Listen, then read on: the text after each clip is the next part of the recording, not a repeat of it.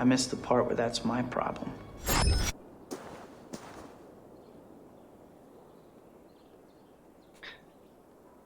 Yo guys, and welcome back. Hey the Jay, hey Brandon Goods, hey the Blue Tick, welcome in guys. Jay, you think the Discovery Tour goes live in Valhalla? Will I be including that as part of this playthrough? I was planning to actually, yeah. I might not be playing it today because I haven't gotten the patch yet. I think it goes live in like a couple hours. But yeah, once I get the patch, I definitely plan on including that on a regular basis. Probably like throughout the playthrough, so we can kind of like, you know, pace it a bit better instead of doing it like all at the same time. But yeah, I definitely want to do it and, you know, learn more about the history and where the game might differ from it.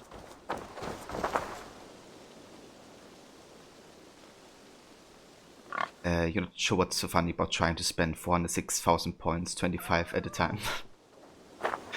Yeah, we get there eventually. Yeah, I've seen it as well, like, pretty big patch. So I'm probably not gonna be... I mean, technically I think I could download it at the same time as I'm streaming. Because we have a headroom for that type of stuff. Not like I'm using my download much right now. But the thing is I have to go online for that to happen. And when you go online you have the Avenge quest bug happening all the time. So yeah, I think I'm just gonna do it after the stream, then next stream we can check it out.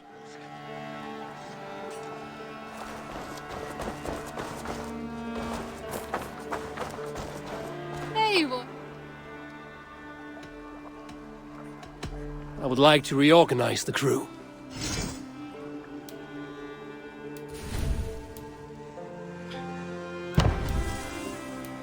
Yeah, let's definitely get Finna in here.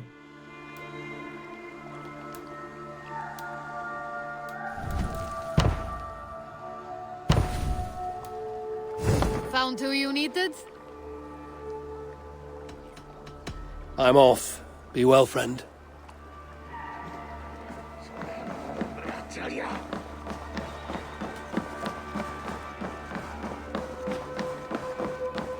Okay, so last time we have finished with the Oxenfordshire story arc. Basically, we got betrayed by Foke the Paladin, who turned out to be one of the Order of the Ancient members. And she captured Sigurd, and we have no idea where he is now, or, you know, how we can find him. So, at this point we're just trying to, you know, search England for wherever he might be, and for clues, and people who might have seen him.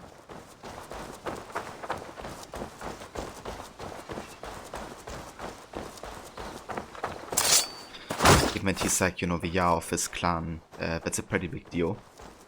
Because now even more so than before, you know, Eivor kind of has to like act as a leader, really. And the thing is, you know, that Sigurd even tasked Eivor to do so. Like, you know, he said when Sigurd is away, Eivor is the one to give a word, essentially. It does make him the leader of the entire clan, but it does make him the one speaking for the leader when the leader is away. And I think that's a very interesting story arc actually between Sigurd and Eivor, because at one point Sigurd is gonna blame Eivor, especially once he comes back.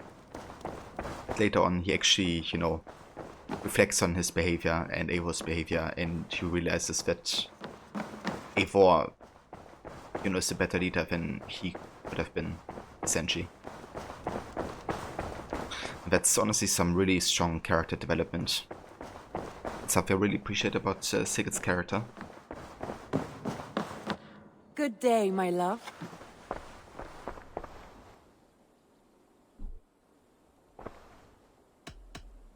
Should we take this to your chamber? No need.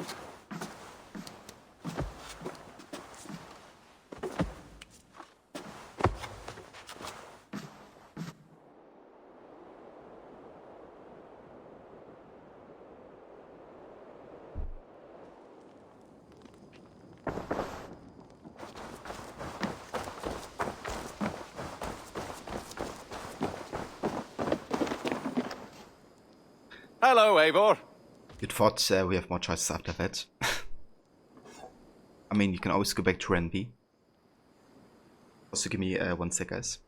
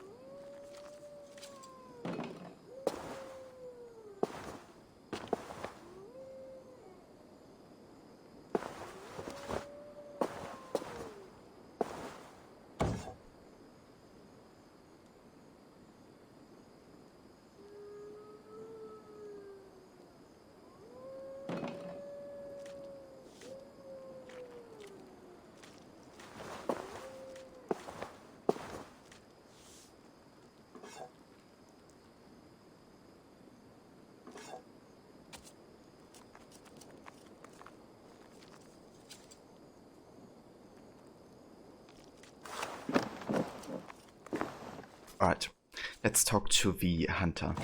Beautiful, beautiful. Nature is amazing.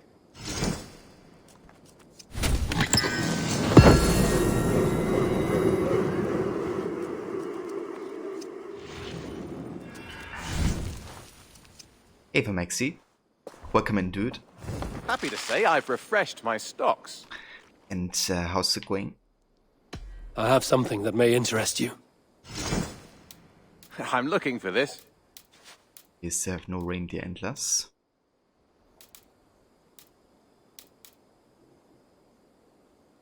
We do have some Bringing me this would be helpful. fox furs. And a lot of raven feathers. I knew I could count on you. I'd pay well for this. Okay, we can actually deliver this. Star and substance. One of Gunnar's weapons is missing a little something. He wants to add some flair. I could really use this. Good, this will help the settlement.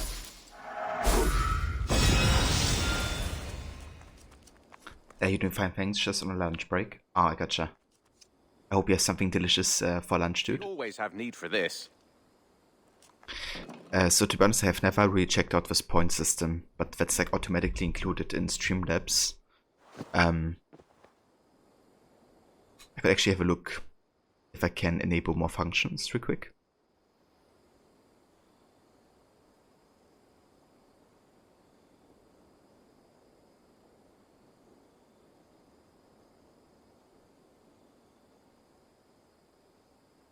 Okay, I did actually enable Duo now, so I guess you can do that technically.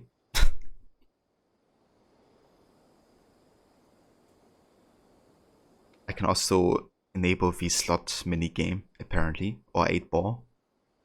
I never checked out these minigames, to be honest. But yeah, Duo is enabled, so I guess try it.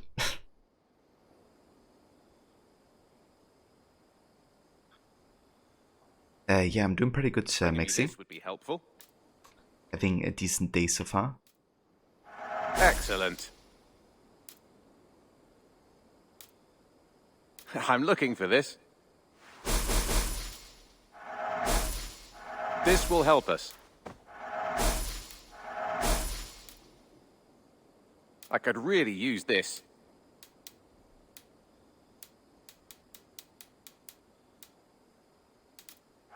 This will be a great help. We always have need for this.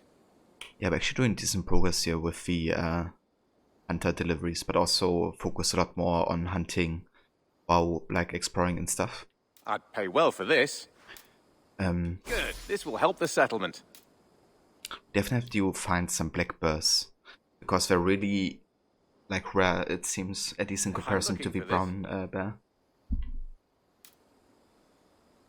So whenever you find them, we definitely have to hunt them. Nothing else? I must be on my way now. Goodbye. Happy hunting.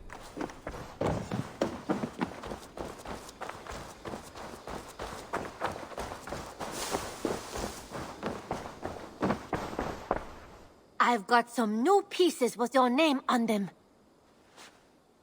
May I see your stores? Can't have too many. You will get so much use out of this. You're hunting Reddit to write yourself right now? Oh, very nice.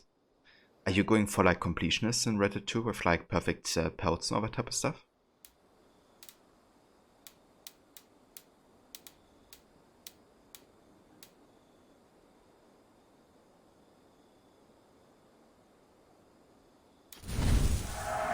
Anything you find, bring it to me. Nothing else? Yeah, Reddit 2 is definitely huge, and all the tasks you have to undertake to 100%. I didn't go for 100% myself first time, but I did play all the quests, or at least all I could find.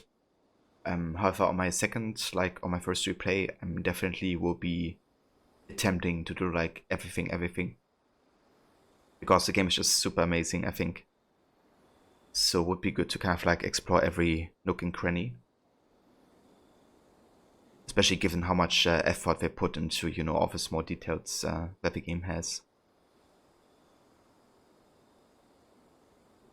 And Haverkin, thank you, dude. I hope you're having a good day. I must take my leave. So long. Don't be a stranger.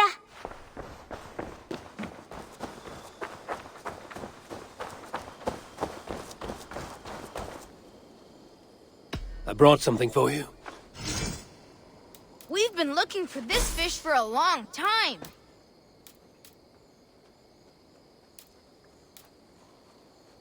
As we can deliver this here. An historic meal. Octavian is obsessed with an ancient Roman fish sauce called garum and wishes to make some. Indulge him. Look at the size of it! Only a true fisherman could catch this one. Okay, let's just deliver the other fish that we have. Look at this fish! I've never even seen this fish close up.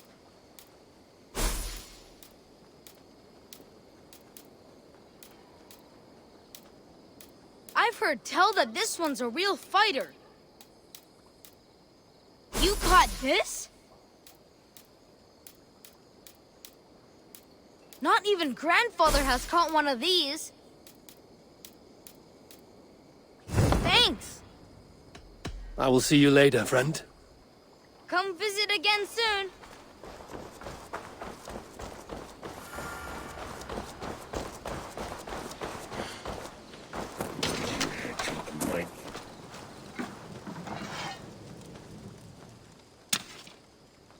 I would like to see what you have in stock. Ah, that one's pretty good. Okay, we can actually upgrade our huntsman set further to mythic already. At least 3 parts of it. Wouldn't be the worst idea. However, let me have a look if I actually have a Nothing else I can do for you? Magister set I have to go. See you soon. completed. Fight well.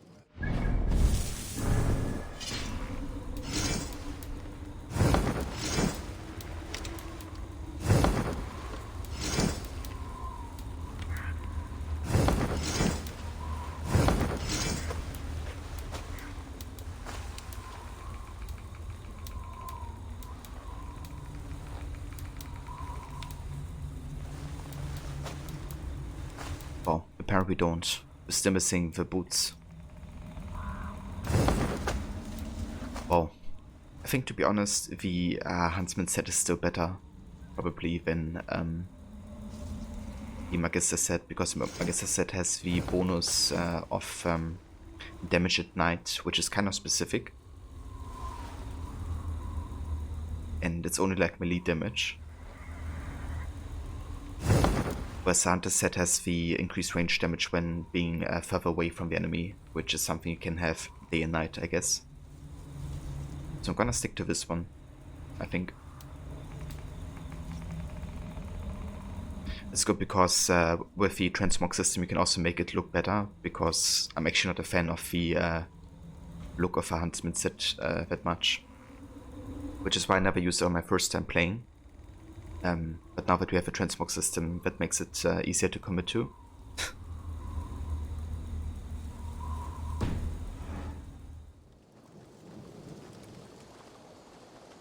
What have you got for me today? You have a keen eye for quality. Ah, look at how powerful it is now.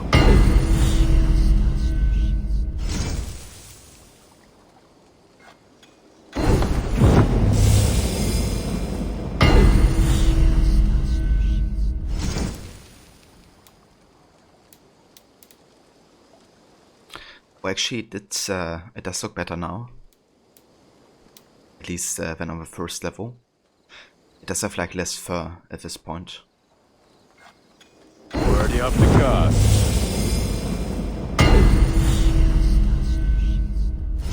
You like the looks of that one?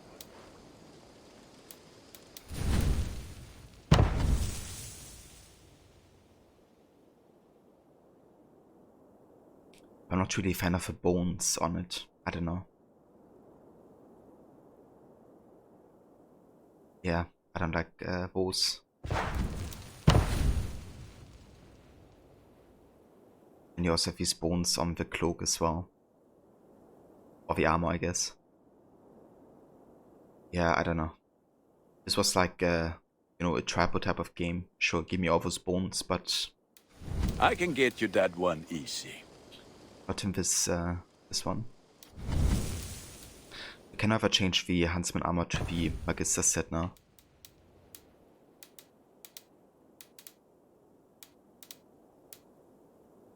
Yeah.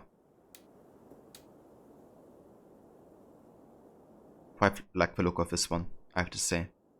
It does make Eivor look a bit bulkier, but it does fit quite well with the cloak, of course.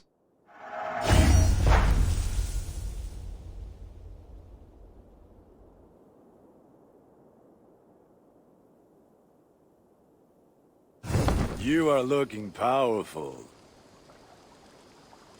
I'm off. Be well, friend. May they sing of your deeds and my craftsmanship.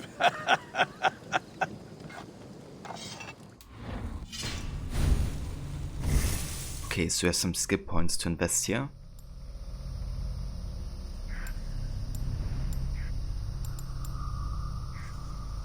I was going for Code Rage actually.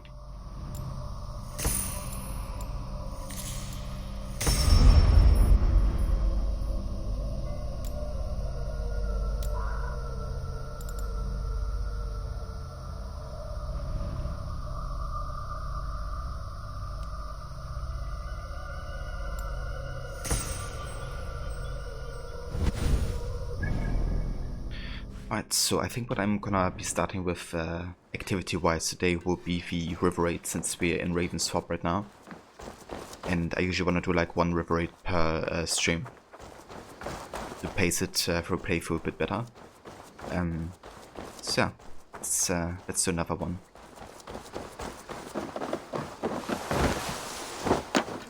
What the heck? Did you see Eivor's lectures now?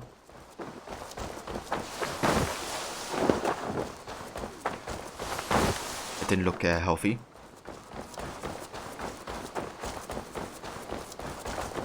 Up for some raiding?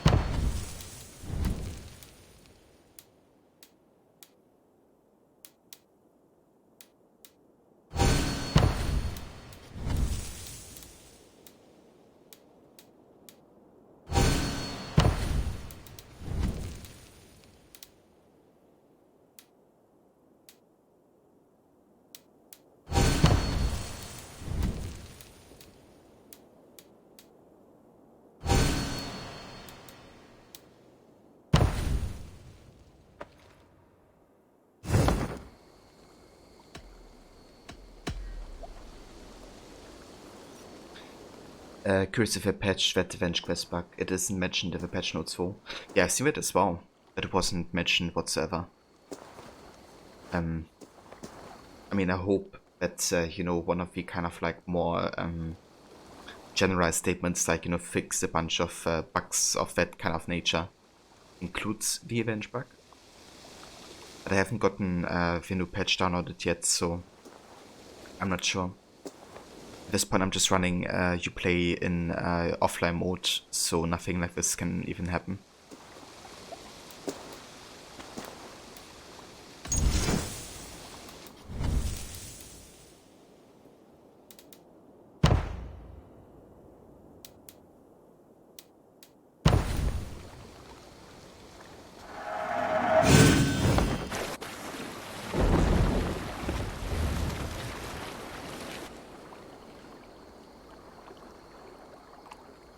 Yeah, cheers dude, I would definitely appreciate that.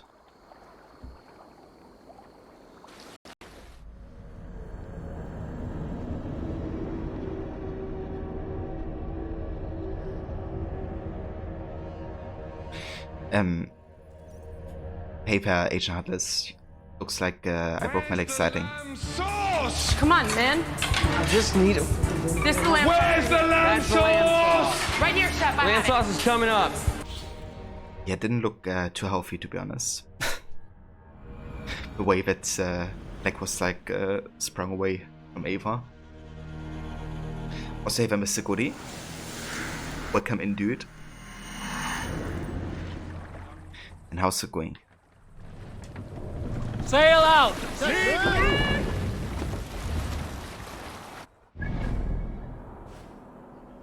Alright, so we have raided all of these locations here. Let's go up to that one. Many defenders here. It seems they're expecting us. Bring the sail in! Fire! Let battle sweat flow! Fire! Fire! Fire! Bows! Fire! Sail! Catch the wind!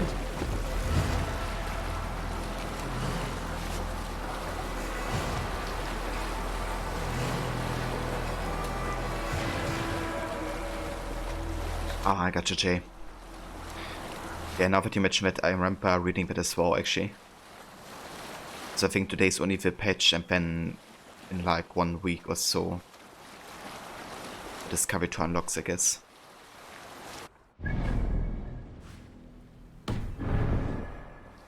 Reef sail!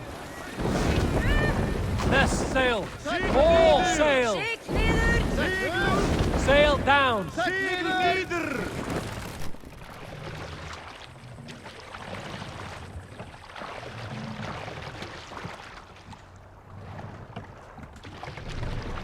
Sound on it for you? Nice.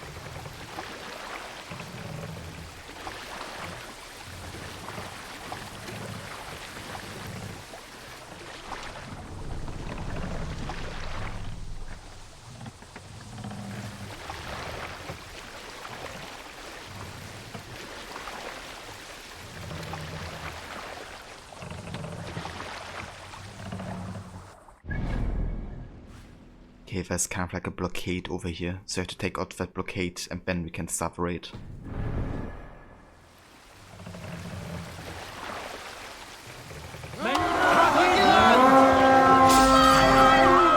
Right decision, get it! We raid! Meet your fate.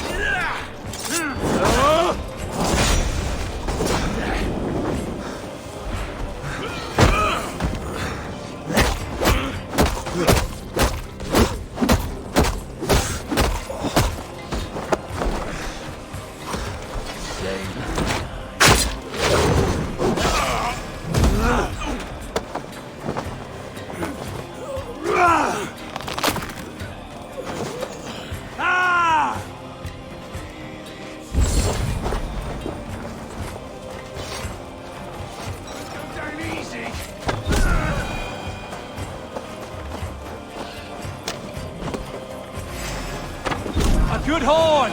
Let's get out of here!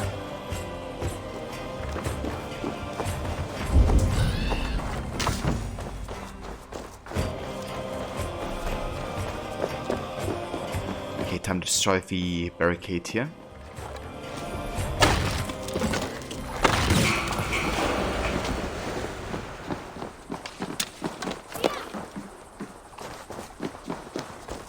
And now we should be able to go back to the ship.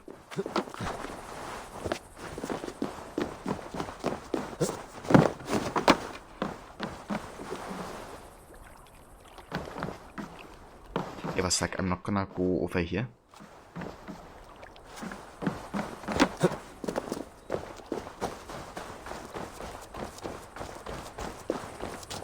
Eivor! Eivor!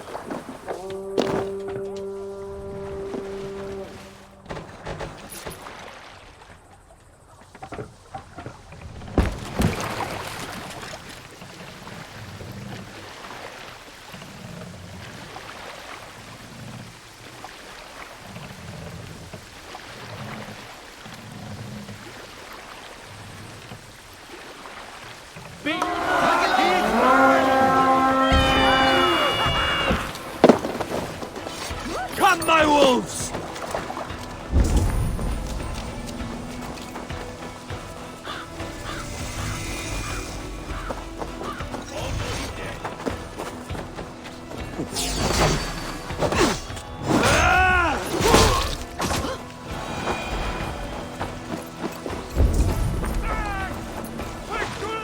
Must be gold or silver here. Hey, come here!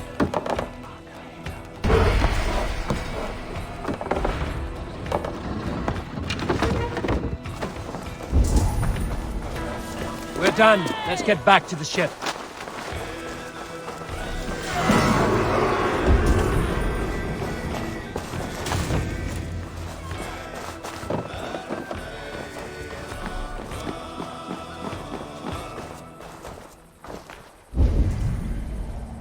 Okay, no key around here.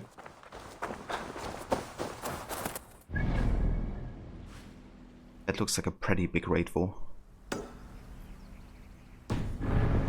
Should get some good resources there.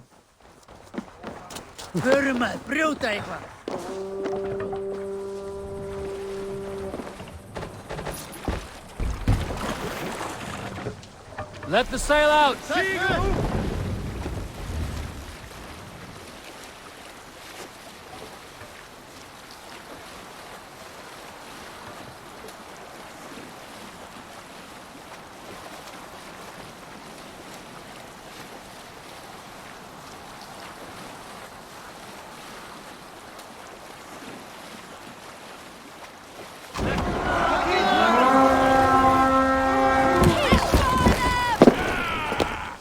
We fight!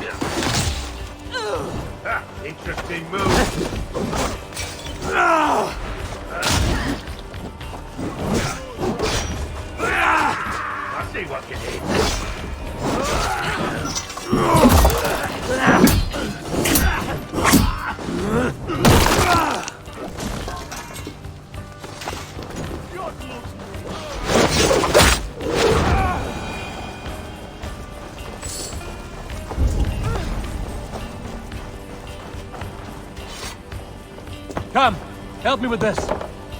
Okay, that's also key. We definitely have to get that one.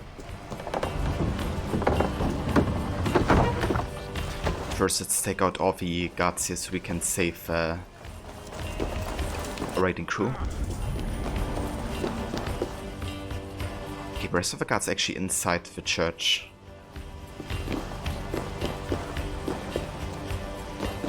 At least most of them. You're finished!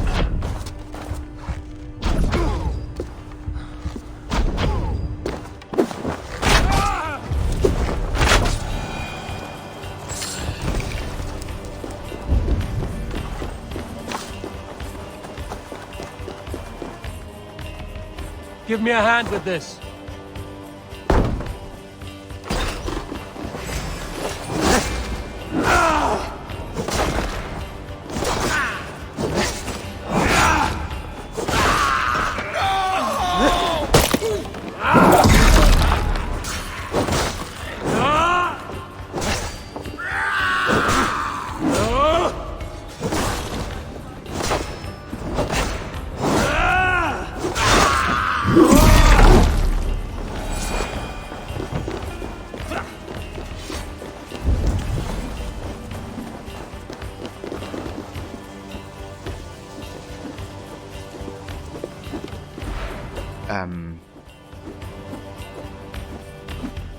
Okay.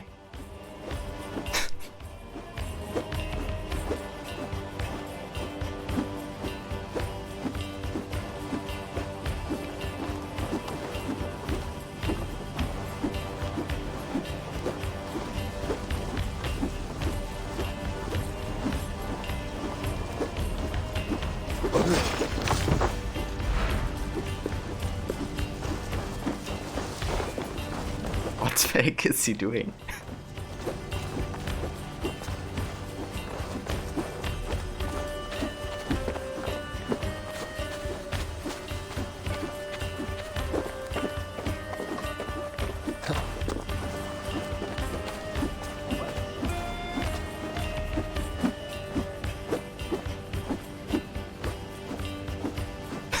What the fuck?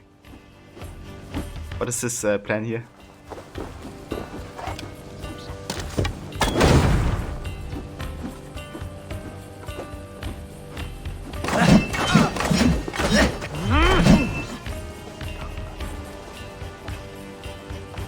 Okay, that fixes it apparently. You just have to hit your mate, right?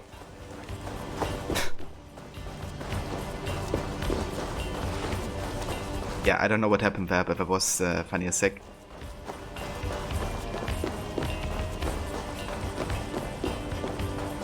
Must be blocked from the other side.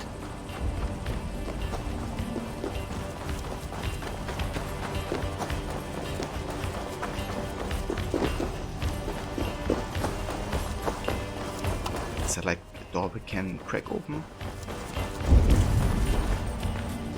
Guess we have to go ourselves.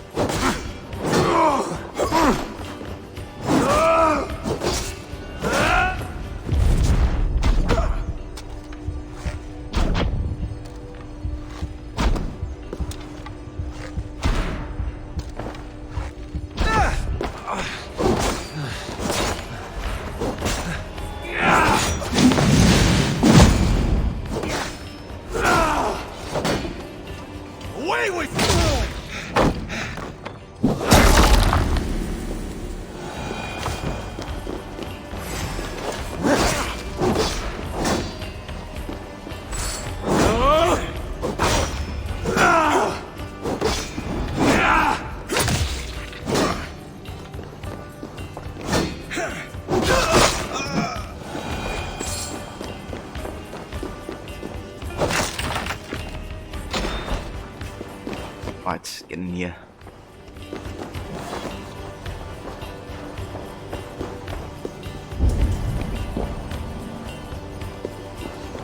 Is there even... Isn't really much loot here anyways. Never mind then.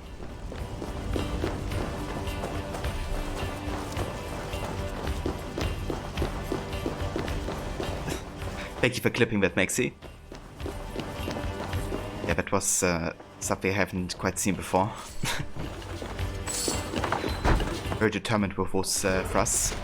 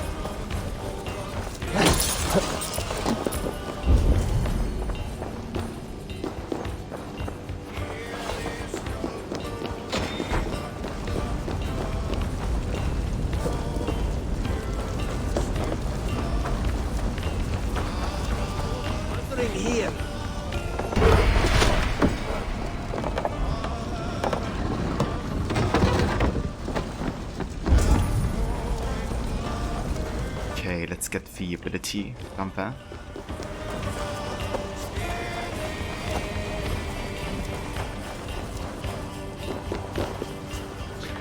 Didn't know you can smash those windows. Yeah, you can actually. I mean, it's a bit of a shame, right? Because like stained glass is quite the artwork. But for gameplay reasons, it's nice you can.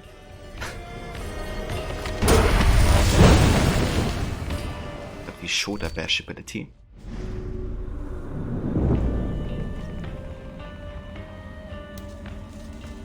If it performs a shoulder bash, it pushes back enemies and destroys objects.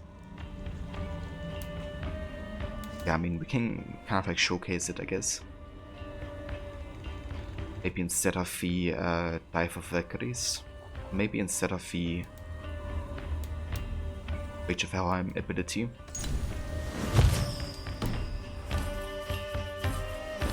Ah! All right, we have what we came for. Let's go.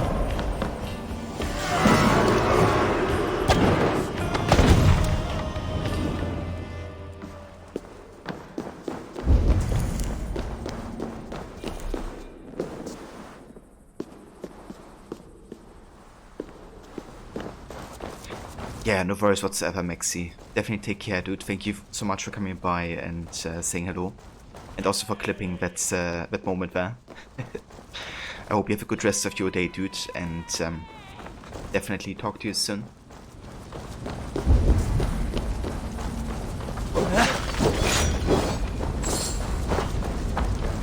Right, so I think we got everything here. Got all the keys of the major wealth sources. Keys are most important thing actually, because if we get all of them, it means we don't have to like backtrack any locations.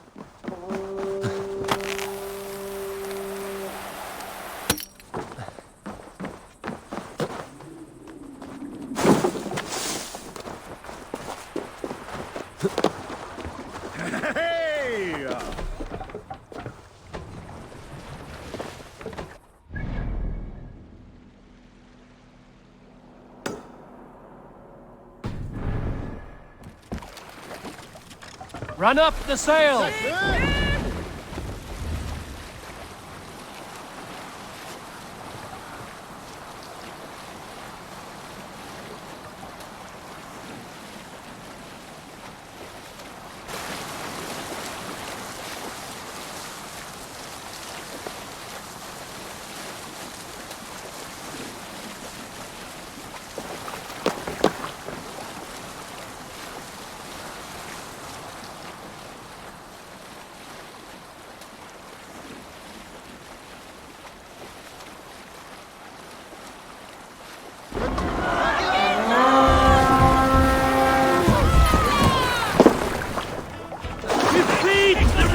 This day!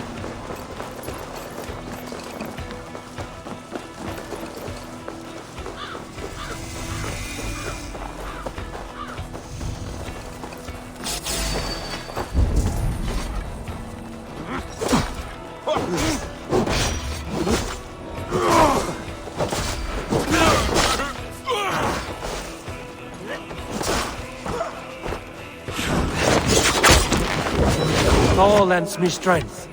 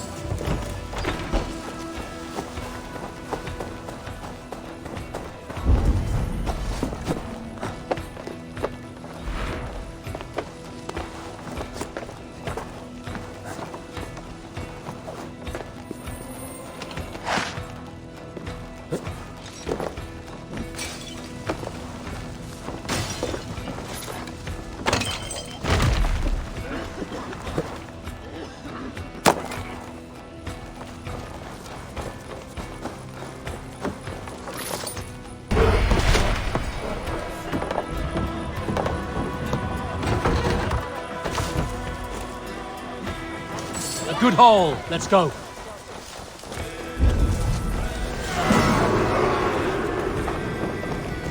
Okay, I believe we got everything. At least all the keys. Yeah, we definitely did. Hey for Barney. Welcome in, dude.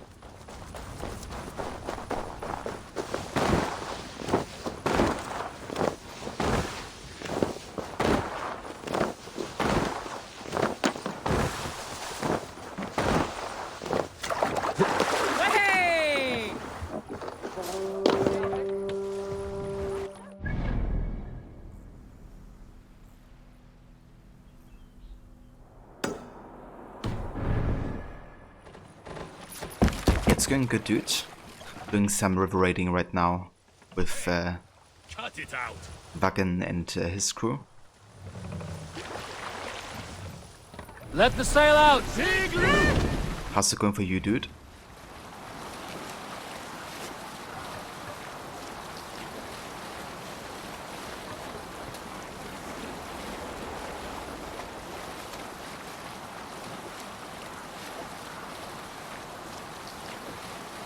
Drop the sail!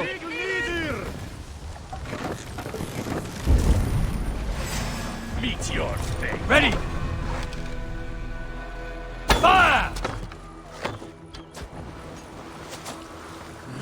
Fire!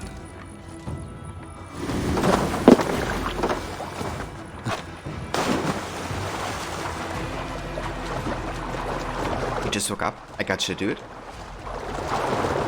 But I hope you have a good start into the day.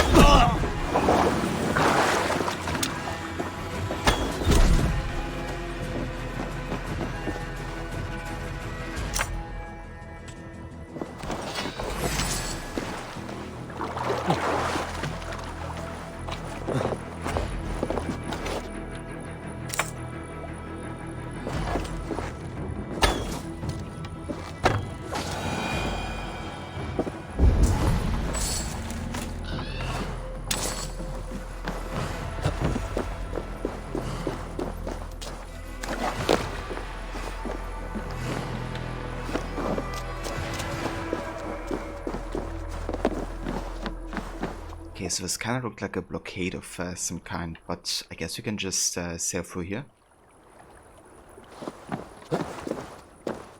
Well, let's just do that. I've been playing this game a lot lately, just built this here, her house, drank some drug juice, and now you're in Asgard. Yeah, dude. Like, it's definitely wild the places you go to in this this game.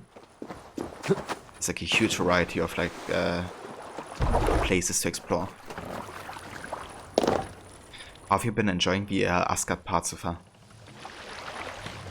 But do you like kind of the change of environment and I guess also story?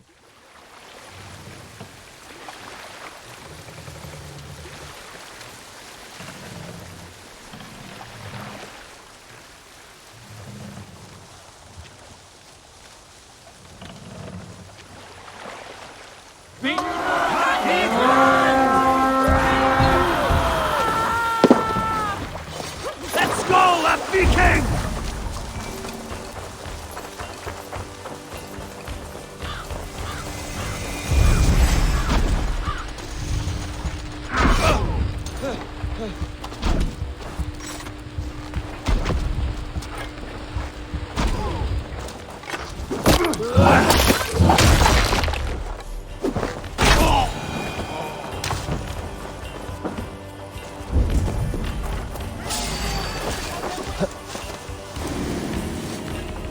Give me a hand! Give up, you shit! God's justice awaits, coward! Yeah, it's definitely an interesting change of pace. Going from Eivor to Odin. We're done here. Come on!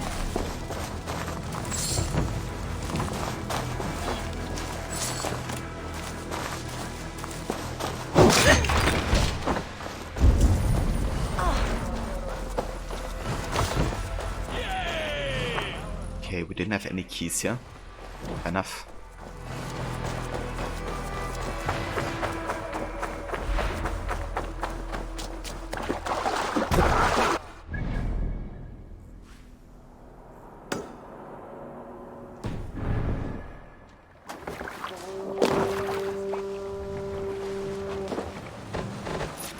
Yeah, dude, the dual daggers are really, really strong. Probably one of the best damage output combination. What's also quite powerful are the double spears, because they're kind of like as fast as the daggers, but they have like a huge range.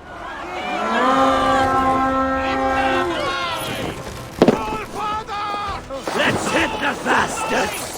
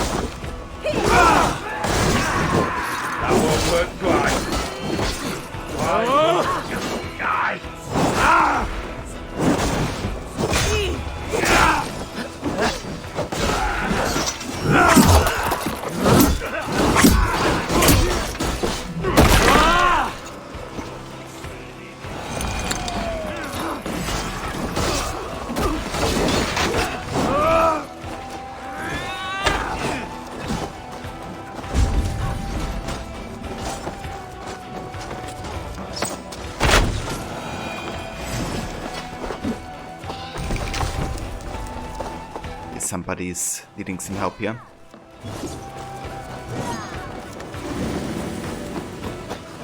Yeah, the duo heavyweight is actually really powerful with like some combinations.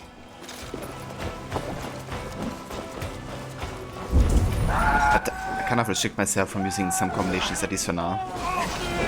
Like, for example, I could wield something in addition to the great sword, but you know, like it's not quite immersive going, for example, for dual great sword because the weight it takes to wield that. Shit! But I might do it for the loots at some point.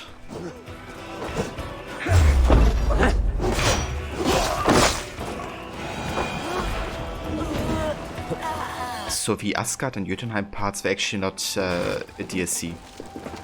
Like they're part of the main game.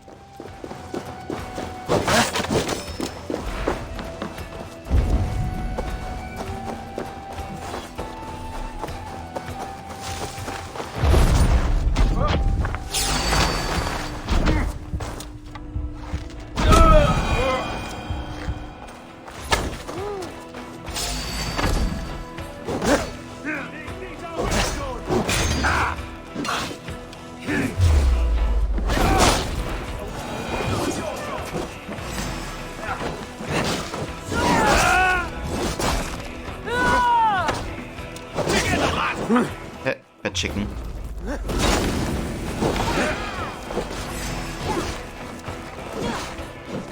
Oh shit, there's a silo. Gotta stay away from that. Because if that explodes, it can like one-shot kill us.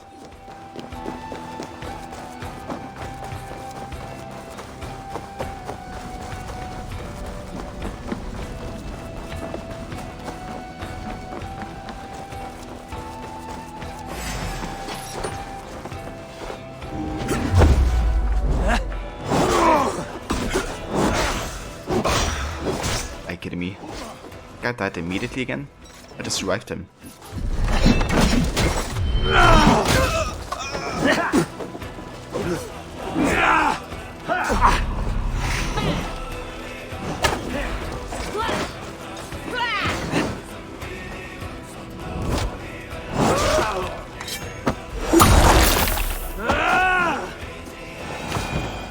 Everybody's dying right now.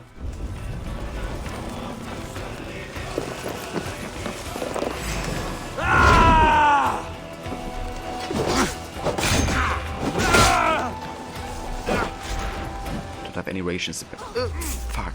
The silo. Jesus Christ, you almost died there.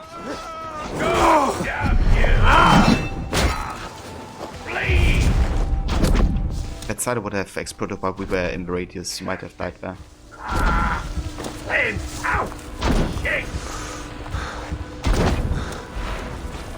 Shit! Have to repair that. Yeah. So good.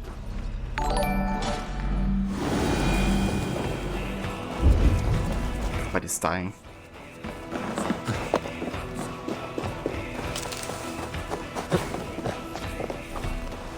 And hey Verrot, welcome in Sunny. Thank you for the host, dude.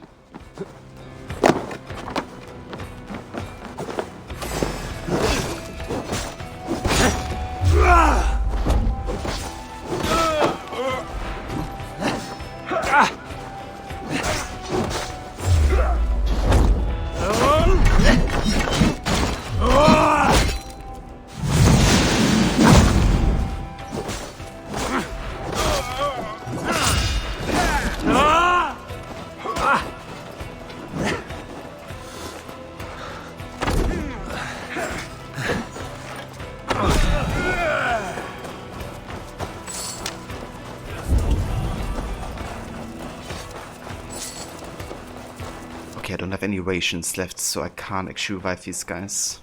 Unless I find something.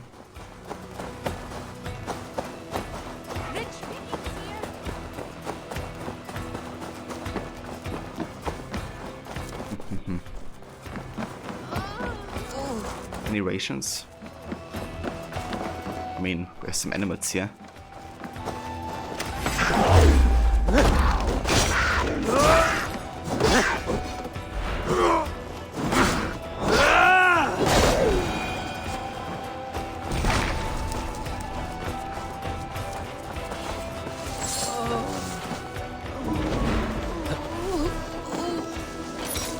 Okay. At least you could save one here.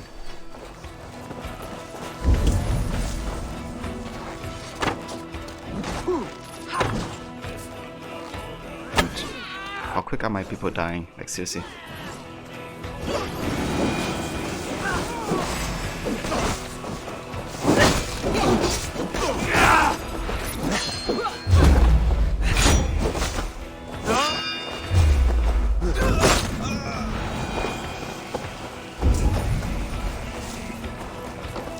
I need more rations.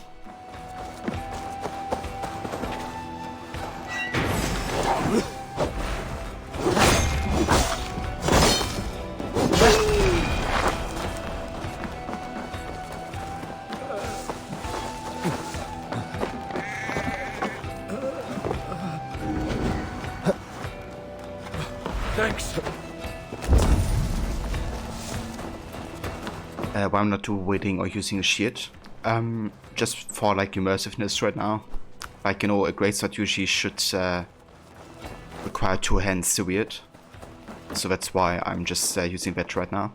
I've never seen the likes of this. grinding in Odyssey Rod almost level 11. Oh, that's good, dude. Yeah, good to kind of like get a few levels ahead and, you know, don't have to worry about that next stream too much.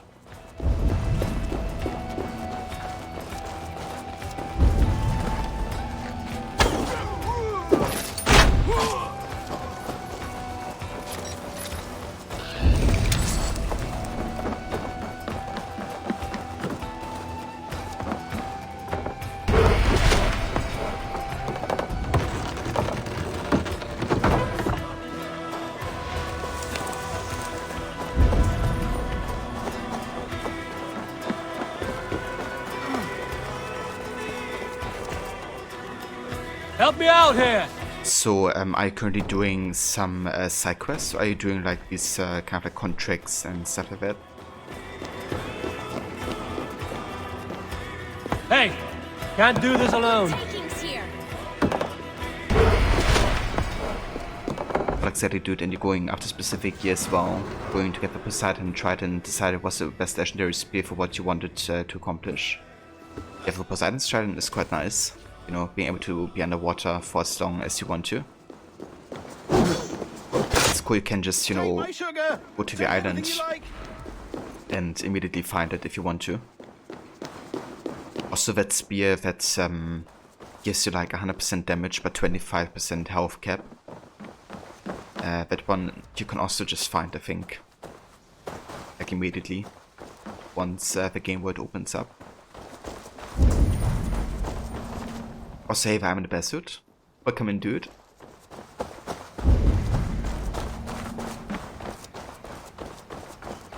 Okay, I wanna have a look if there's any keys around here. But okay, there's one.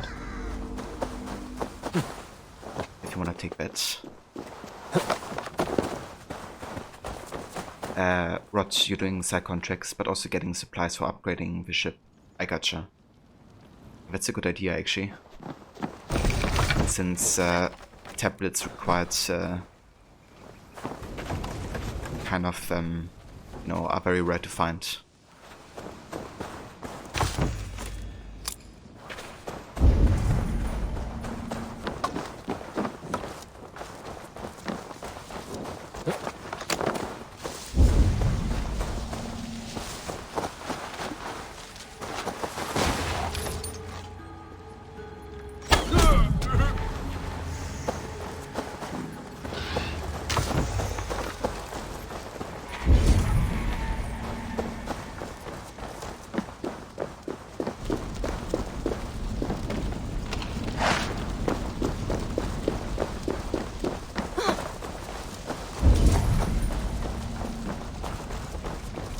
Okay, I do believe that is all the keys.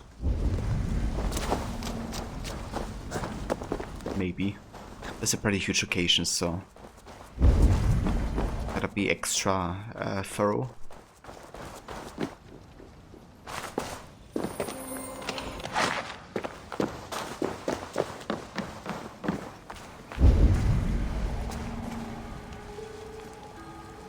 Yeah, that's the thing, right, Rod?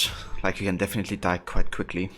But the thing is, if you are only using it from stealth, like in a dedicated stealth loadout, I guess, then it might definitely be worth it, actually. Like, even on Nightmare. Obviously, you can't get hit at all. But if you like kind of stay stealthy or immediately go out of battle whenever it happens, the health cap shouldn't really be standing in the way of your playstyle, I guess. At least in stealth mode. That's definitely risky, you know. Because yeah, one hit and you're definitely dead.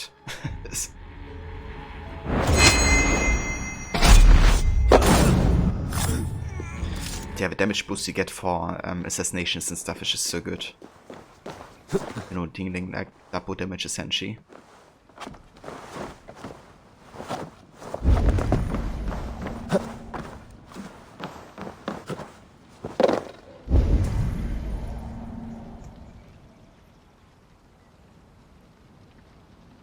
Okay, I think we have all the keys, hopefully.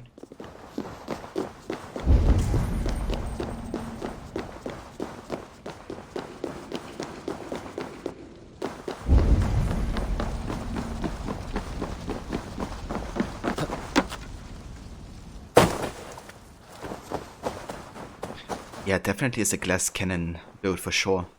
It kind of definitely creates a situation where you one-shot everybody and everybody one-shots you.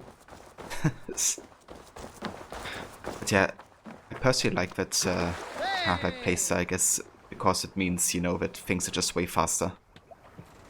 I'm not really a big fan of these, like, you know, battles where you have to hit the enemy like 50 times. Unless it's like, you know, a huge boss battle or something.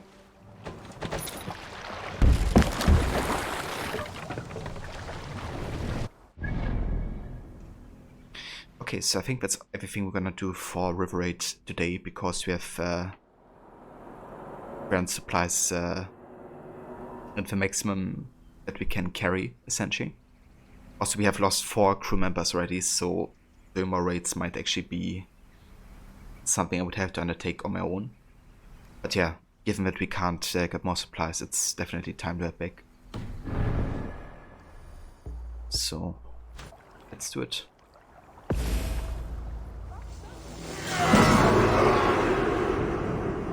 Hey Vermona, welcome in mate. It's going good. They're playing some more Valhalla, doing some river raiding. How's your day going?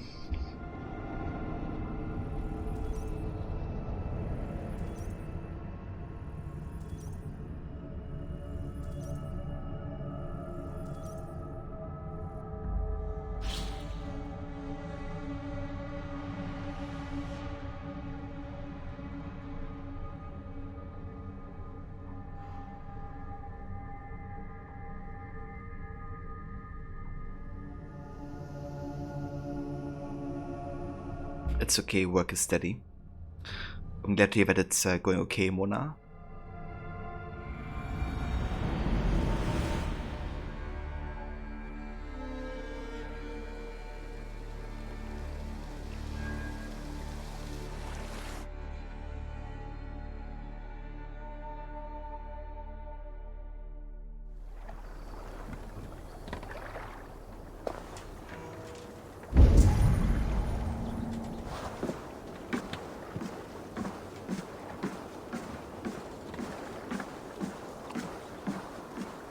Up for some raiding?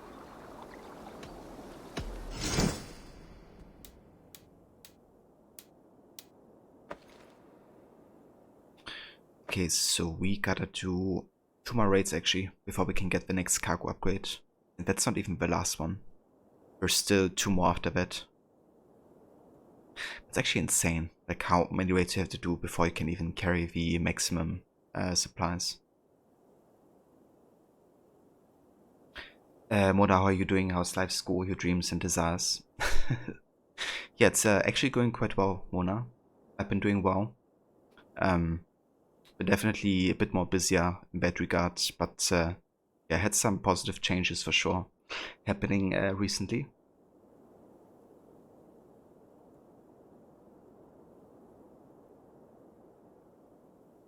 Rod, the thing about grinding off stream is that you have to be careful about dialogue set, about things that you want to have said on stream.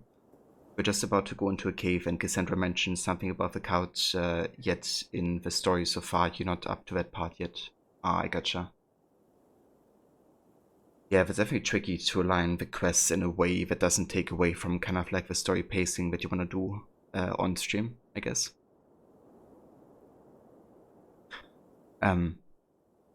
But yeah, at the same time, you know, it's not like Odyssey has the most consistent narrative order or structure, like even in the main quest. So it's tricky to align that, I guess, either way. But yeah, definitely understandable that you're a bit concerned about that. Thank you, Mona. Yeah, I'm also quite happy, to be honest.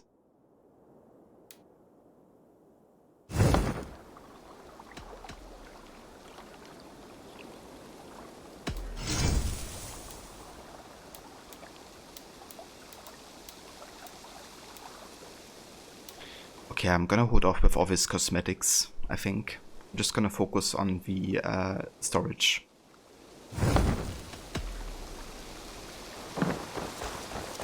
Alright, so that finishes the River Raid aspect for today. So what we're gonna do next is we're gonna go back to Oxenfordshire, and I've been just focusing on the main quest over there, kind of like dismissing most of the side activities. So I would like to finish off the rest of the side activities now, and then afterwards we head to London and take on some order members over there. Check out these mysteries over there.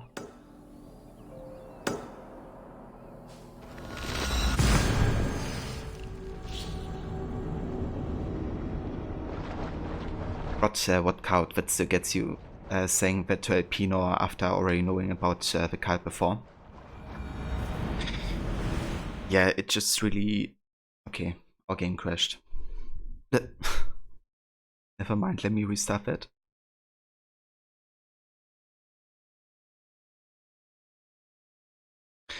But yeah, it really is noticeable that they had like a lot of different writers, and that they didn't communicate like everything quite well, I guess. You know, because even though the narrative director just really showcases that they didn't really plan everything either in order, or just, you know, gave multiple parts of the dialogues to different writers and then just you know, put it together.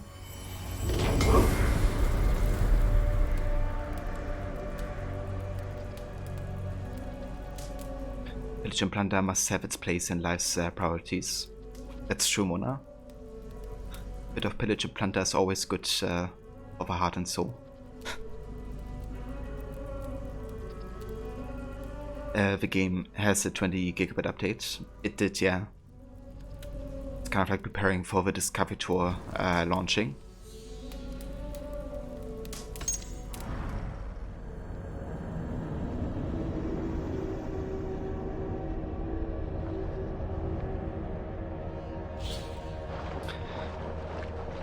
Yeah, that's the thing, right, Rod? I guess Quebec is also thinking that a lot of people just don't really care about the whole story, or have played like all the games. And I mean, that's also why they get away with a lot of stuff, right? Because a lot of people just... I mean, it's fair, I guess, that everybody hasn't played all the 11 games. So they don't really know or understand that a lot of the stuff they talk about isn't quite accurate, I guess, to the lore and overall narrative.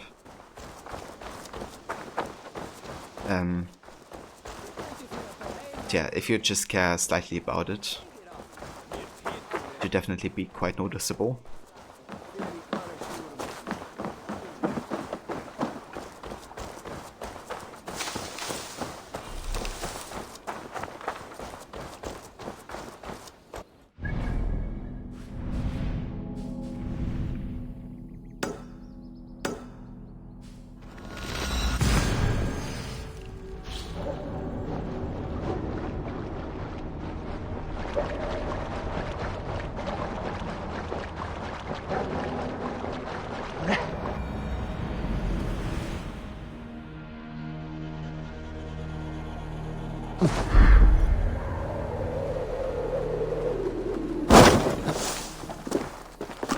I should not be seen in this area.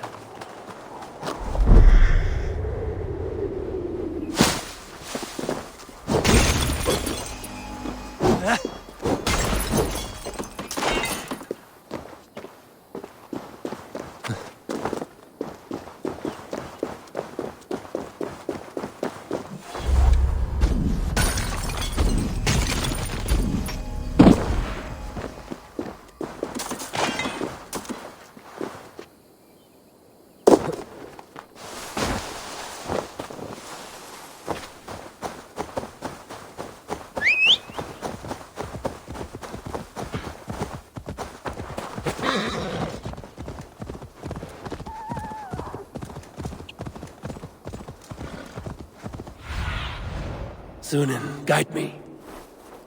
Okay, let's have a look if we have any wealth opportunities on the way to the mysteries. Doesn't look like.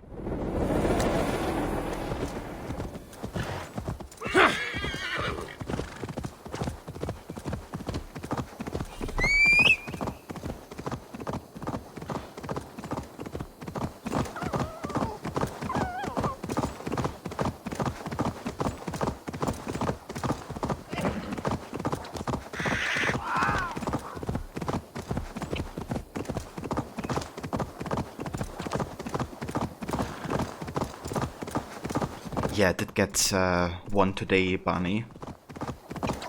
They did fix a couple bugs apparently, but also added support for the Discovery Tour, which should be launched in like 1 to 2 weeks, I think.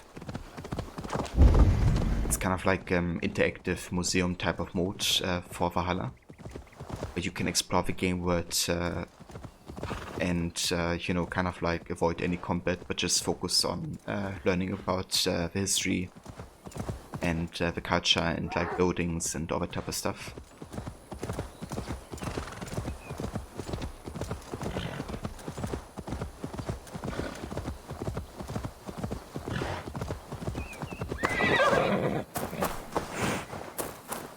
Yeah, I do hope so as well. I didn't really say anything about it. This isn't funny anymore. But I do hope that it's part of the patch. Fishing poem. The dewy day has dawned. Poor Peter's peer in the pond. Hopes and wishes to see silvery swishes of fine slippery fins of fishes. That's a tongue twister. Walter, you can't hide from me. Hasn't come up until now, Blue Tech. I mean, that's good. Let's hope it stays away. Who are you yelling at? I see no one. My brother, he's right in there. A goblin turned him into a fish. A goblin turned him into a fish. He won't come out of the water to do his chores. Mom's gonna be so angry. Oh, whatever will I do? That's not the right fish. My brother has brown eyes. I've got to get him out of that pond. It won't be easy. He's mean and slippery. Walter, you are gonna be in so much trouble when Mom hears about this. She told you not to talk to goblins. Hey Persigny, did I beat that third sister? I haven't yet actually. I still have to beat that one. Currently we are power level 190 and I think she's still 340 over here. So I'll probably wait a couple levels more and then try again. But yeah, still quite a bit higher in level than we are. Also, that reminds me, I still have to do the Berserker quest. So I have 2 reasons to come back to East Anglia.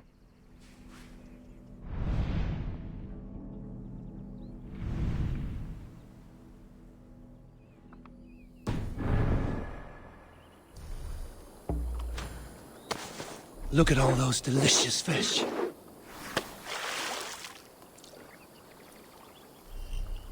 Yeah, they definitely are. Quite some difficult enemies there. I do enjoy fighting them. It's definitely a good challenge.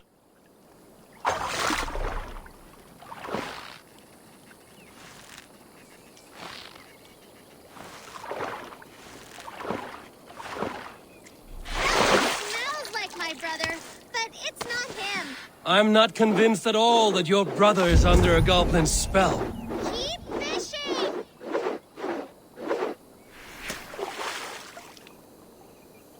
I've got treats for you, Walter. Worms and such.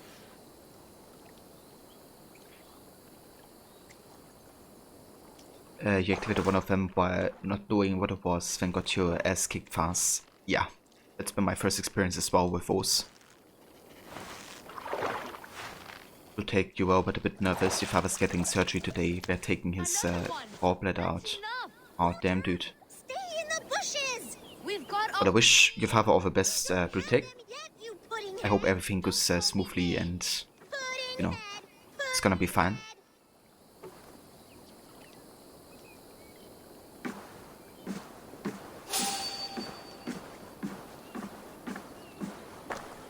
Your brother looks pretty healthy for a fish. We thought it would be fun to get someone else to do the fishing for us. So you fooled me. And it worked. If you like, you could leave us the fish anyway. We'll swap them for brittle at the market.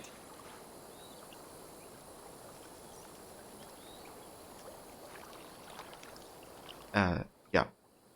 Let's give him the fish. Walter, we got the fish! Thank you, stranger!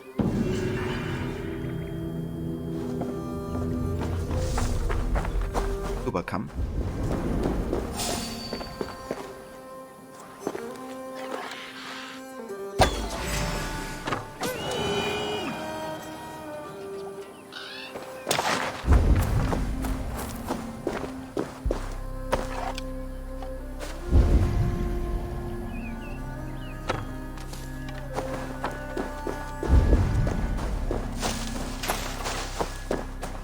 Oh, nice, you can get bowheads here. It's nice because we have to get 10 of those for finishing one location Grand Pitcher. Hey, Vermola. Throw a fish back in the pond. Those did the shits. Yeah. Fish them and throw them back so you can fish them again. Also, Vermola. How are you today?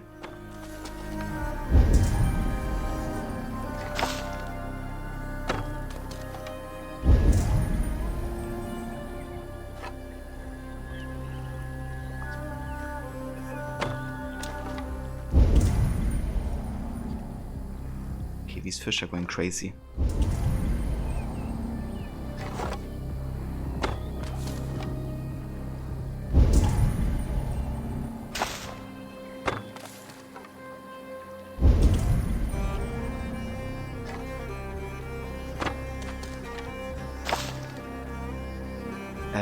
Go Bow, how about you?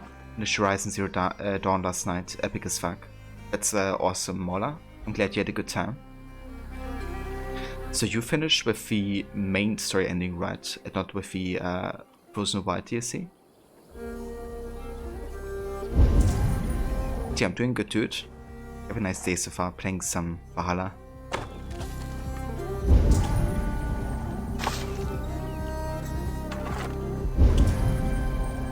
Oh yeah, it's really good, Signy, especially with the Raven loot ability. You know, Sinan is just going to pick up the fish for you.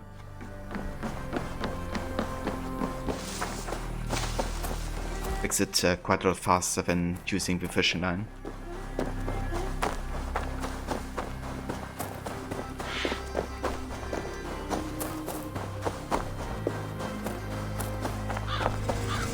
Best raise my hood here. Oh, Oxeneforder.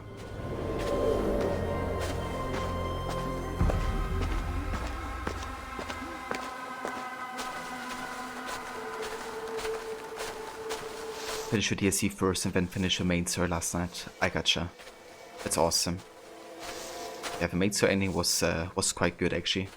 I did enjoy it. So, Modder, do you have any plans for what to play now that you have finished Horizon? To take the bug is still there. It was working fine before patch 1.3.1. How hard can it be to patch it then? Yeah, it really is annoying. You know, with that bug like still happening. At least, yeah, like, it's something, you know, that people was buffering the most and it's still not being patched. It's like, why? He seems a bit incompetent, to be honest.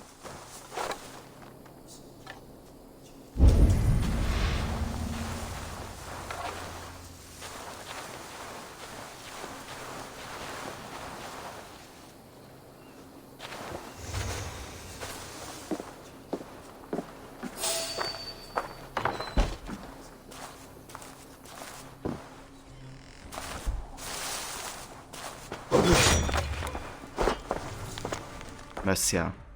Why scared rich made bond with common Danes? Edwin is no saint, but she's Mercian. Sure, because it's all what matters.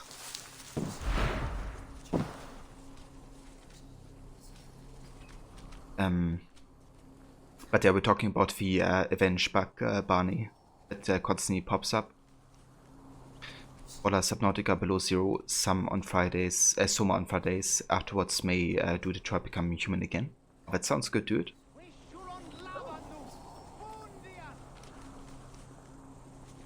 Yeah, that game is really looking amazing actually, Detroit become human. With like the choices and how you can kind of like, you know, guide the story, I guess. But it's like the bug in Red Dead 2 where characters keep commenting that you're going to freeze in your clothes no matter how warm they are. Yeah. I mean, to be honest, that doesn't even annoy me quite as much as the Avenge Quest bug, but it's definitely similar, you know. It kind of makes you wonder why it's still in the game so long after it has been launched. It's like no matter what you wear, they still make that comment.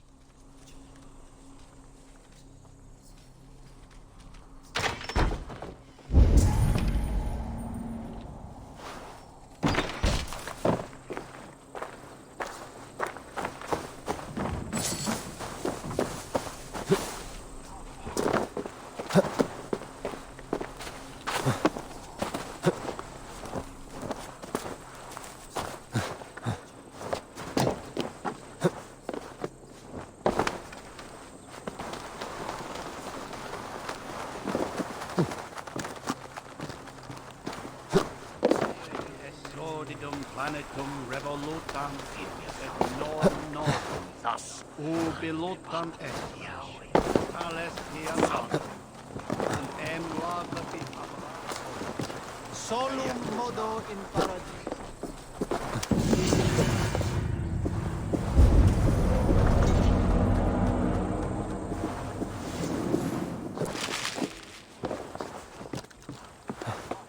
Prestis al calve.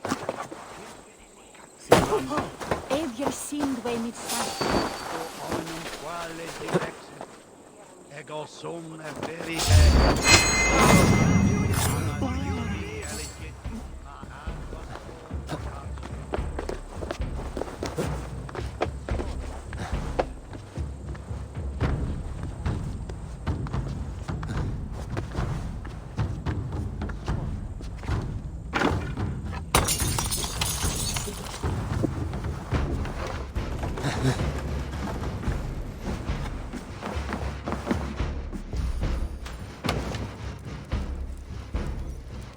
Thank you, Levi. I hope you're having a good day as well. Yeah, probably might be the best blue tech, just like, you know, restart in offline. I mean, it's annoying that you can't do radar and all that type of stuff, or like, you know, share photos, but I'd rather take that than, you know, not having like any quest pop-ups at all whatsoever.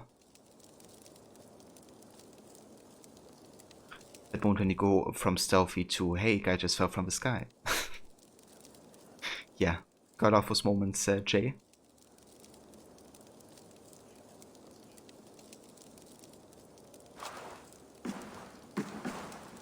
Thank you for the lurk, Beyond. I hope you're having a good day, dude.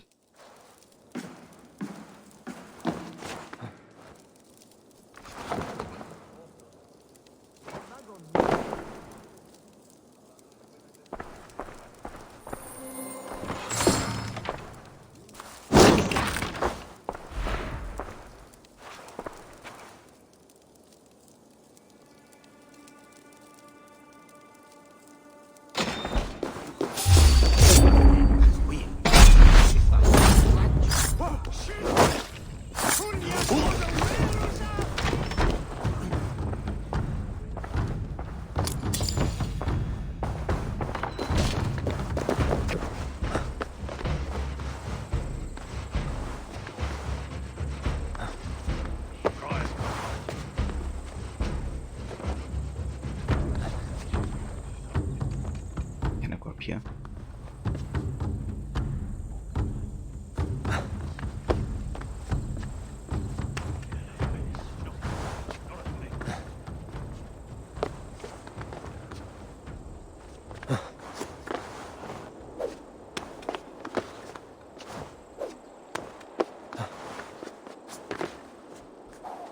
What the heck, Eivor? What are you doing?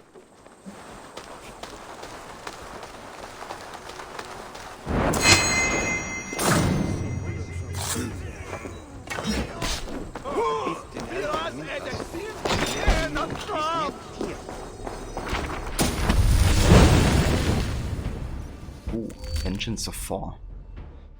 New ability. Not a fan of a black market anyway. Yeah, it's definitely a bit tedious, you know, getting those weekly quests done. I do like that they give you a better way of like getting store items than Odyssey did, at least.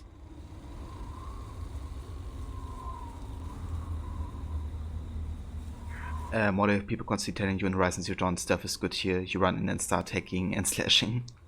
I mean, yeah. It's kind of tricky, right? Since you can't like one-shot kill all the enemies, but I always like to go for like, you know, kind of like a hybrid, I guess, of like maybe starting out stealthy and then ending in like a battle against the bigger machines or something. Always kind of depends, I guess, but yeah, I do like both mechanics in the game. Well, I think the focus is definitely on combat, and stealth is just like more of a side mechanic, I would say.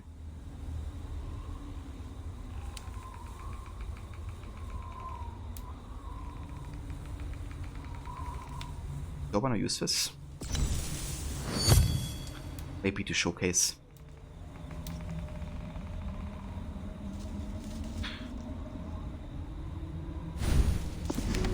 Yeah, that's definitely fair enough, Blue Take.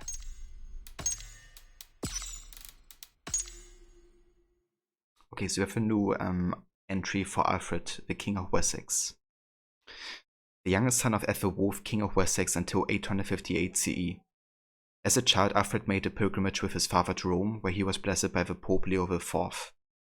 The pontiff recounted to the boy his success in defeating the Saracens at the Battle of Ostia. The grandeur and solemnity of the Roman Church made a lasting impression on young Alfred.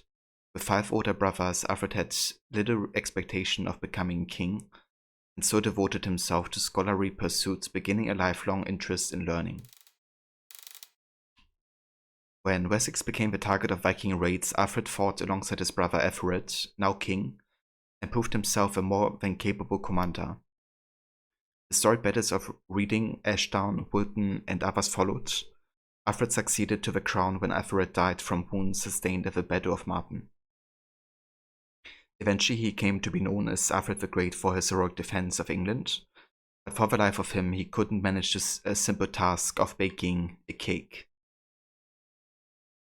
Which is kind of a reference to the ending of the game as well, because he is kind of like incognito in the village and helps the baker. And then he forgets the cake in the oven and burns it. Which is also some of the historical stories told about Alfred to this day. Was not really, proven that that actually did happen. Or it just kind of like, a joke translated through time. But yeah.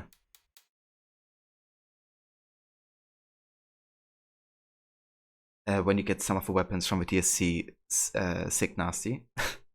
You haven't really gotten many different weapons yet. But if they are kind of like tied to the side activities, then I don't think that... Also, holy shit, Jay. 400 hours? That's insane.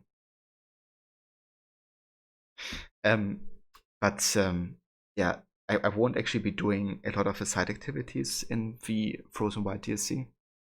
I decided to just focus mainly on the main quest.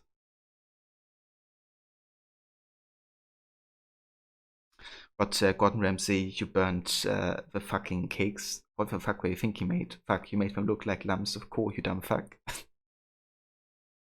Yeah, that would definitely be something for Gordon to say.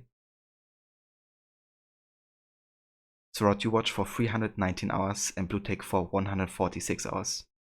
That's some impressive numbers here. But yeah, Jay with a 400 though. That's insane. Also, hey there, Grace. Welcome in. Good day to you, and how's it going? Okay, so we have fought the Kinsmen. They are seasoned veterans who coordinate their attacks. The Saxon Kinsmen fight in tandem with an almost psychic sense of what each other are up to.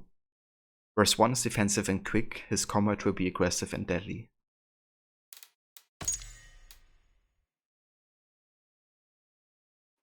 Damn, Grace with a 283 though.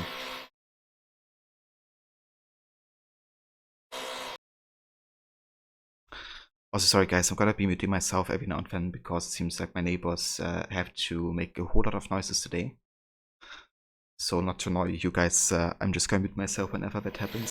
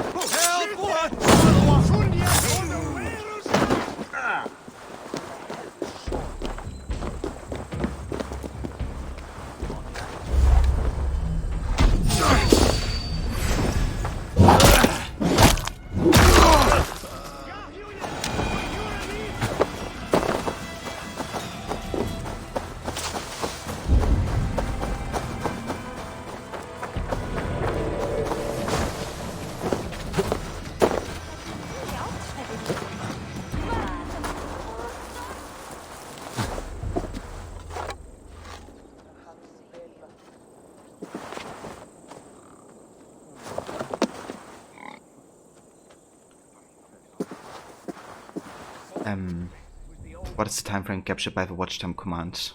I'm actually not sure, to be honest. I definitely didn't have it enabled for the entire time that you guys are watching me already. I did enable it at one point last year, I think. It's worked. The leeches would probably agree, though I'm not sure.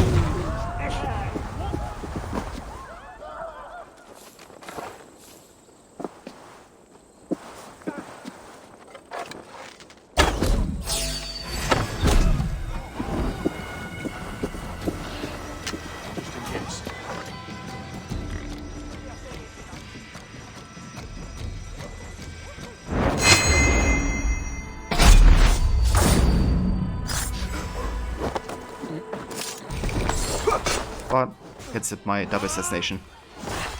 So cool.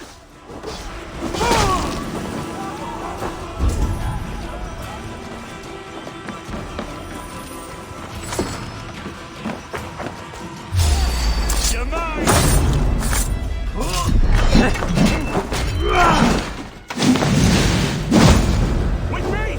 Watch for my lead! We watch each other's backs!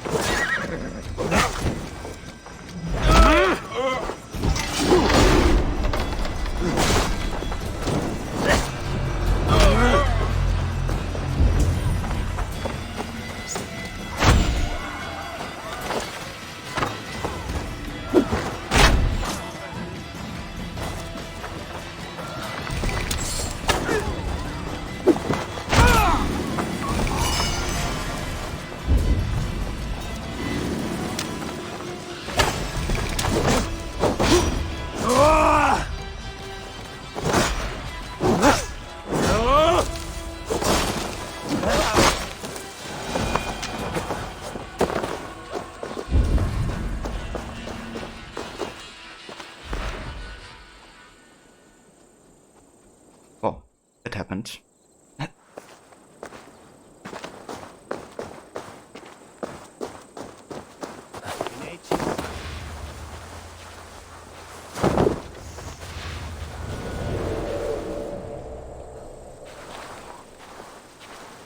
If only I could drag this guy over here. Push. Like a cover assassination. Oh, that works. I guess.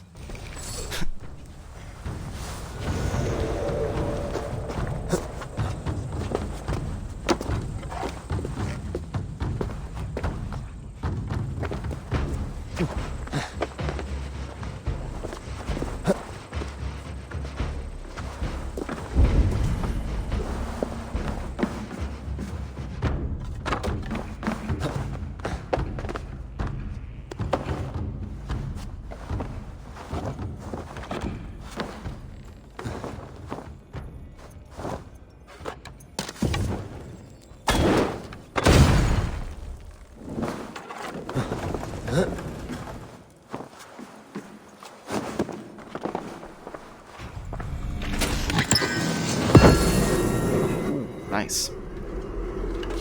Got the Magessa trousers finally. which means you have your entire Magister set now.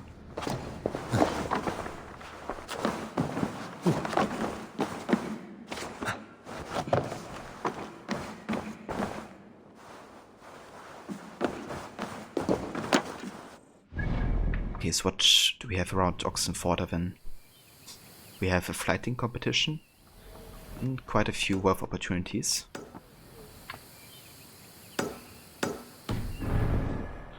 Check out the flighting here.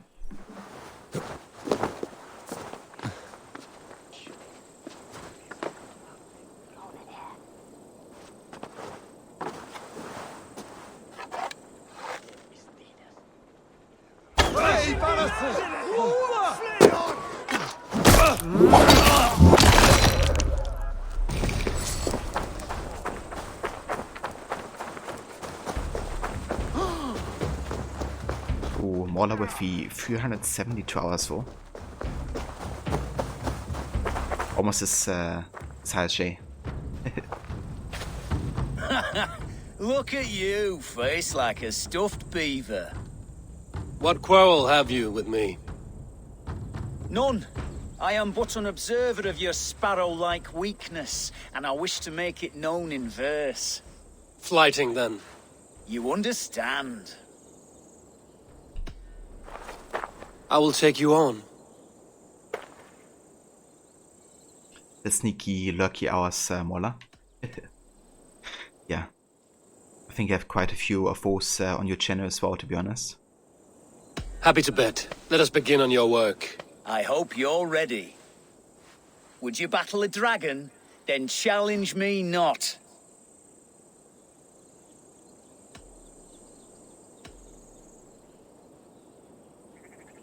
Oh, you're barely an insect. A fly that I'll swat. Good! Keep it coming! I'm possessed of a strength that would scare off a bear.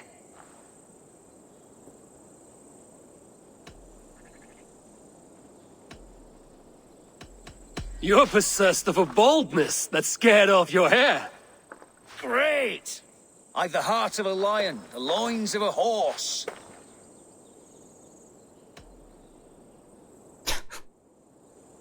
You've the brain of a donkey to challenge a Norse. A good one, that. Let me end now by saying you think you're a beast. You declare you're the most, but I've found you're the least. Huh. Sharp as an eagle's talons.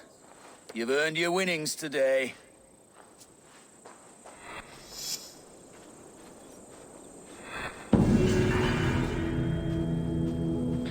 But you are so weak, you can't even pick up. It's not too bad, you've got a very little hair.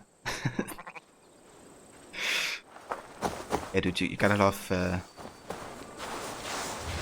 flighting sometimes. I think it's nice they included that into the game. That reminds me also, I still wanna watch Odin's Hootenanny, which is kind of like an event that the actor for Sean hosted.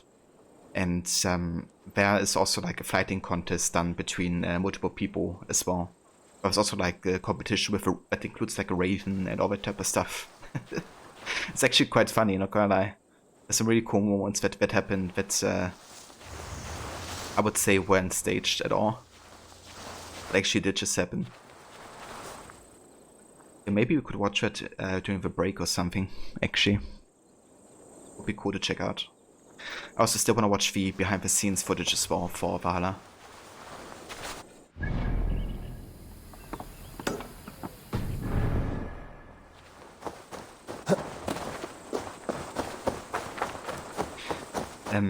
Grace, anyway, just doing a drive by hello and look, it's a haircut day. Oh, very nice, Grace. I hope you have a good time getting that haircut. And thank you for the look.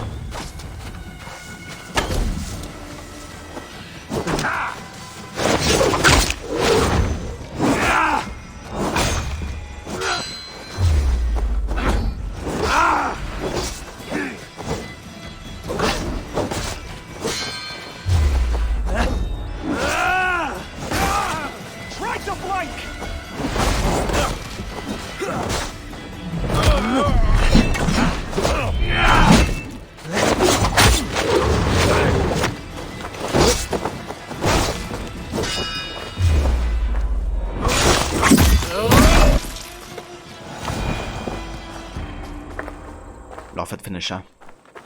You only get a finisher if you actually have a warrior takedown ability. At least with a heavy take bit scenario.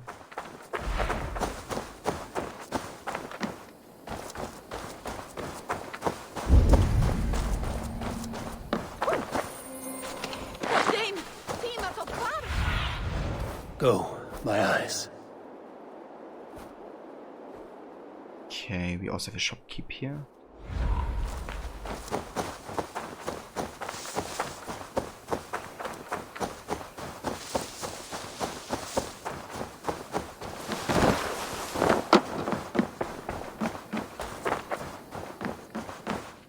Hello and welcome. Happy to take this off your hands. Wise of you to stock up. You would look very striking with this. Nothing else? I must take my leave. So long. Okay, I believe we can actually go do some upgrading. And I also think I'm gonna change up my weapon loadout now. I've been using the greatsword for quite a long time. So let me try something else here. Could try something with a Dane axe. Maybe something faster, including bearded axes.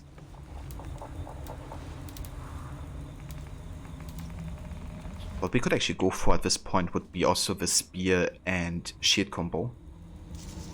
Because this one has increased attack when we have a shield equipped with it.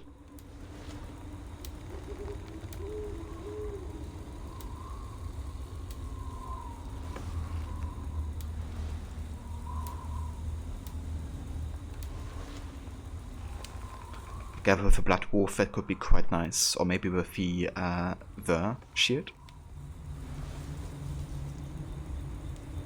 I quite like this one.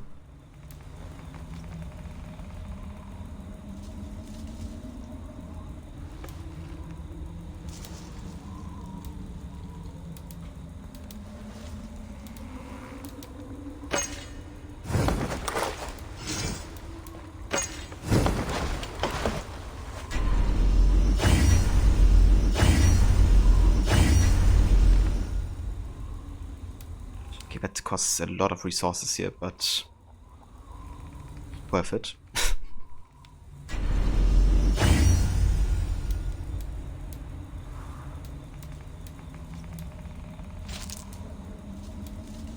Okay, so the spear, we probably go give more attack actually.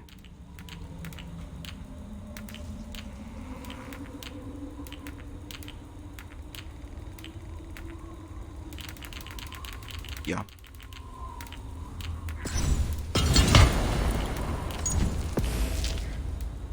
And shield. I'm not sure if headshot damage is actually affecting the bow with this anymore, because they kind of did a change in some patch where the runes that you have in one weapon or shield will only be applied to actually using that item. And obviously you can't headshot enemies with a shield, so I'm not sure if it's even, you know, affecting the Tracker bow anymore. I guess we could have a look at the stats here. Maybe get the answer there.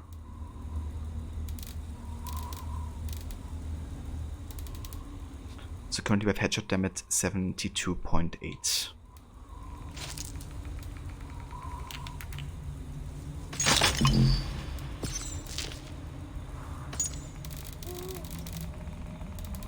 And yeah, it didn't change anything. So it doesn't actually apply to the bow if you have it in the shield anymore. Not sure how much I like that, to be honest. Makes it a bit more difficult to actually skill towards one type of damage. But yeah, in that case we're just gonna go for stun, I think. It's the best thing on the shield to have, I would say. Since we use it for blocking, mainly. Do I have more stun? I do think ability damage should be universal, because you don't deal ability damage with your weapons. Yeah, that should work.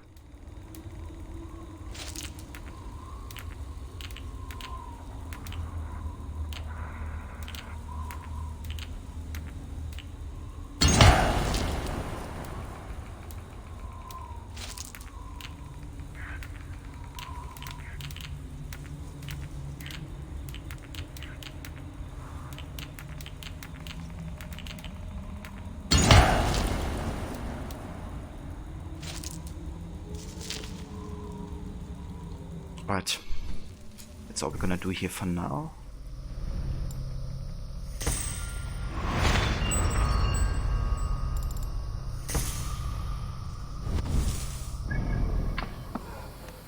Let's collect the rest of the wealth opportunities here, do the drinking game, and I guess collect more wealth because there's a huge amount close to us.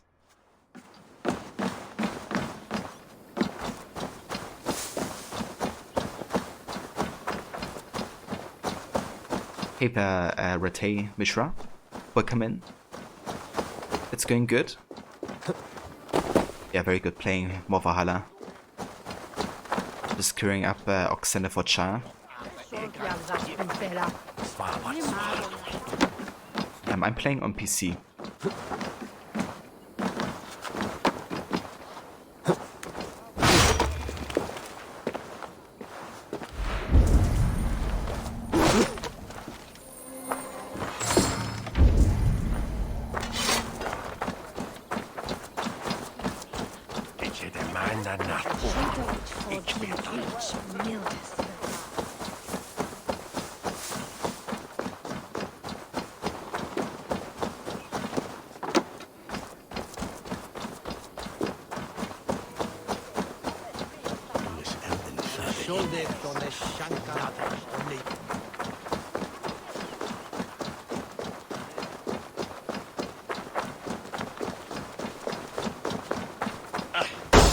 That's enough! Ah!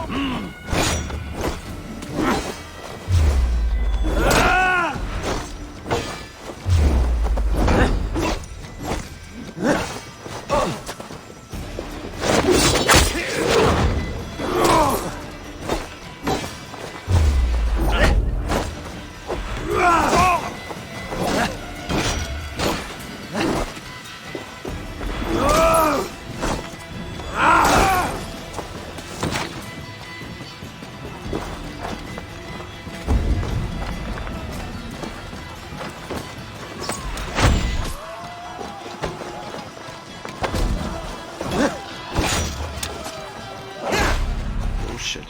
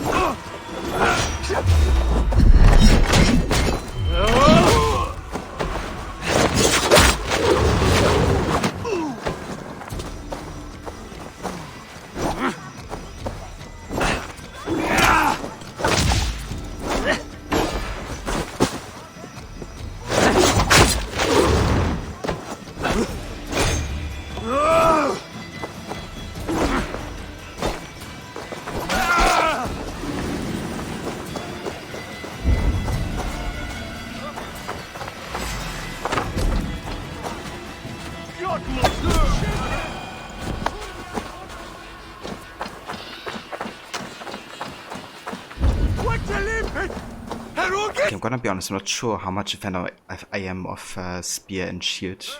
Because the thing is, you don't really have a special take, right? You just have a parry, which you have anyways.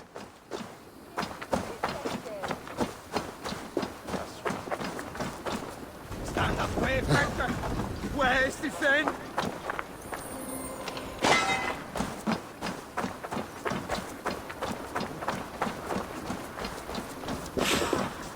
I think I might even be a fan of like solo spear more than spear and shield. But obviously the shield effect is quite good still, you know, especially with the passive of it increasing range damage when undetected. Stealth scenarios would be quite good to have. But in combat I'm not sure.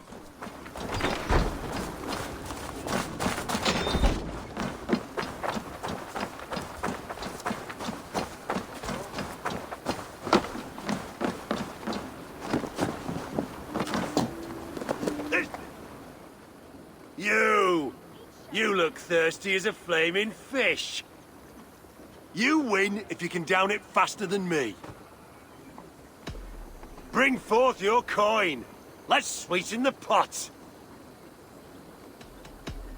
Betting the whole horde, huh? We drink! I'm feeling a bit dry over here! He'll had a great one. That a hornus were rude. Right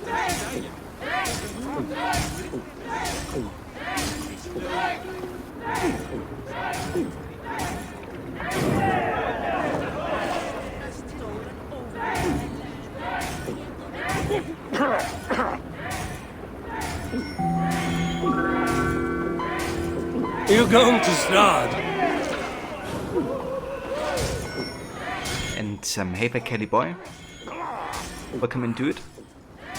Thank you for the follow. Be kissing a flagstone soon.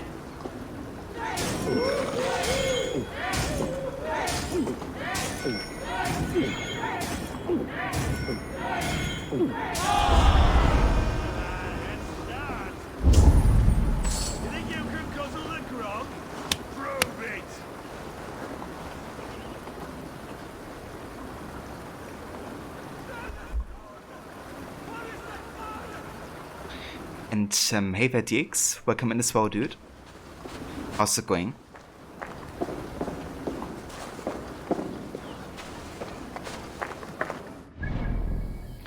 Alright, so that finishes everything in Oxenford itself.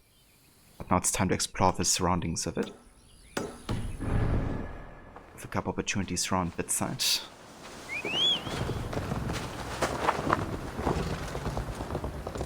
I haven't checked out the update myself yet, at least I haven't downloaded it yet, but with the new update comes support for the Discovery Tour. So that will be launching like 1 to 2 weeks or something. So it's like the major update for sure with it, that patch. There are vigilant.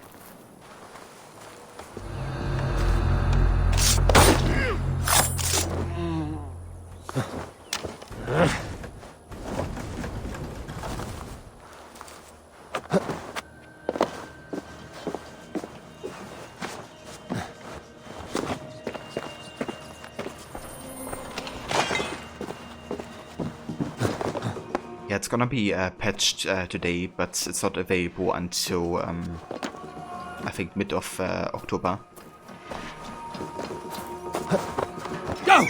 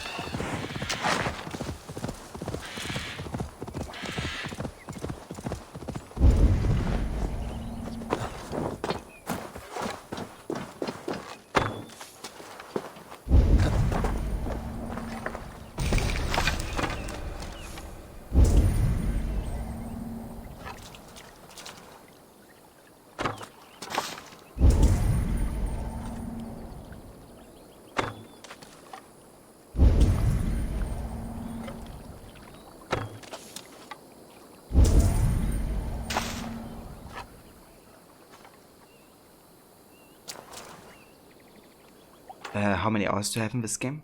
On this playthrough it's about 60 hours currently. Total I have spent well above 300 hours already in this game.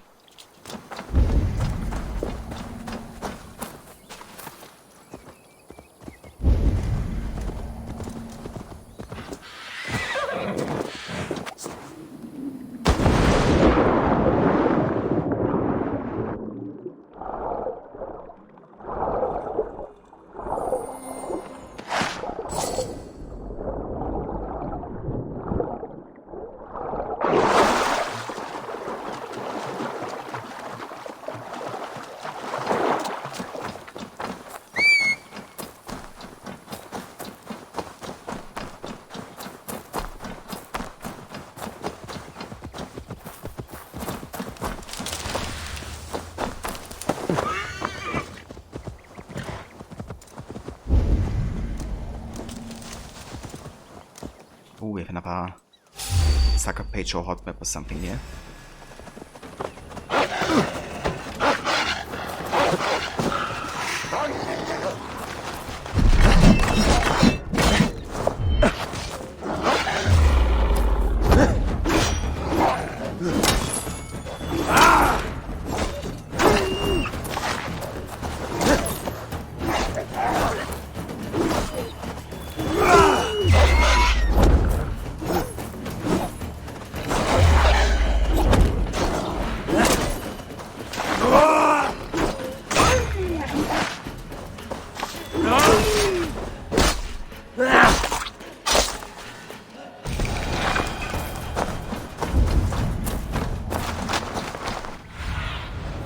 Cast about this land, my friend. Okay, there might be an entrance on this side. Yeah. Guess that's where we gotta go.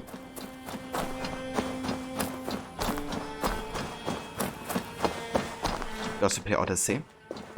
So what part of Odyssey are you currently up to, DX?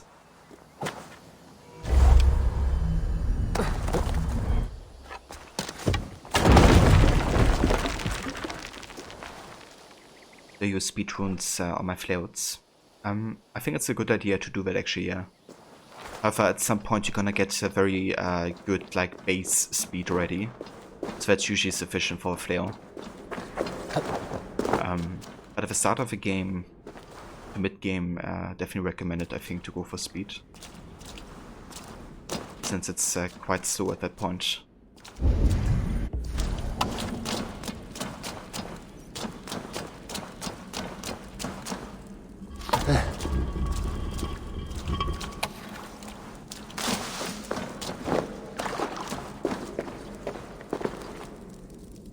Oh, nice. Found a clue. Yuko, the heir to what he tells. He can be found repairing ships near the dock of Buckingham in Oxenfordshire. He's a priest and is also called the Lev. Yuko was brought into the order by his colleague the Envo, who plucked him away from service of the young Everett. The order values his great expertise in shipbuilding and in fashioning wooden implements of torture. I did not deserve his fate. I gave my all, and thus am I rewarded, sealed within these walls, left to starve among ancient carvings covered in rotting vines and mud. The man who did this calls himself the Lev. May he burn in hell. His true name is Mugo, shipbuilder of Buckingham. If you find him, take vengeance for me.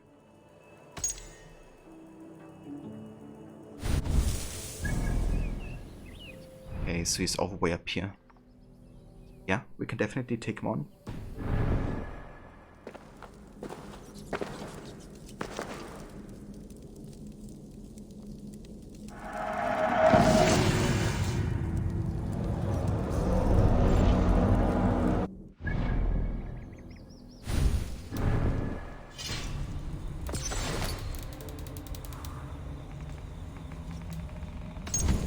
Another hot map. In the southern heaths of Oxenfordshire, there is a vast pasture. The livestock act as my protector. They hum and haul away the evil demons. Find the peculiar tree casting its shadow on a small ruin. You can find me where the waters used to run. The lost shimmer of its wavelets still shines within me. Okay, I remember this one actually taking me ages to find on my first time.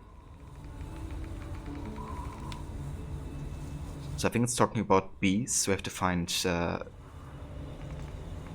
southern part of Oxenfordshire, kind of like a bee nest or something.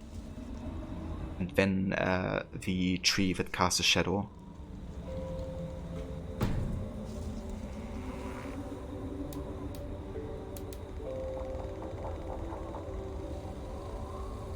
Yeah, I actually have my armor transmogged. Currently I'm wearing the Huntsman armor. But I have the Magister and Raven set applied mostly.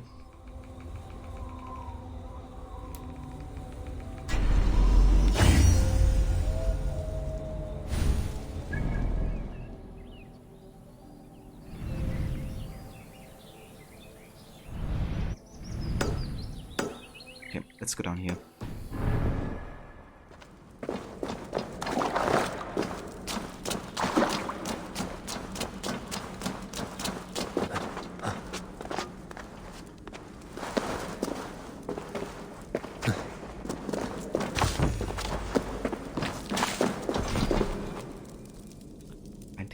For each chest lock.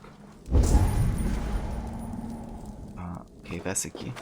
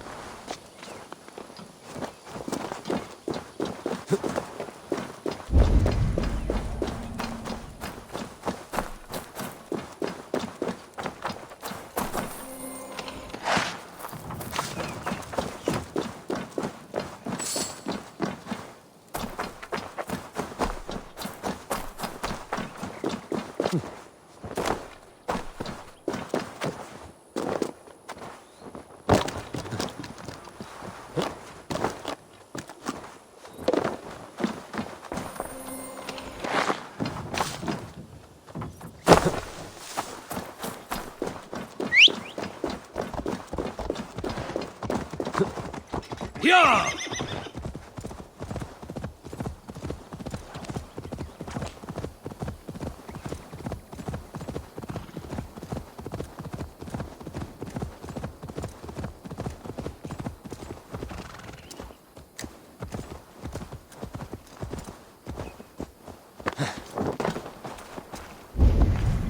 Ah, okay.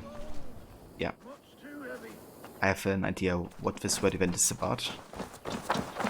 About Rose. How will I ever get this done? At least I think that's her name. If only Rose were here, she'd help me. Okay, let's read this letter first. How will I ever get this done? I must remember to get the crates under the lean to before the rains come. My memory isn't what it was. Where's Rose? Did she leave some time ago? Oh my. You've been doing mastery changes? Are you liking those? Do you think they're too difficult or do you like the challenge? But what about Tulip? She will also help elderly farmer. Yeah. I mean, and Sunflower as well, but also help. Much too heavy. Having trouble, farmer? Rose? Is that you? It is. My daughter, my child! I can scarcely believe it. You are a little confused. I've been longing to speak to you again. I've never spoken to you before. Rose, Rose, do not jest with your father and his failing eyes. Very well. It is good to see you again. Such a pleasure to have you at my side, Rose. But I'm so tired, so very tired. I cannot move these crates to shelter.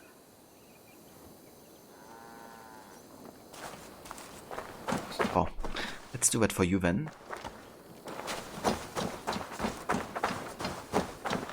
Yes, Rose, right there. You were always very clever, child. Put the others there as well.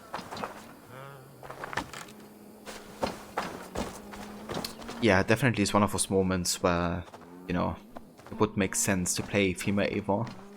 Rose, you've grown up to be quite strong. Or maybe, you know, May Eivor just has a very female appearance. With that beard, you know.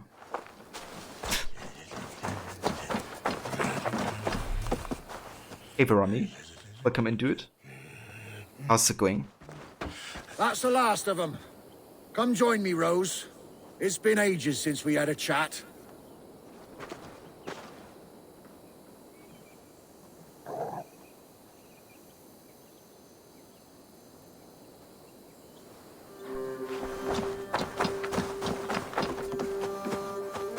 Rose, you're such a help. Let us reminisce, shall we? The tale of how I courted your mother. Why not? You never tire of that one. Well, as a young man, I was sent to a great lord to help with his livestock. That first day, I brought the cows in from the field, and there was this milkmaid. Her smile like sunshine in a storm. I fancied her. She fancied me. We found our way to a storeroom to make better acquaintance.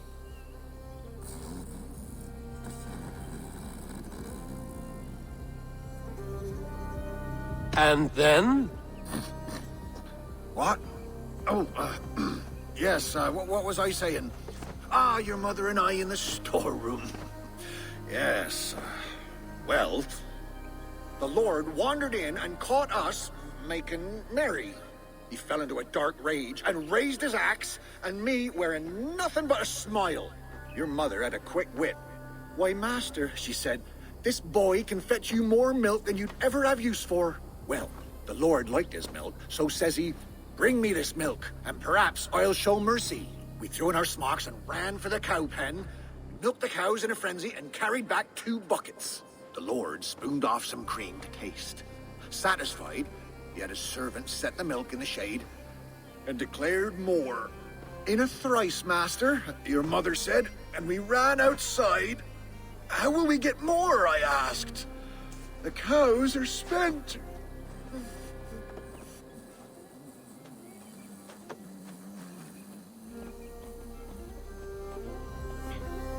Ronnie, good just waking up. We had a crazy storm last night. Did you?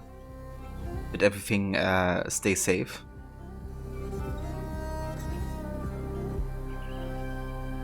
Wanted to make better acquaintance? Yeah, there's multiple ways to make better acquaintance, right?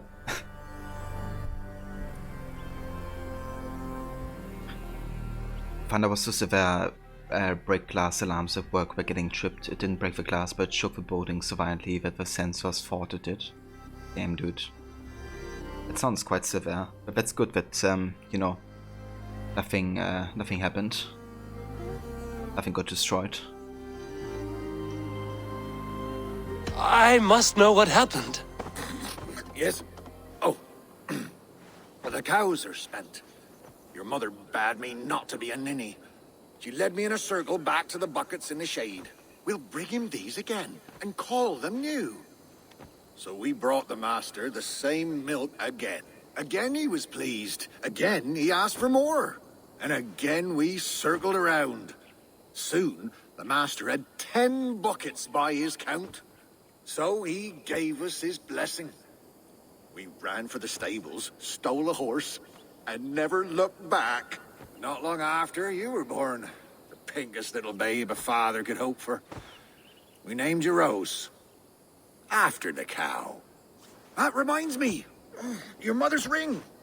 She wanted you to have it. Here.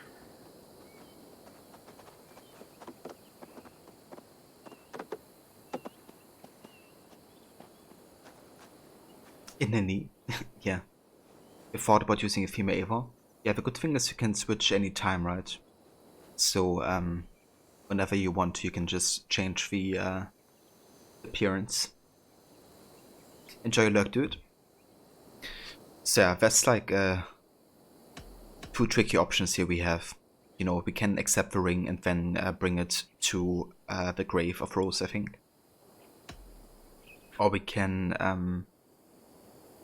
kind of like say that he should keep the ring so he can remember her better. I don't think it's actually necessarily tied to the ring, that he still remembers that thing about his life. So I'm gonna go ahead and accept the ring and then bring it to the grave. Thank you, Father. It will remind me of Mother always.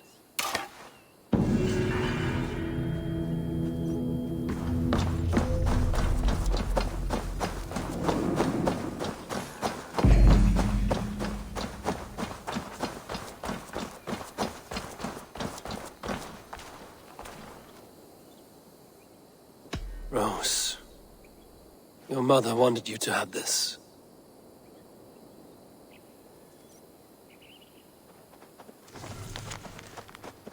Note from Father. Rose, my dear child. My memory is fading, but I shall never forget you, your love, your gentle ways. I was blessed to have such a daughter. May you lie in peace, here beneath your favorite tree.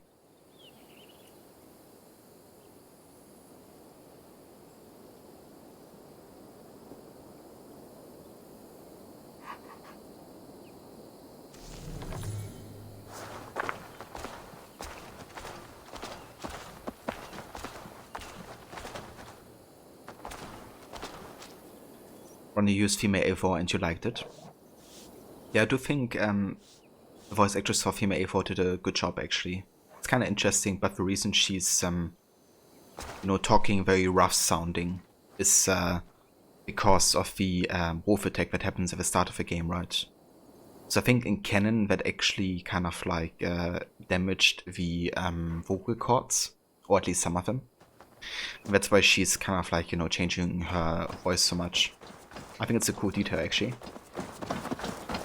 Remember, Fidelis, you never leave your side. Ava epileptic? Yeah. Definitely one of the side quests that, you know, hits the theater a bit. White roses. Once we named you, it became your mother's favorite flower. The rose bush we planted by your mother's grave has grown all the way up the old oak tree. You remember? Just outside there.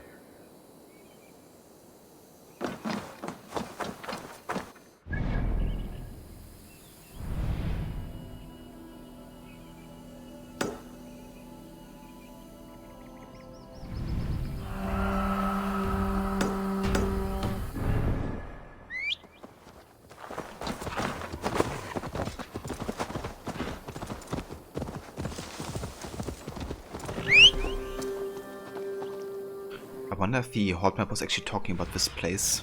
I need your eyes, my friend. We're talking about green pastures.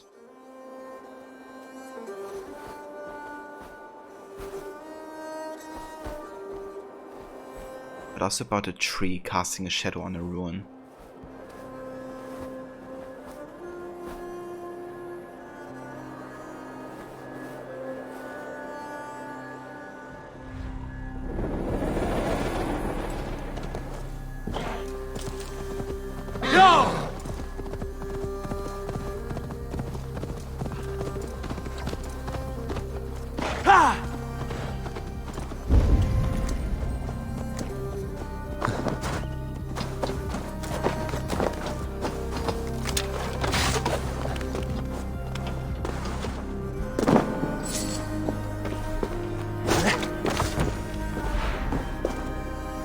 Nice, we found it. That was kinda lucky. Took me ages to find this one on my first time.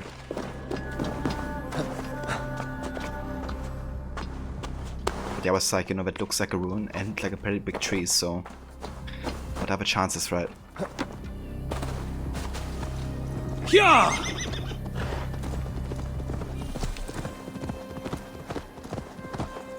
Yeah!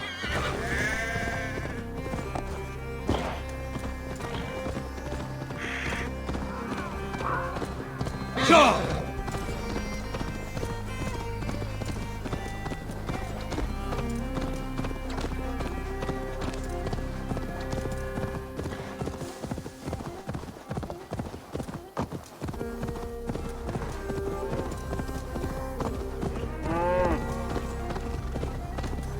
Wanna work things, really enjoy the stream, cheers. No worries whatsoever, Mona. Thank you so much for coming by and joining.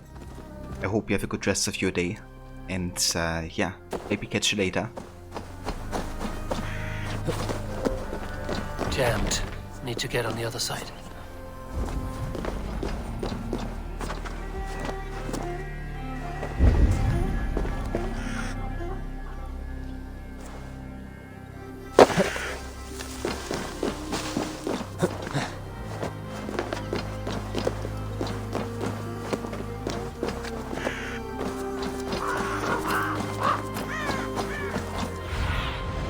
What see you, old friend?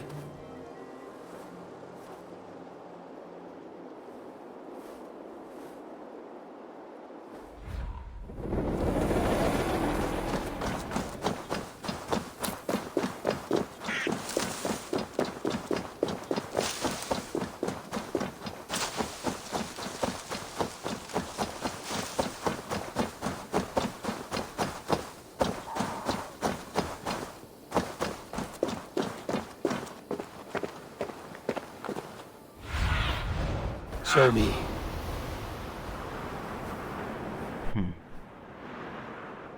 Okay, where might be the entrance? That is the question.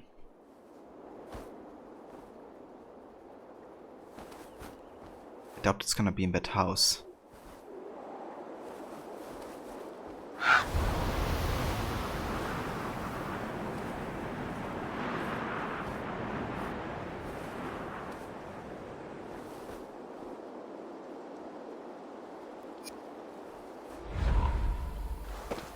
Must be blocked from the other side.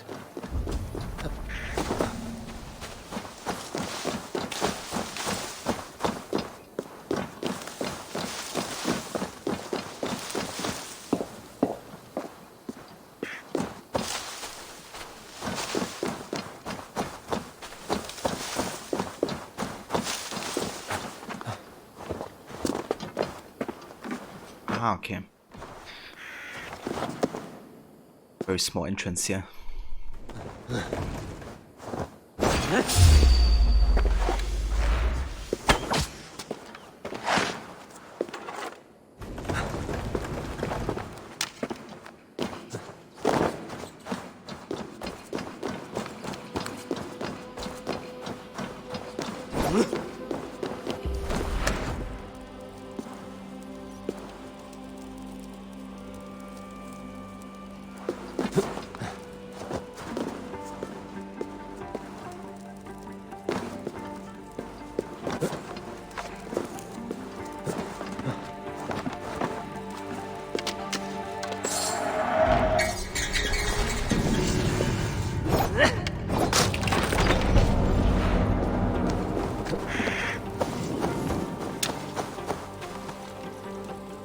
Whoa, there's some guys trying to ambush us.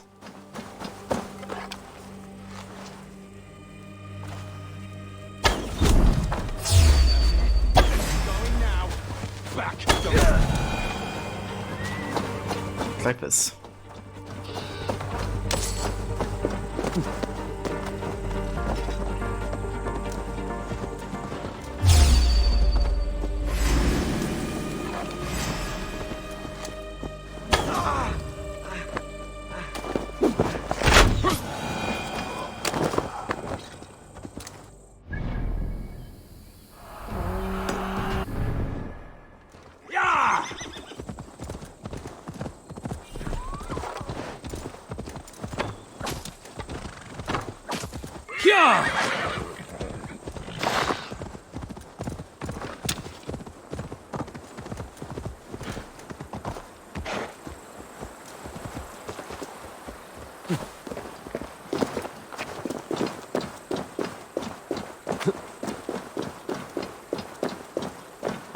Okay.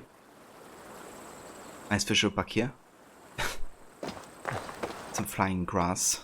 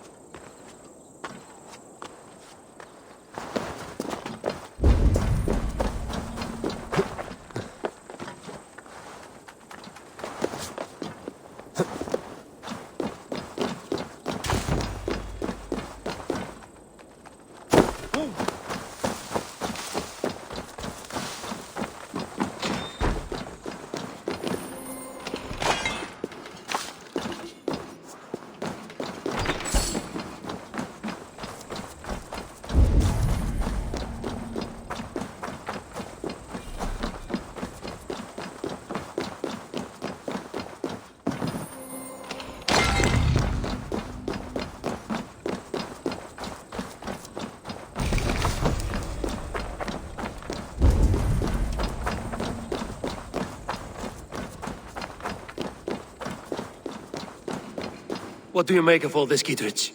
I'm no philosopher, but by my lights, a fellow who gives himself over as hostage has as much sense as a pile of bear droppings. You're a wise man. It burned towards Sigurd. I mean, he does have a point.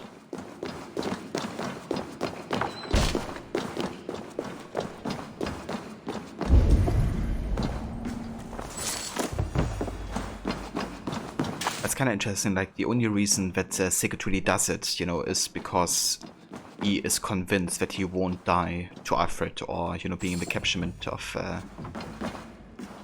Alfred. So you're believing, you know, that he will have like glorious end in battle. So that's why he's not really scared, you know.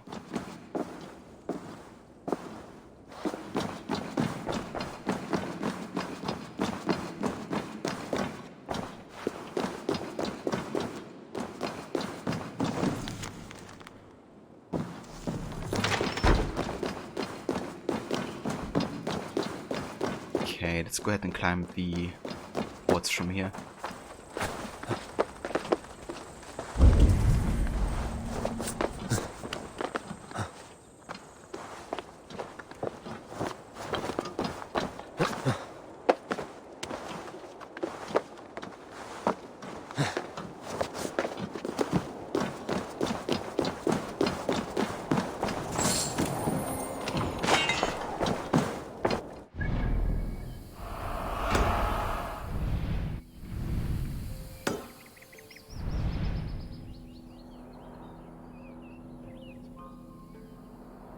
Okay, down there we get quite close to London already.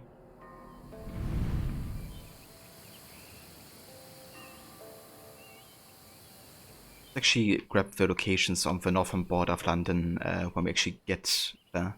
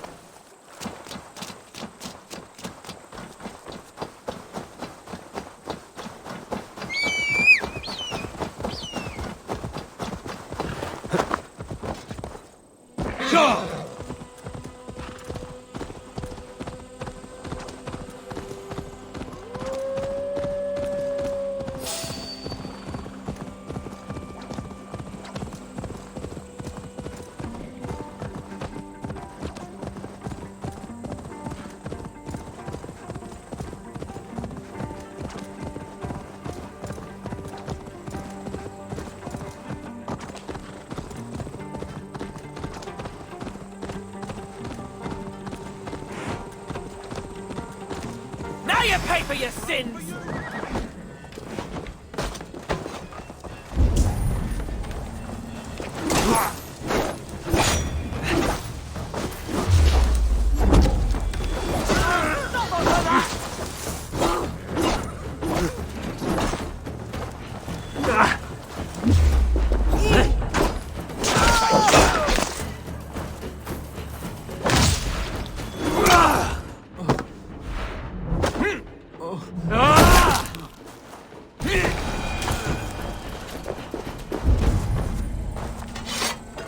Well, when I crossed that river, you wanted me to stop and take a drink. You played too much Met Dynasty.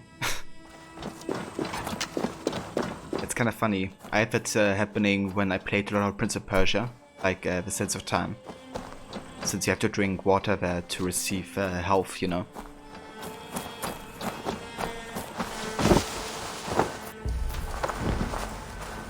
Best not to draw attention here.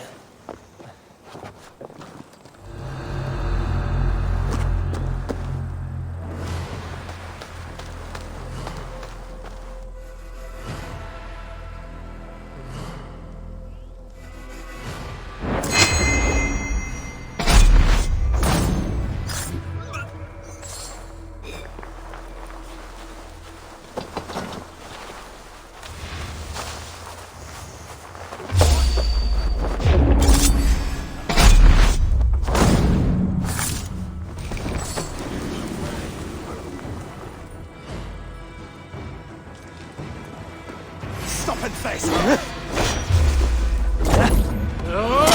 This one's ours!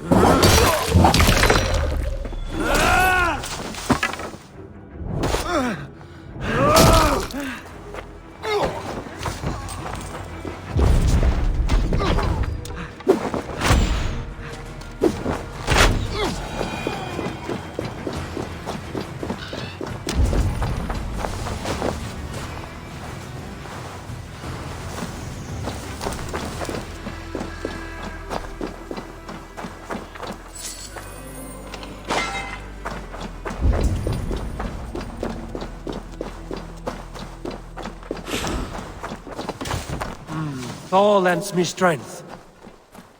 Indeed. Alright, yeah, we're gonna go back to north here.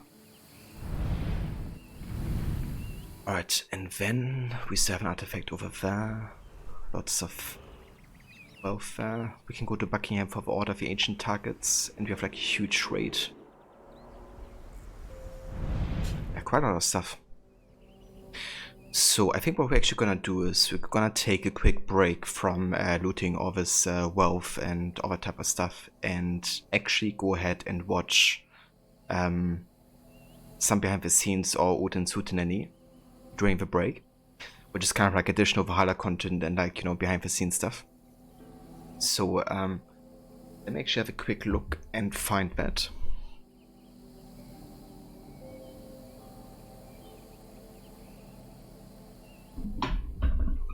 Let's see.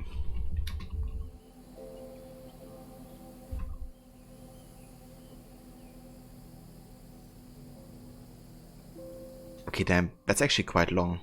Odin's Hootenanny is like 1 hour.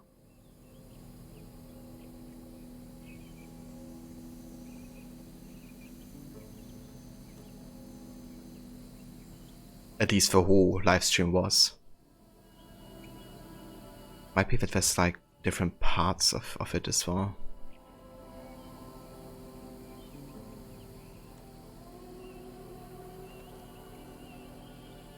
Okay, if it's like 1 hour, we're gonna focus on the behind the scenes rather.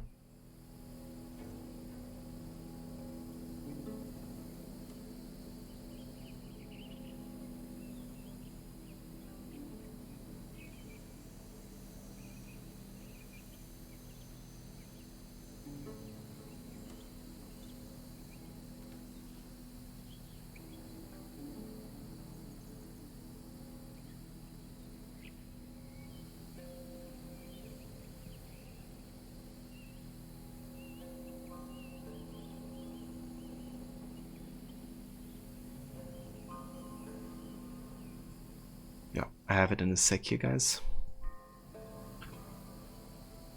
Alright, so I found 2 videos, not overly long actually, 8 minutes and 7 minutes. It might be that some of the stuff in both videos overlaps, but it might not. We have a look, see how it goes. Okay, so let me go ahead and enable window capture.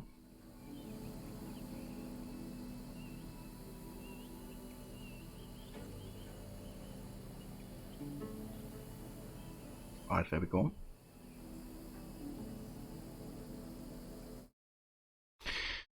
Okay, so usually I go on NeoGamer, the video game archive, for any behind the scenes stuff for Assassin's Creed. So we're gonna watch this video first, and then we're gonna have a look into the second if there's anything that may hasn't been shown in this one. But yeah, it's 8 minutes of behind the scenes stuff. So I hope you enjoy. I will mute myself during that and also take a quick break. But I'll be in chat and yeah, also gonna react to this, so hope you enjoy.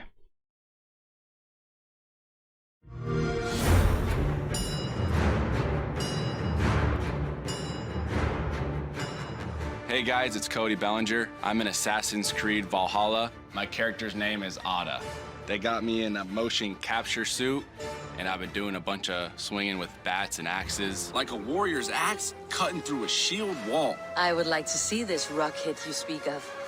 I could see myself on the projector live. I felt like I was the actual character. On the wall, there was a bunch of different kind of weapons that I could have used or did use. It felt natural to me because it was me swinging a bat in a video game, and I do that all the time in real life. We go to war on the baseball field, you know, try to go out there and compete and win.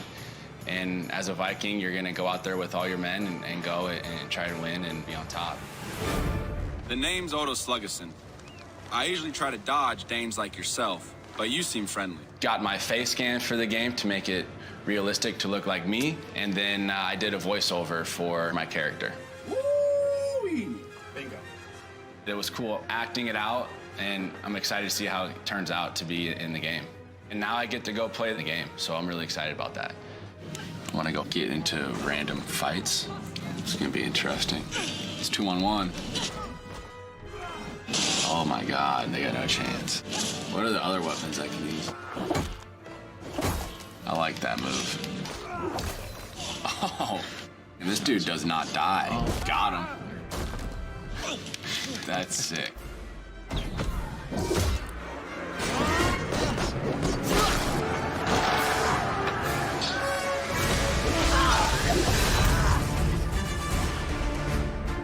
I think it's a cool game. I'm excited to see how it all will come together at the end.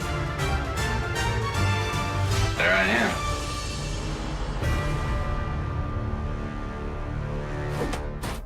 My name is Julien Laferrière, and I'm the producer of Assassin's Creed Valhalla.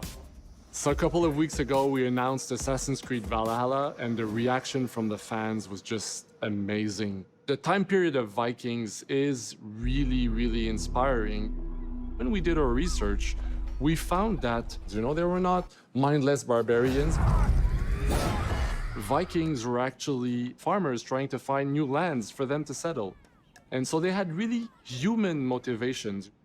So for us to have this opportunity to tell kind of the real story about Vikings and kind of separate ourselves from the myths and the folklore is really something that drove us to make this game. The team went to Norway and England to take the same roads that the Vikings did, to really experience what it meant to be a Viking at that time. And then leaving Norway, which is barren but majestic, and just coming by boat in England and see those rolling green hills full of sheep, full of life, is just this moment that most likely the Vikings felt as well. You need to see this land of opportunity. And this is exactly the feeling we want players to experience in this game. It is a personal adventure, you know, it is the story of Eivor, a Viking chieftain. Eivor is either a male or a female. You decide when you start the game.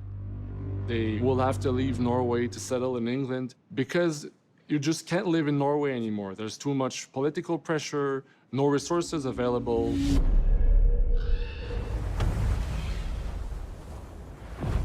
Obviously, in England, it's full of Anglo-Saxons and other people, and they don't really want you there. So you will have to fight your way there to kind of build your own settlement and see your clan prosper. Vikings were brutal warriors. Shields! And the fact that they were mastering a lot of weapons coming from the medieval times really inspired us to kind of revamp the fight system, to leverage the brutality and the intensity of Viking combat. Vikings were not only fighting face-to-face, they were masters of stealth and deception when needed. They used basically any sort of tactics they could use to win the battle. So we want to portray the full range of combat that you can imagine coming from the Vikings.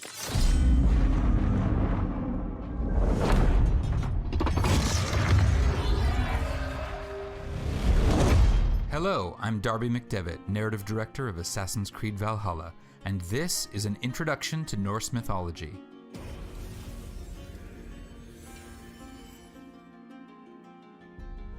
Assassin's Creed Valhalla takes place in an era that marks the gradual transition from the pagan religions of old Europe to modern Christianity. In England, where most of our story is set, the Christian faith has recently gained a firm foothold, but there are still many pagan religions flourishing. Most notable of these is the pantheon of gods worshipped by the Norse people who lived in the regions we now call Norway, Sweden, and Denmark. This eclectic collection of gods includes such figures as Odin, the All-Father and King of all gods, Freya, goddess of love and battle, and Loki, the obstinate trickster. For all the Norse characters in our story, including our protagonist Eivor, these gods and the stories about them constitute a living religion. They offer comfort and wisdom to the men and women who take them seriously. But these were not gods who offered revelation or promised salvation. Similar to the Greco-Roman gods, the Norse gods were not paragons of virtue, nor were they beings to which anyone should aspire, for they were as changeable as the seasons and as unpredictable as the weather. In the Norse conception of reality, the world was broken up into 9 realms, with Asgard being the home of the most important gods. Accessed by a bridge of light known as the Bifrost, Asgard was the site of Odin's Hall of Slain Champions, called Valhalla, or Valhalla. This was the final resting place of all warriors who died bravely in battle, weapon in hand, and whose reward it was to remain at Odin's side, drinking and warring until the coming of Ragnarok, the battle at the end of time.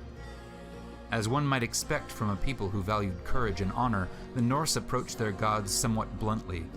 They did not pray to them asking for redemption, they bargained with them, making sacrifices for a stroke of good fortune. Where virtue and sin and redemption are hallmarks of the Christian faith, for the Norse sensibility, ideas like honor and reputation held much greater sway. But this does not mean that the Norse religion lacked notions of goodness or ethics. Through sources like the poetic Edda, we can find, amid tales of debauchery, deceit, and cruelty, passages of great beauty and common sense. In a poem called the Havamal, ostensibly written by Odin himself, we find this verse: "The unwise man lies awake all night, pondering everything over and over, and when morning comes, his mind is weary, and his burdens have not yet lifted." Wise words from the All-Father, so do as he says and stop your worrying. Get a good night's sleep and rise refreshed, for the gates to Valhalla will soon be open. Right, so that was the end of this video already. It didn't actually include all the different parts because there's actually more of Darby explaining. I'd actually like to find that as well. Hold up.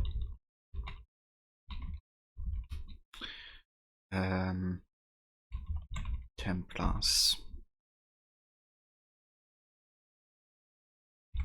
Darby McDavid.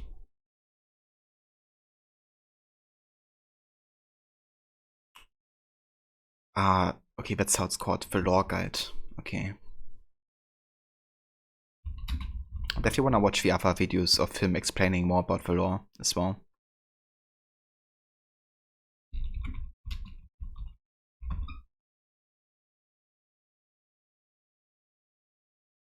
Okay, so first is the Assassin Order, then the Templar Order, then the First Civilization. Okay, I think we're just gonna watch all of these, to be honest.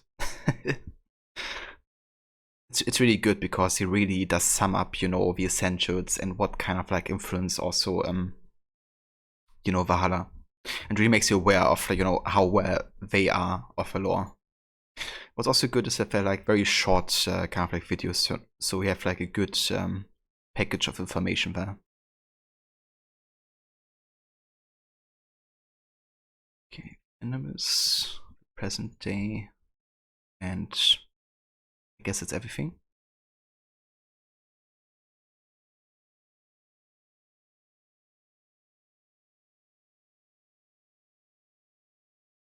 And yeah, Rod, that campfire scene is definitely one of my favorite cutscenes in the entirety of Valhalla. Like, it's already super good without you knowing what will happen at the end, you know. Once you get that also like context, it just really elevates that scene even further, which I didn't think was possible.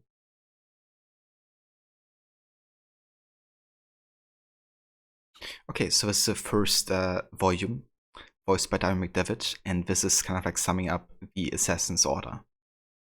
Loading.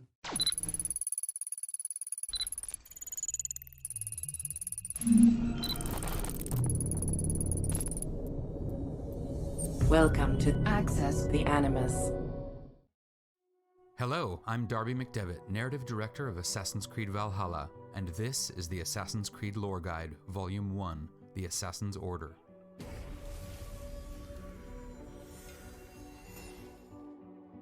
The first Assassin Order was created as the Hidden Ones by Bayek and Aya in Egypt in the 1st century BC. Their purpose was crystal clear: to combat oppressive regimes and secure humankind's right to self-determination. Since their inception, they have toiled in the background of history, working in the dark to serve the light. Today, the Assassins organize themselves into regional cells and operate from hidden bureaus. Assassin recruits are often referred to as initiates, and as they climb ranks, they become assassins, master assassins, and in rare cases, a mentor. A few notable assassin accomplishments throughout history have been the assassination of Julius Caesar, the discovery and foiling of a plot to kill George Washington, and the invention of the cafe latte. Thank you, Ezio. But the assassins do not manipulate the threads of history unopposed, for there is another shadowy organization lurking in the darkness. But for that, you'll have to wait for our next lore guide. Which we will be watching straight away. Let's do that. The Templar Order.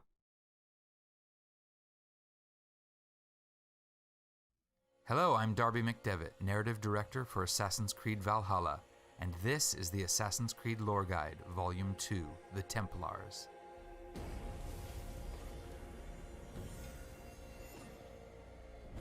Originally called the Order of the Ancients, the modern-day Templar Order is a secretive organization that lurks in the cracks of history, manipulating human endeavors to enforce a strict and orderly vision of society to ensure peace and security for all.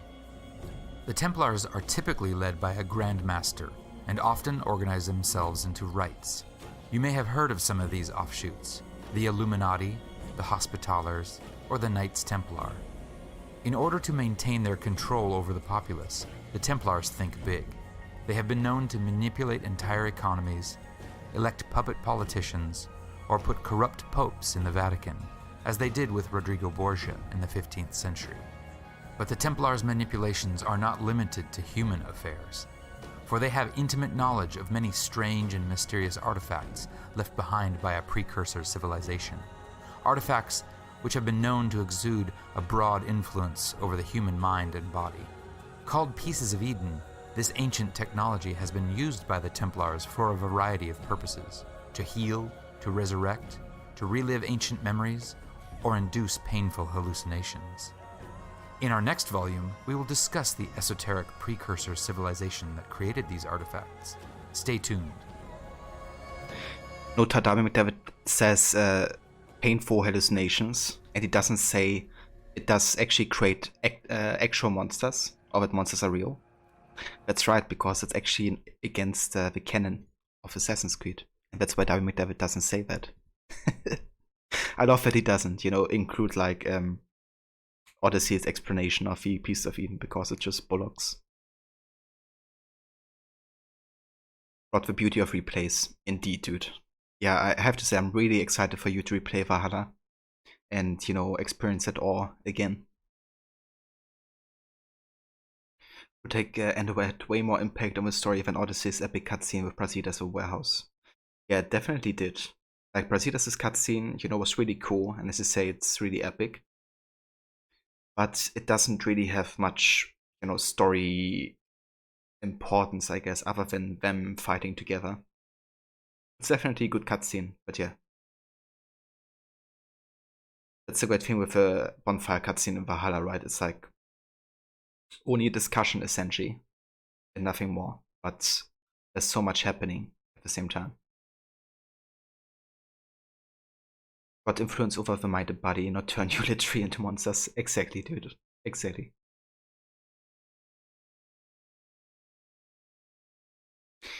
Yeah, I think that's a big difference between Valhalla and Odyssey in general. Like, Odyssey is very beautiful on the surface, but if you kind of like start to dig, it reveals its ugly nature. And Valhalla is kind of like, not exactly the opposite, but Valhalla you can dig deep and you're not getting disappointed. At least I wasn't. Okay, the next part is the first civilization. Hello, I'm Darby McDevitt, Narrative Director for Assassin's Creed Valhalla, and this is the Assassin's Creed Lore Guide, Volume 3, The First Civilization.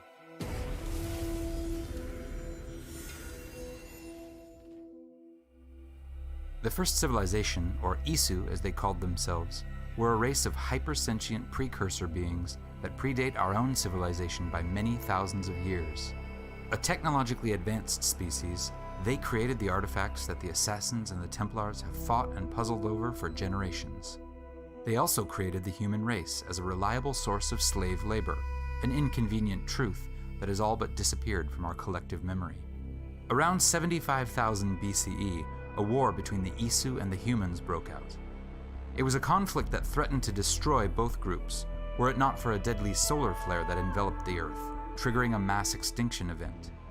Following this catastrophe, the Isu were wiped out, a victim of their own frailties and over-reliance on technology. Over thousands more years, the remaining human tribes grew and thrived, and as they did, they began to puzzle over the strange artifacts and archaeological remains left behind by their forebears.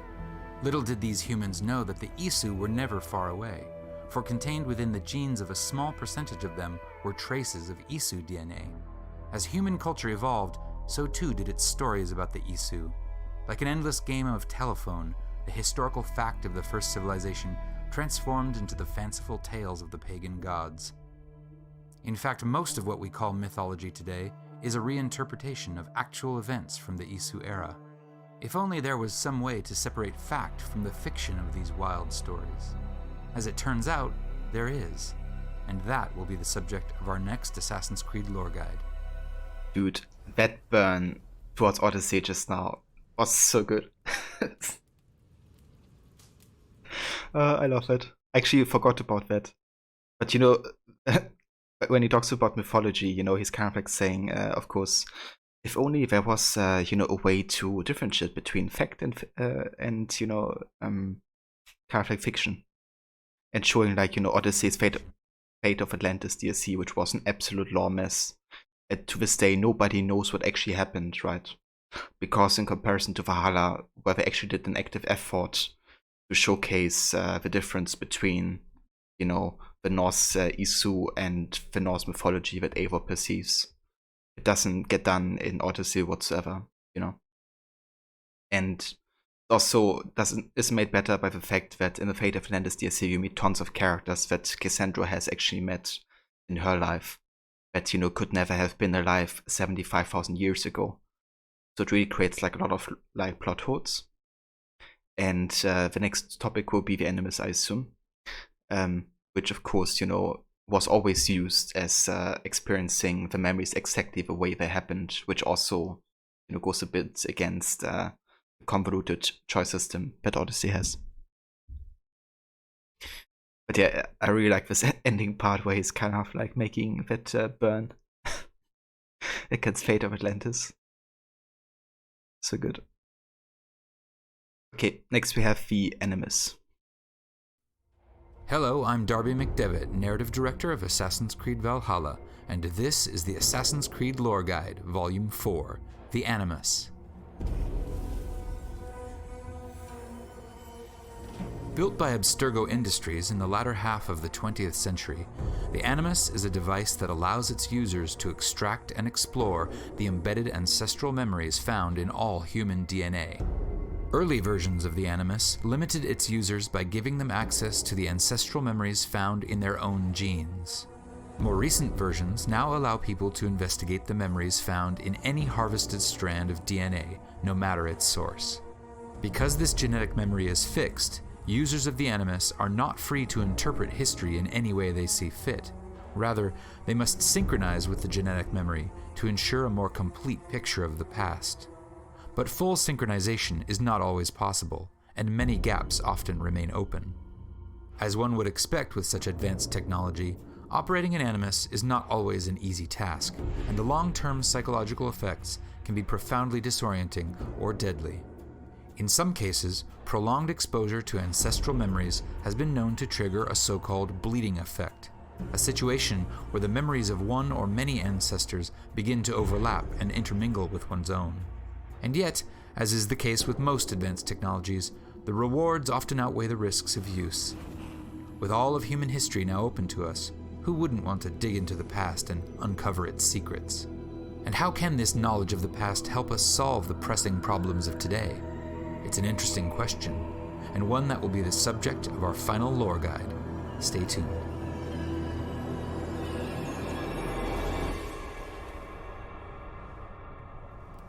Indeed. Right, and the last lore guide is about the present day. Excellent. I really love these. It just really showcases, how much knowledge Darby actually had, and the way he just sums up this really complex lore as well, in the matter of like a few minutes is actually impressive, to be honest. Because there's just so much to it, but he still manages to get the essentials together. What exactly they say their Alethea's memories Layla is experiencing, but contradict that with people only Cassandra met and interacted with. Exactly, Kind of talks about those characters also in the way where an afterlife exists, which just isn't the case, in AC lore either. Like, there's no confirmation of an actual afterlife.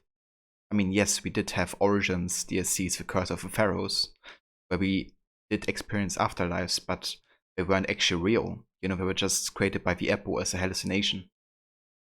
That's just something that I guess writers of Odyssey took for real, and then had the idea, oh yeah, Curse of Pharaohs was hugely popular and people loved those regions, so we have to make more of that. But then forget that the kind of like fundament that has to lie on is the AC lore, which we haven't respected. Oh yeah, Rod. Every time you see Bayek and Aya, the Origins quotes start to pop up in your head. But very true, and he does his research too before working on an AC project if there's something he wasn't involved with in the past. It's taken with a think work, but not understanding the important details about how it was constructed. Exactly. Just like, trying to rush to kind of like something they want to achieve and taking a lot of like shortcuts to get there.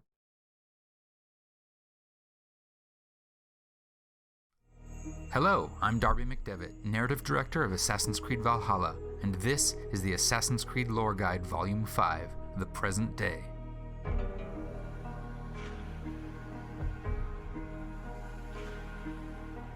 It all began in the year 2012 with a young man named Desmond Miles, a humble bartender living in New York, searching for his place in this world. One day, Desmond was kidnapped by agents of Abstergo Industries, a 20th century incarnation of the very powerful Templar Order. Abstergo had discovered that Desmond was someone special, that his DNA contained the ancestral memories of a number of important assassins from the distant past. Eager to search these memories for lost pieces of Eden, Abstergo forced Desmond into an animus and compelled him to relive the life of a 12th century assassin named Altair ibn La'ahad. Before this search bore fruit, however, the assassins mounted a daring rescue. They liberated Desmond and brought him into their ranks. Over the next few months, Desmond explored the genetic memories of a second assassin, an Italian named Ezio Auditore. It was through Ezio's memories that he learned a terrible truth. A second great catastrophe was imminent, one that would destroy all life on Earth. By reliving the memories of a third assassin, Connor Kenway, Desmond was able to prevent this catastrophe, but at the cost of his life. Some years later, an Abstergo employee named Layla Hassan stumbled across the ancestral memories of two assassins living in Cleopatra's Egypt, Bayek and Aya. While exploring these memories, Layla discovered 6 Isu tombs containing secret messages that foretold a terrible truth. The catastrophe that Desmond had prevented had only been stalled, not stopped. Inspired by Bayek and Aya, and unsettled by these new prophecies, Layla abandoned the Templars to join the Assassins, now led by Desmond's father, William Miles. As she trained, Layla relived the memories of Cassandra, a mercenary from ancient Sparta. These memories led to the discovery of a powerful piece of Eden with extensive healing properties called the Staff of Hermes. A powerful tool, yet one that began to have a deleterious effect on Layla's sanity. So now the stage is set. With the staff in hand, Layla struggles to understand how all the pieces fit together. Can she and her new team find a solution before the catastrophe strikes again? Find out what happens next in Assassin's Creed Valhalla. And there you go. And that is the complete lore guide by Darby McDevitt. It's kind of funny how the part about Odyssey is basically Layla struggling with her sanity. Yeah. Okay, so there's one more video I want to showcase. But that's only the first half of this video, which is basically the trip that the team did to Norway and England. Kind of like, you know, that's like a field trip they do usually nowadays as a team, where all the major, you know, devs are kind of like traveling to wherever game world they want to create or country, and use that as an inspiration before they actually start the proper development. And it's really cool getting, you know, all that input from Darby McDevitt, of course. Again, he's gonna be in that video, but also Raphael Cost, I think is his name. Hold on. Yeah, he's actually the major, or he was the major art director for Assassin's Creed, but he also left the company together with Darby McDevitt just recently this year. After the merge with Quebec happened, and, you know, Montreal lost a lot of his responsibility for the series. So there's gonna be quite a lot of these guys in the video here for Valhalla that are not with the company anymore, which makes this a bit sad, to be honest, but it's still great to see, you know, their dedication for all the games they've worked on in this series. Like literally since the first game. But Hepzibah, yeah, dude. The first Senny for bike. Okay, so let's watch that field trip.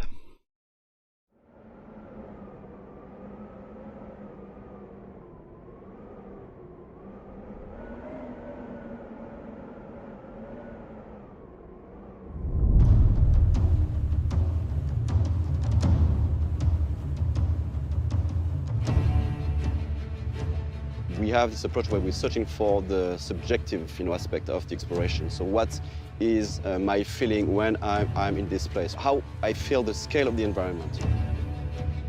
This is the first time I've been on an inspiration trip this far ahead of the actual production, that we get to go to a location and really like breathe in the air and get it into our bones before we actually start making the game. Because the game is just right here, right now. It was so impressive. I didn't expect it to be that big, and I felt like an ant in a world of giants. When we talk about scale, it's trying to put ourselves in the shoes of the people living in this time period. What did they feel when they discovered some place in the Lofoten Islands? It must be incredible. So you have to play with proportions, you have to play with contrast to make sure that you bring this feeling you have when you are in the real place. We are now about to enter the kingdom of the most wealthiest and powerful chieftain in this area.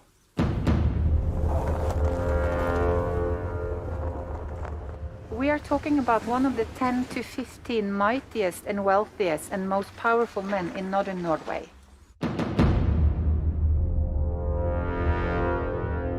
It is very interesting because it brings you back in the times, and you have a very strong immersion. It's like the fantasy of being in a time machine and being able to travel back in time and be there. So raise your glasses. Skål!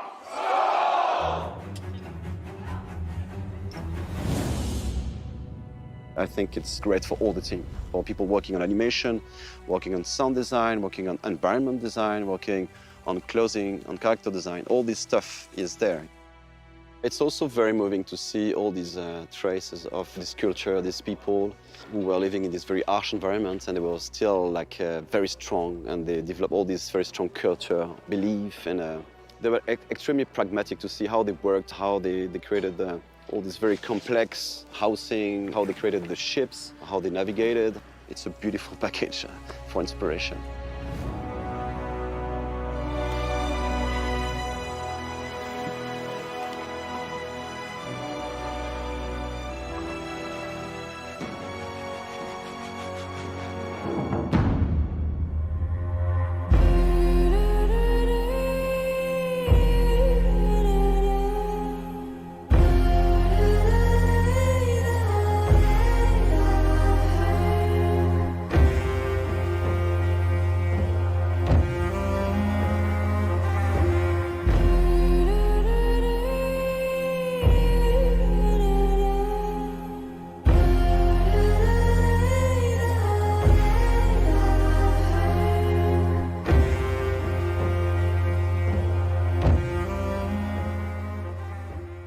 And then leaving Norway, which is barren but majestic, and just coming by boat in England and see those rolling green hills full of sheep, full of life, is just this moment that most likely the Vikings felt as well. You need to see this land of opportunity.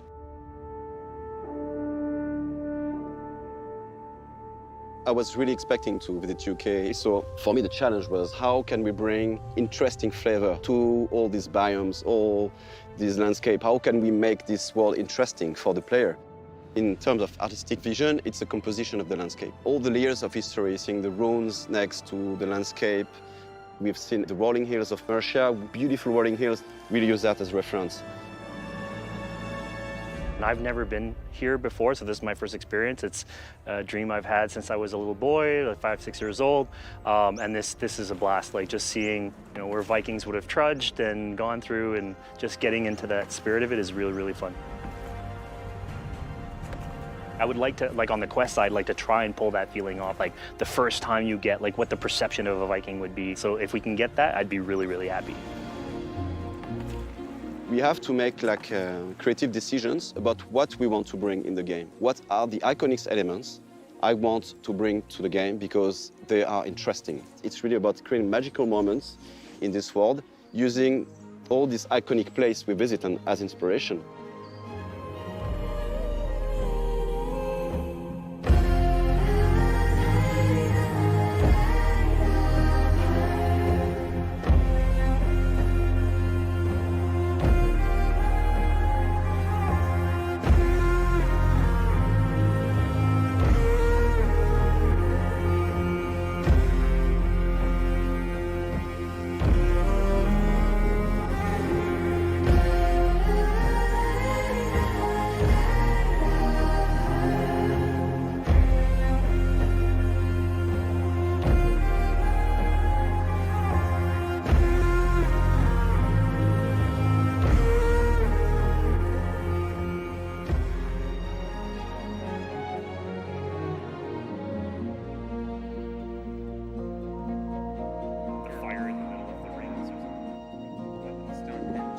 Visiting a location early in conception and pre-production is interesting because you sort of arrive thinking you know what questions you're going to have answered, and then new questions and new answers just pop in that you didn't even realize you wanted answered, right?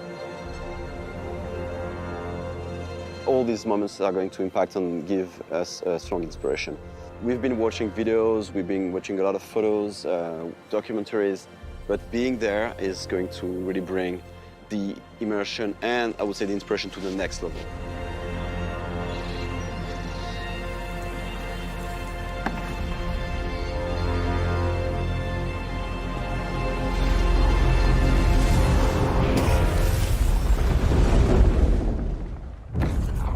Vikings were brutal warriors.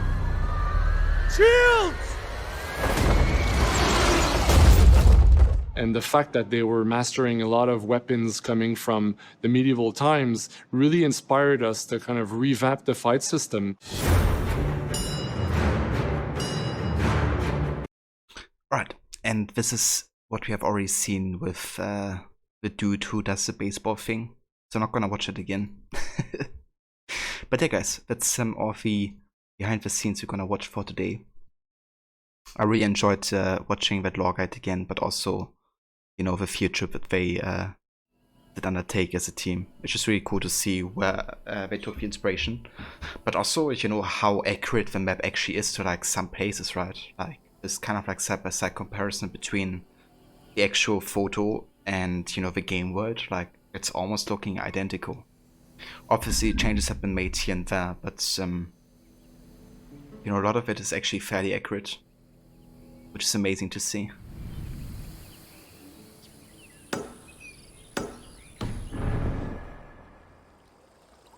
Yeah, no worries whatsoever, Rod. I'm glad you enjoyed it, dude. Yeah, there's still gonna be more behind the scenes stuff we're gonna watch in the future. But for today, that shall do as an inspiration.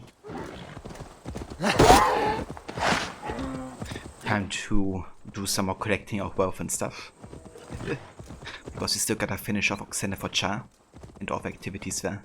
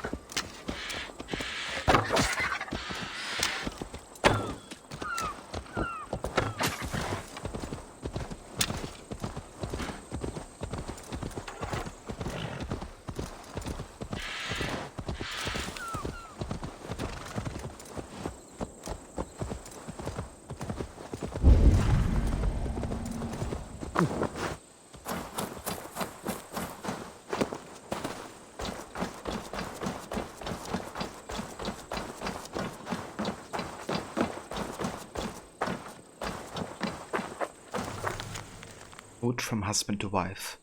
Venberg, just a small reminder to take my key from my trouser pocket before washing. I tire of searching for the mug every time. With love and affection.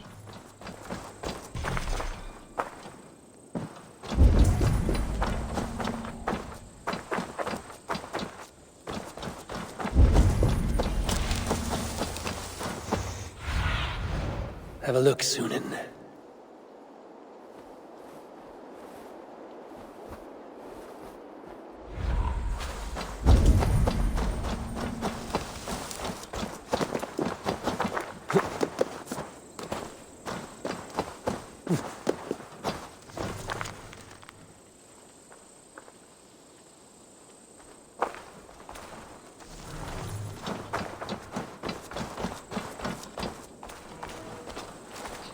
Okay. I mean, it must be pretty close. Related to washing his clothes.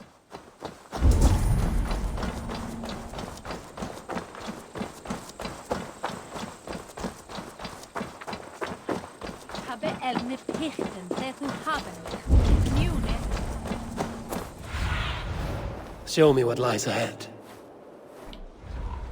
Maybe down there, to water.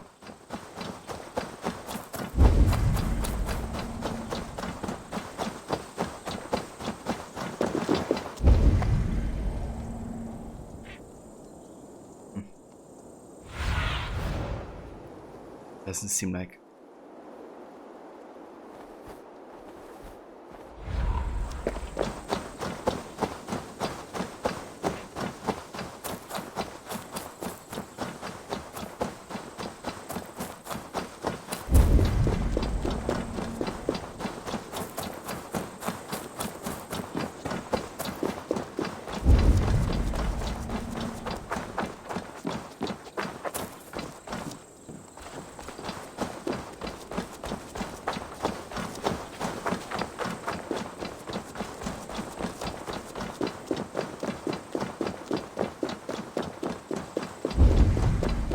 Okay, there's the key.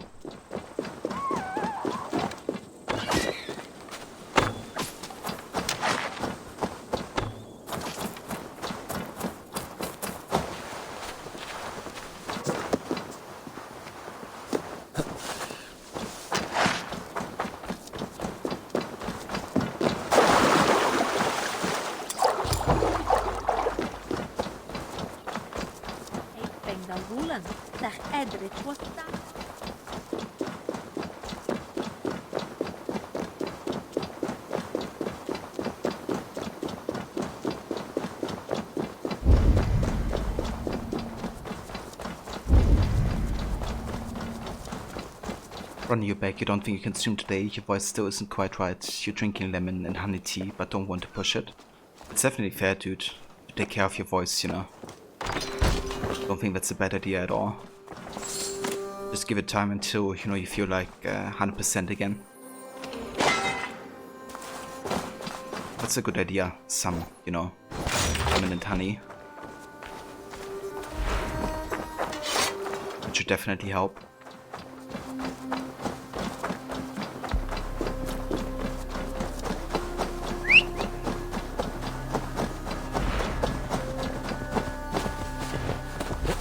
Yeah!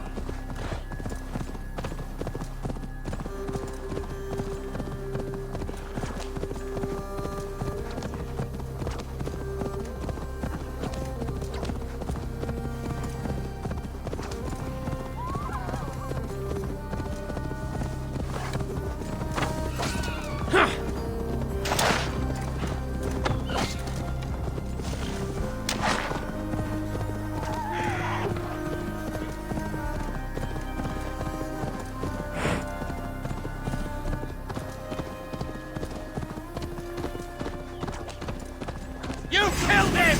Die!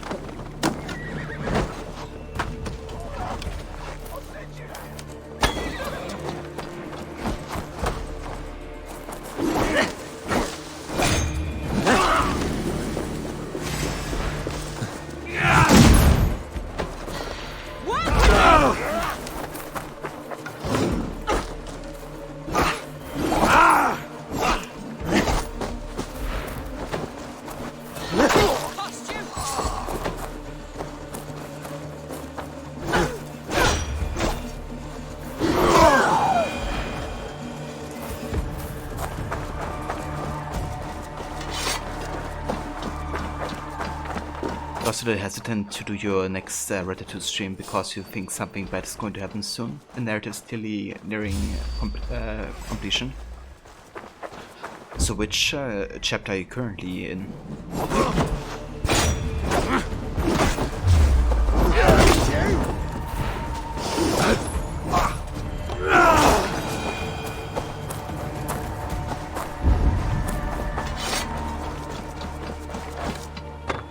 Yeah, that's understandable, dude. You know, if you don't wanna... They will attack. Or if you wanna kind of like delay whatever's happening.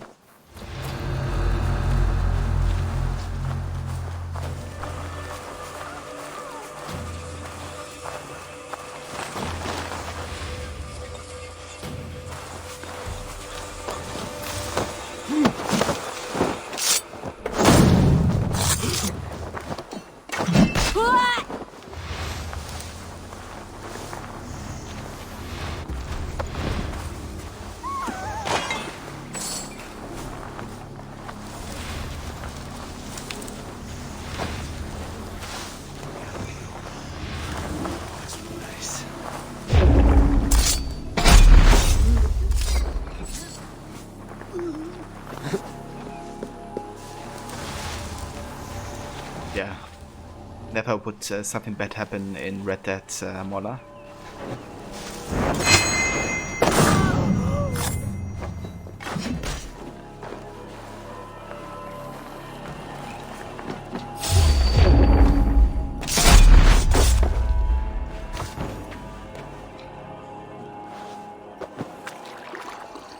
Just to take a life and a tank you drink.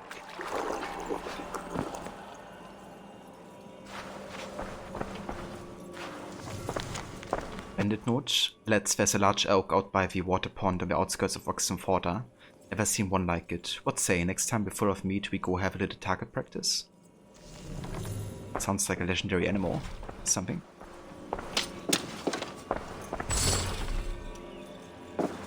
Okay, so where's the key then? In chapter 6, Ronnie. I gotcha.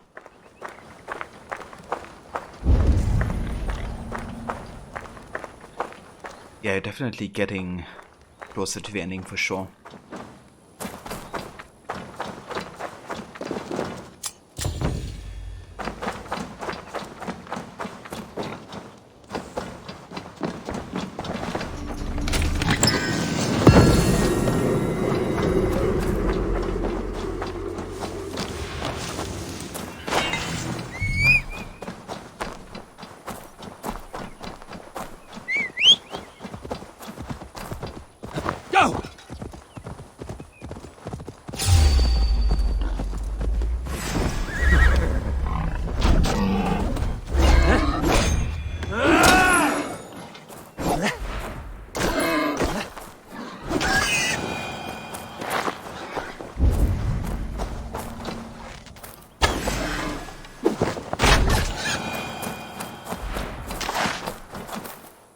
I don't even have a prisoner's out.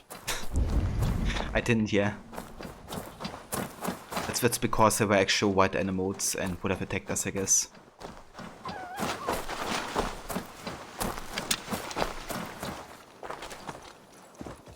But who knows, maybe somebody's gonna come by eventually and do that.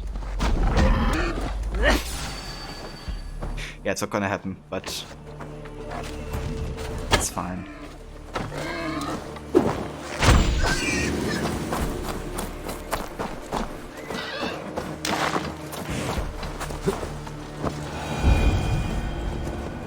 Don't know exactly what happens, but your man Arthur is not looking so healthy lately.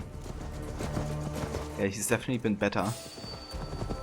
Troll-cursed corruption lurks here. That's for sure.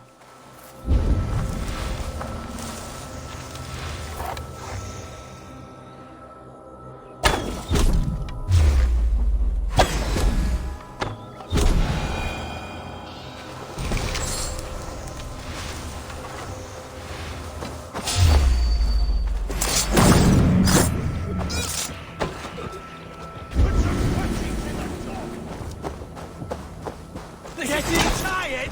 Get away from me!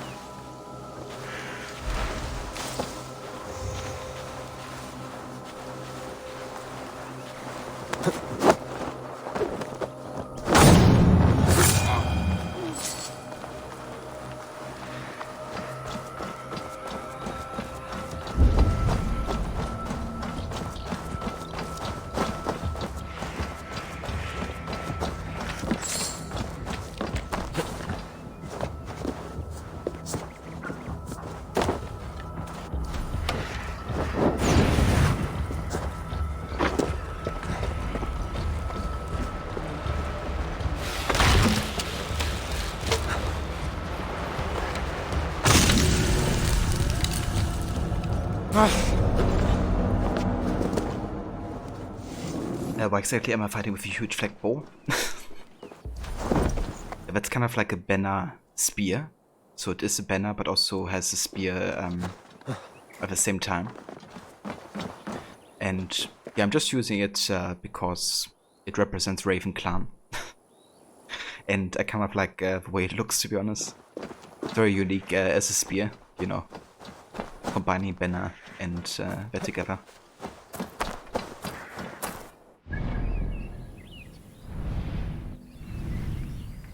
Okay, let's actually go ahead and kill another Order of the Ancients target this guy. Discovered that one earlier. I think he's the left.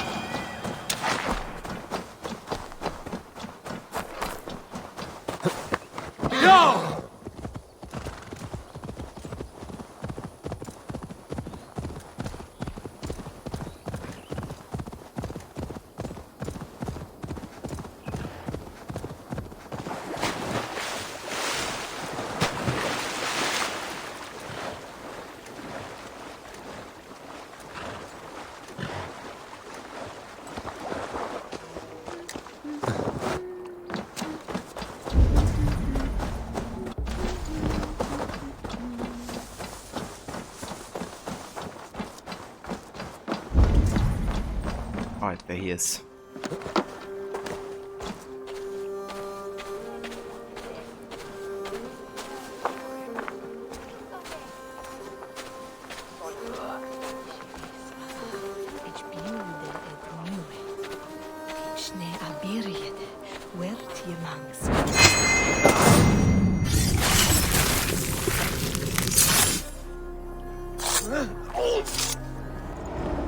I serve the young Athelred. He will rise one day. Is no Alfred, from what I hear. I lie to everyone, and they will never know. They will tell stories of me as a good man who served his lord. Your Huga walks with a new beast.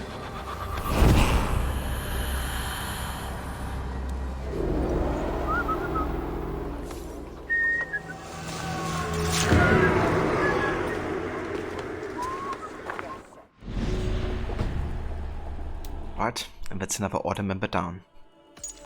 Also got a new clue for the lyre. Music, dear Lev, is my consoling pastime. I set the brutal deeds and bloody plans aside and let my spirit wander from note to simple note upon the stage in town. Lyre.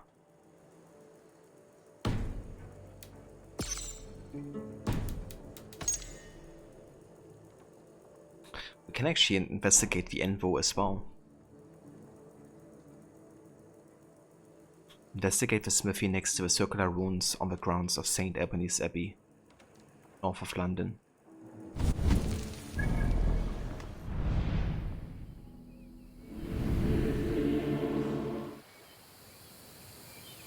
Maybe around here? Or there? Yeah, we can get that clue on our way to London, I guess.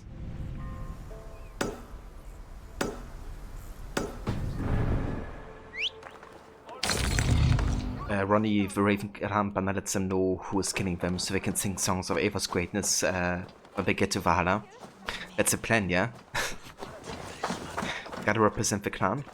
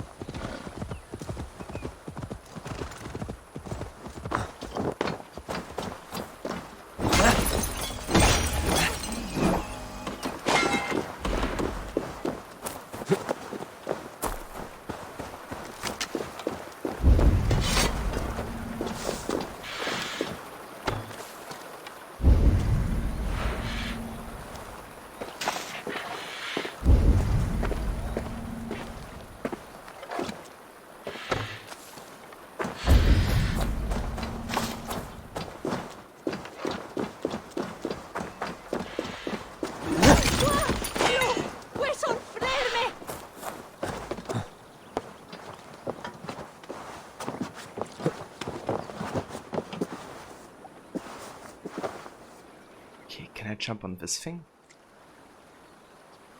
Not too sure.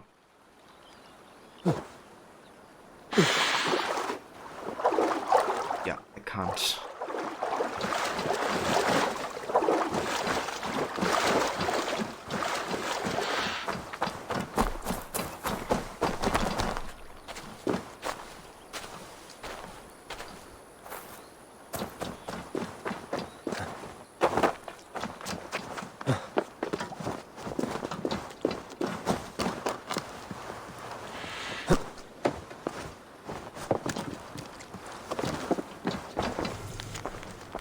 Love poem.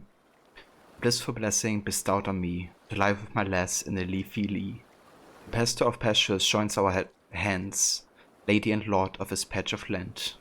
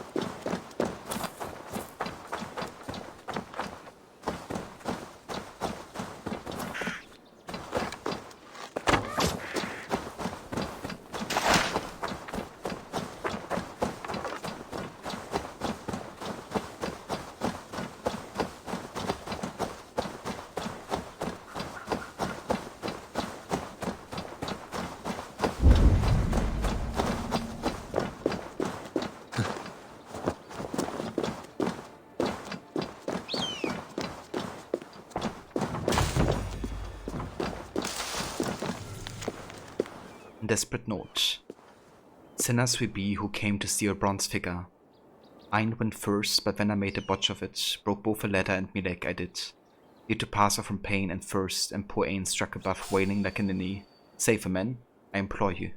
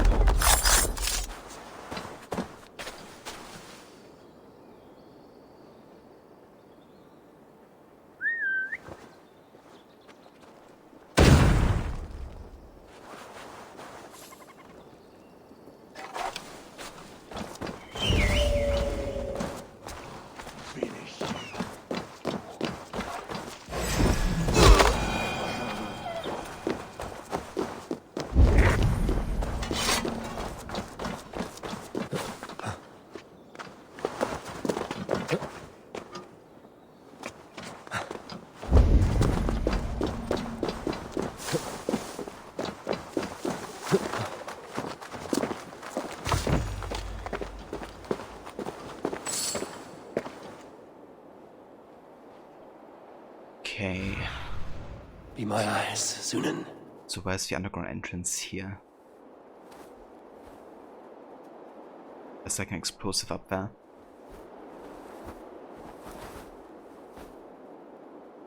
Oh, okay. Found it.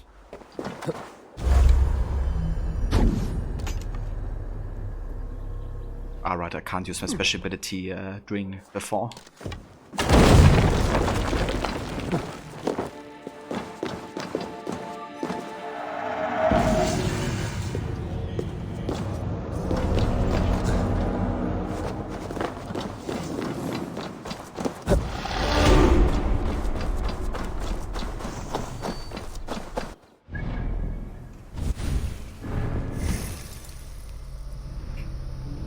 Okay, getting closer to power level 200 here actually. But which ability do we want to go for next? That is the question.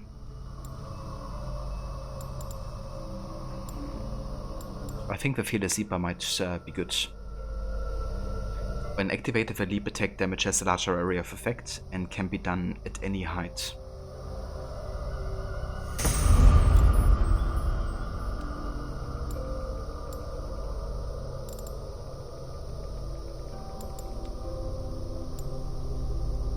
Let's also get the loot food. Ava now has a higher chance of looting food from dead bodies.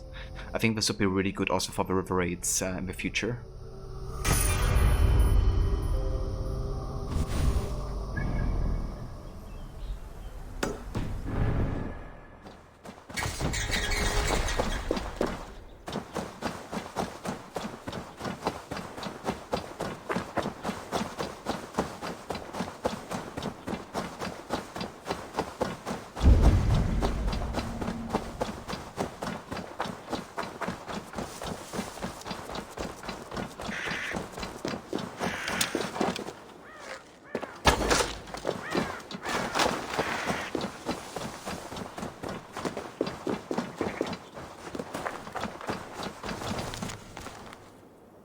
Note of support. Bless you, dearie, you're an inspiration to us all. Except these few carrots, they've turned black and all, but the good Lord made them, and they give sustenance. Right.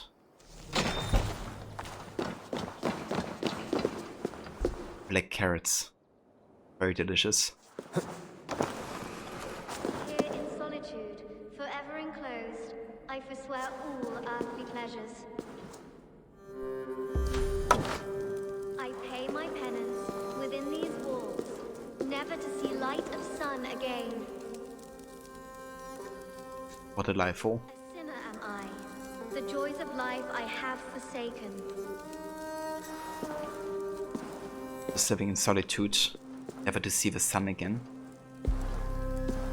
Here in solitude, forever enclosed, I forswear all earthly pleasures. I pay my penance within these walls, never to see light of sun again. What are you doing in this dungeon? I devote myself to solitary prayer, to confession and fasting. I have broken the lock. You can leave. But I choose to live this way. I am an anchoress. This is my entire life. Sealed up here. All day and night for life. It is an odd way to worship. I am at complete peace with the world. Can you say as much? Oh, nice. We can use our charisma here to convince her to get outside. How can you be at peace with the world if you live beyond its reach? I know the pain it can inflict. Come outside. Your god won't be angry for just a few moments. Come. Come. I will follow you.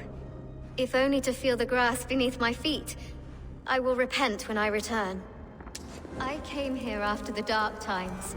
Pestilence and hunger. The death of my father. It has been years. I wonder what it will be like to once again feel a cool breeze. The warm sun. The scent of lavender.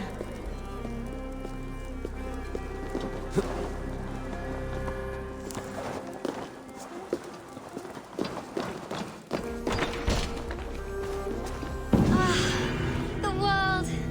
It is so beautiful. The earth's beauty renews us. Thank you, stranger. My life begins anew. Wow, that's a better plan.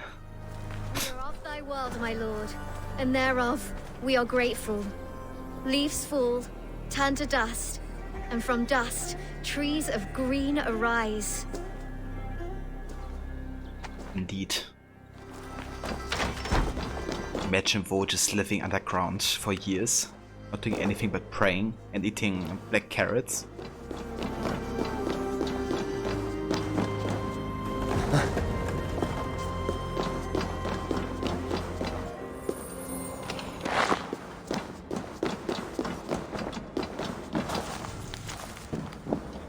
Anchoress's journal. This marks the 7th year of my confinement. Confinement? Rather of my release. In these stone walls I leave all loss and grief behind, for was not my existence one of constant loss? Father and mother, lost to the plague, my brother to war, my own self, feeding day by day to age and despondency. Far better to embrace my death here, waiting to be embraced by my lord, or vanity forsworn.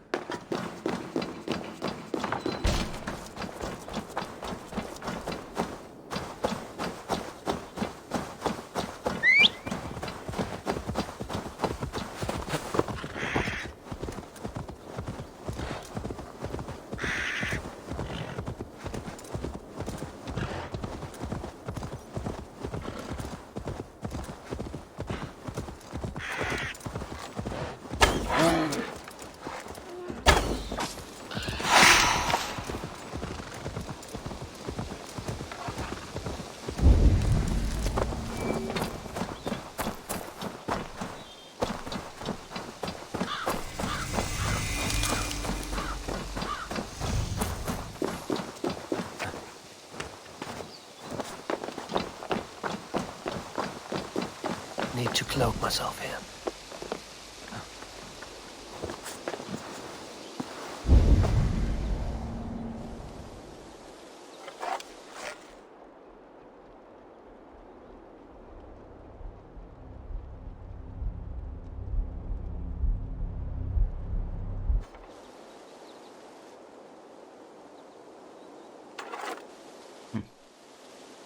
Don't want to do it stealthily. You could also just call a raiding crew.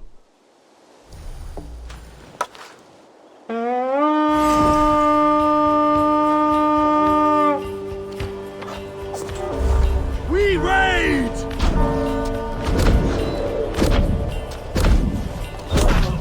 Take the fight to the enemy!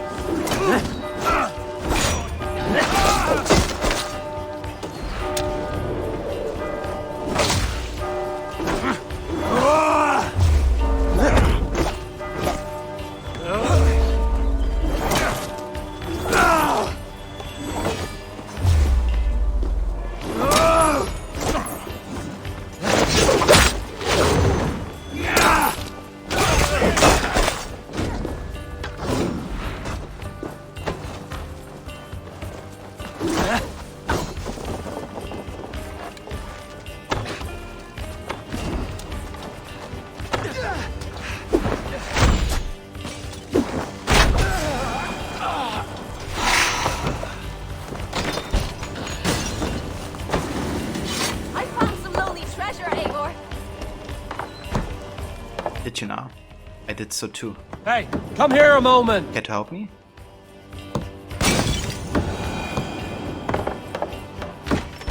Good job, Burner.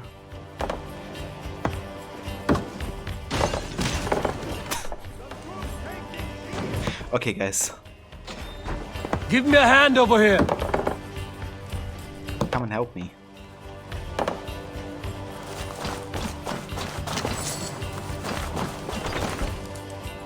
Hey, come here!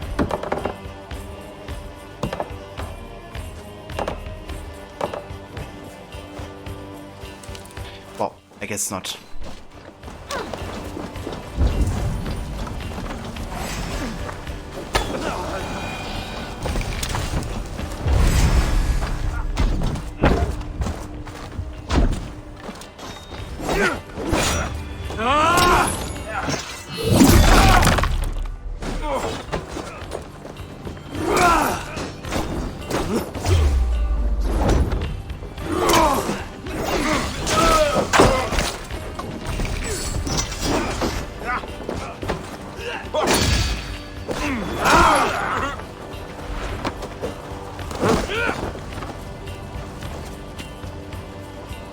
Why all the sights?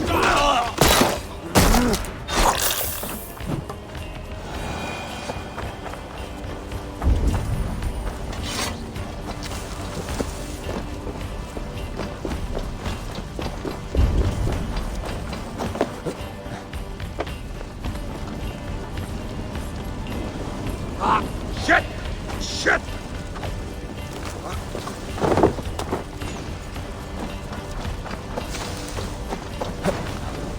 Ah! That burns!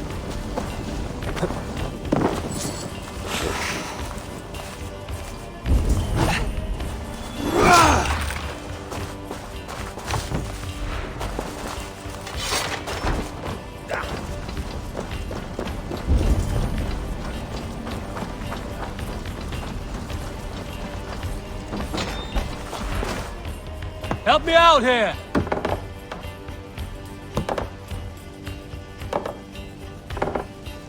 If these guys still don't want to help me, or what? How's it going, Deck? Give me a hand! Jesus Christ. It comes in and he's like, nope. Good. Not gonna help you.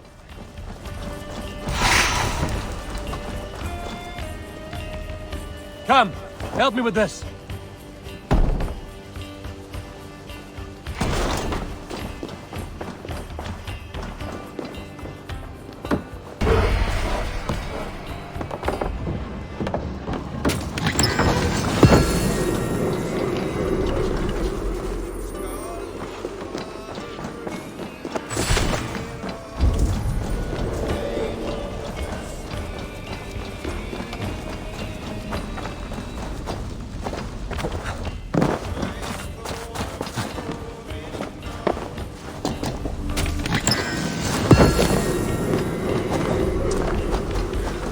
Ah, now they want to help me. Interesting. Or at least my Jomsviking wasn't Let's go. totally oblivious here to the loot. Also, have a Viper will come in. Yeah, it's kind of funny where they literally walk in the room and you know, look at you and they're like, nope. I'm gonna help you.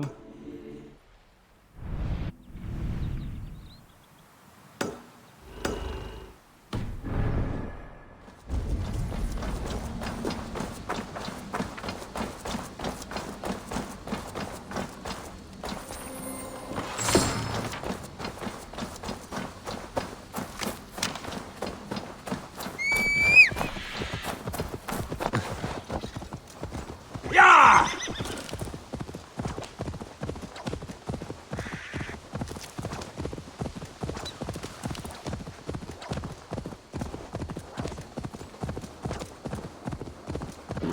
I'd actually like to go back to Ravensthorpe very soonish so we can do some renovations. We should have quite a few raw materials here. 255. Okay, we can do a lot of renovating. actually. Not sure if it's enough to get to level 5, but might actually get quite close.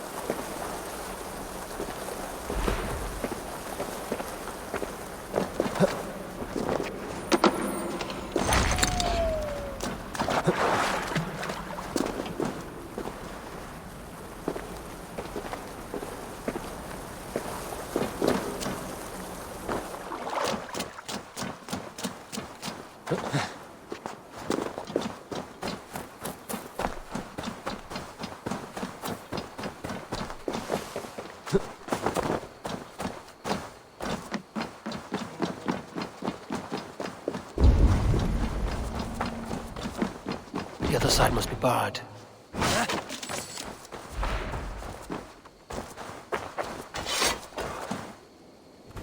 Note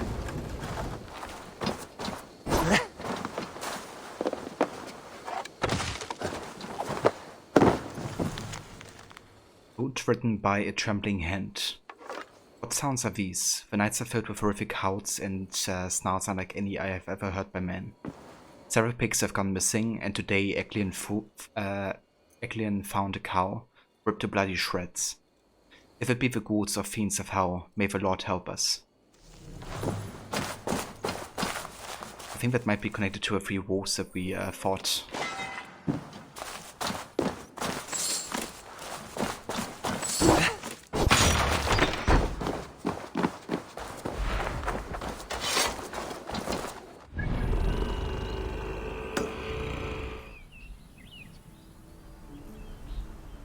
Yeah, it most likely is.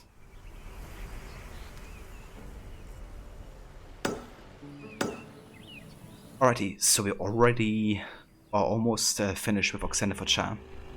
But yeah, we took most of the stream today just clearing out that, to be honest. There's also still worth opportunity over there. But yeah, my plan is always to kind of like finish, you know, each region before we head to the next, just so I don't have to do like, you know, a whole lot of collecting at the end of the stream, or at the end of the playthrough, I guess, before ending the main story. It's quite a lot, to be fair, like, you know, a small worth of locations. But I'd rather pace it throughout the gameplay and playthrough.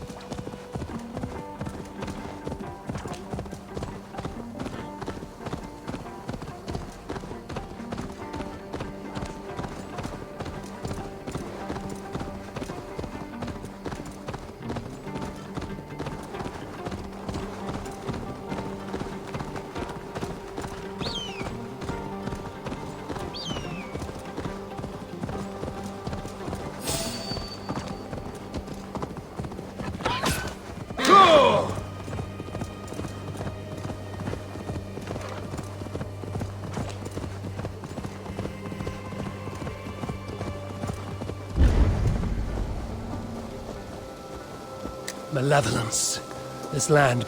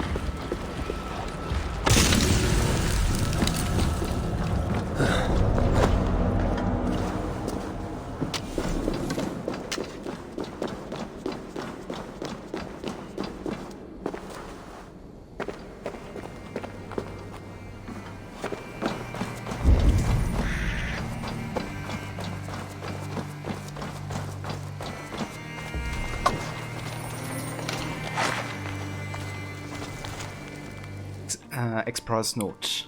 Bryn. I've placed the jars as you requested, but I find I have lost my nerve. You may be right that riches lie within, but is it worth being burned to ash? I say no. I leave them here for you to use. May you prove a braver man than I.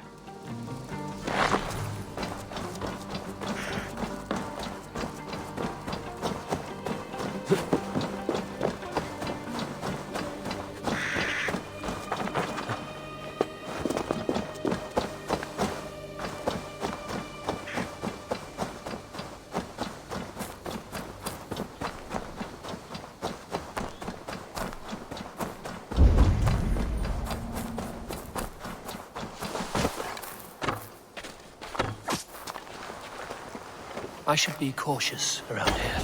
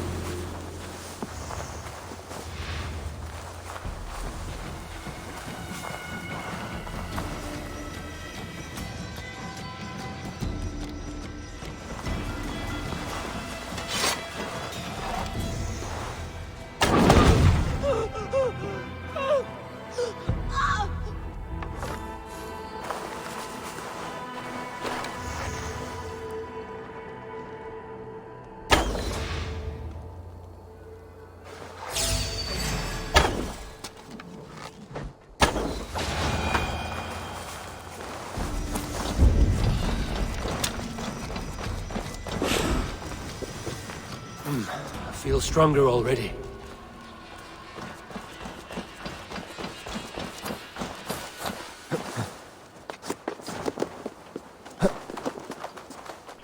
Okay, guess you have to go on this watchtower. And from there, make our way to the warp opportunity.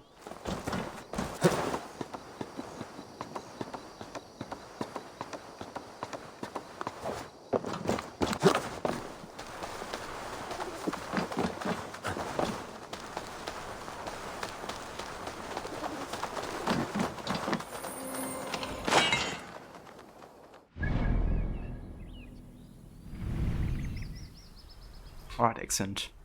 So I do believe we have basically gotten the entire northern Oxenfordshire map locations, with the exception of that dwarf opportunity there. However, I might just wait until we get to Gloucestershire and then grab it, to be honest. Doesn't run away. Okay, other than that, we can actually go to St. Albany's Abbey next. Because we have another order clue in that area.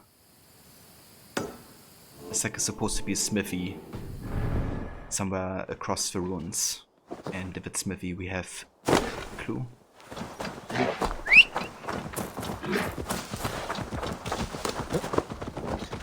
Yeah!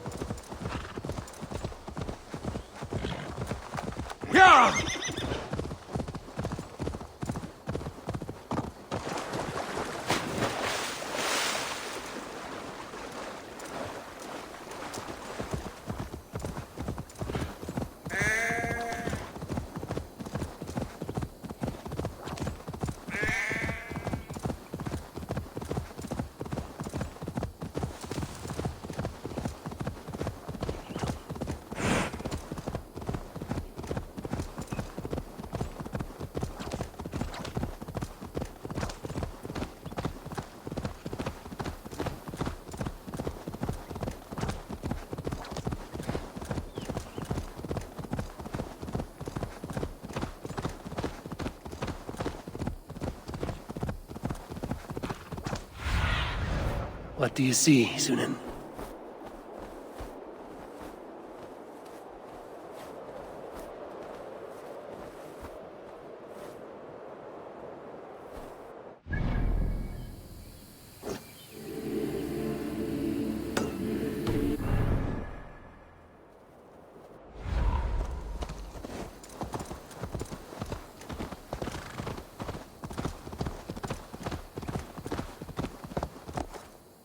Won't be gentle if they spot me.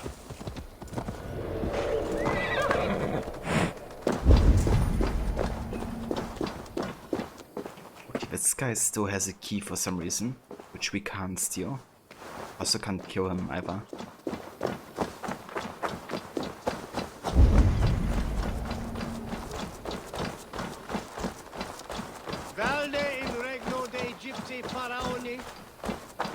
Okay, so somewhere around here should be a smithy.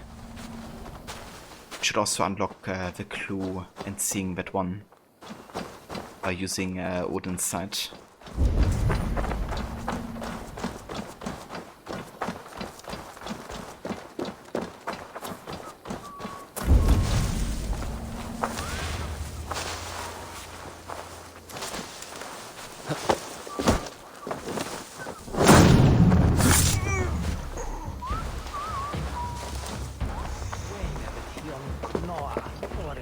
Thank you for the lurk, Max.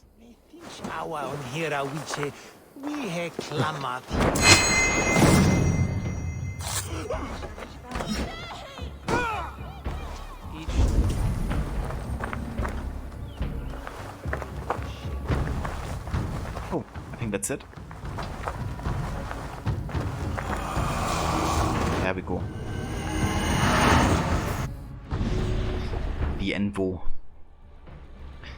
He can be found at his forge in the town of Oxenneforda on the western border of Oxennefordshire. At a young age, Patrick proved his worth to the Order by fashioning well-tempered blades at his father's smithy. When Patrick grew to adulthood, he was brought into the Order as a master blacksmith. A proud man descended from Lords of Hivik, Patrick fashions weapons for the Order to the specifications of each member and is much esteemed by them. However, Patrick has grown resentful of following the Order's commands and has become obsessed with the notion of escaping with his wife and children across the sea. He has had this dream for years, however, and somehow never brings himself to actually leave.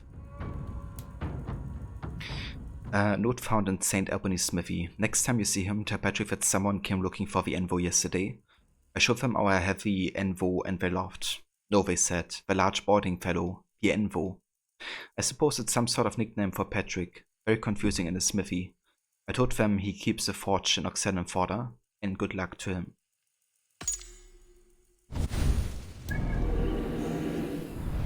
Okay, so he's all the way back there. Fair enough. Let's go and get him.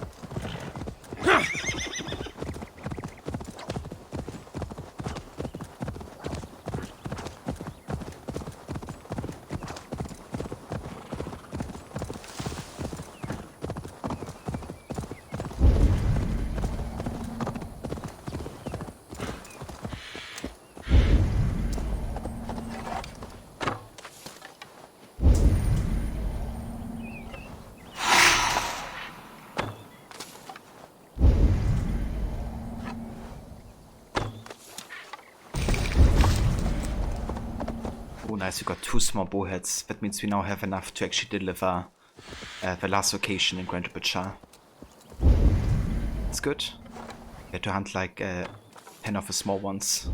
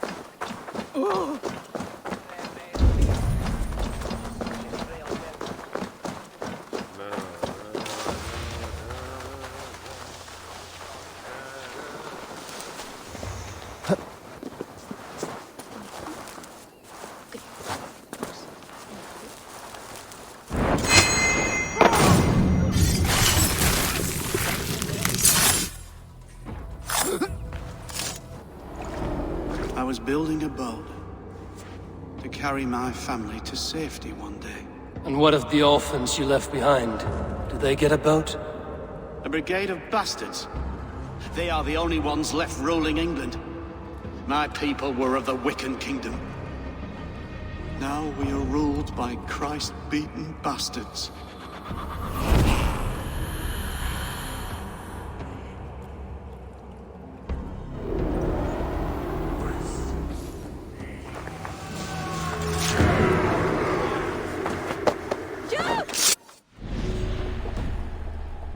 Oh damn, we got quite a few clues here actually.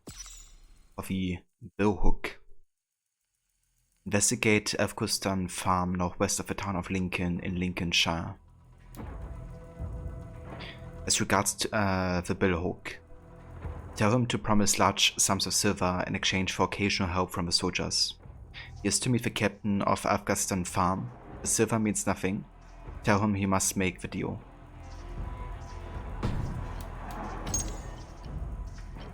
And we have to investigate the chain blockade in the Amber River in Sussex, northeast of Portershire.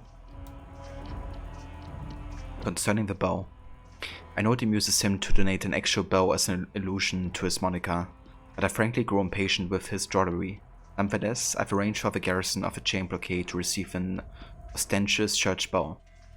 That the bow known as the captain will await his instructions before shipping it down the River Amber. The rake. It's another clue for Valhalla. For the Envo. Some laugh at his brownish looks, his gold-like beard, and wisp of hair upon his lip. But Valhalla wields a deadly blade. The laugh. Alright.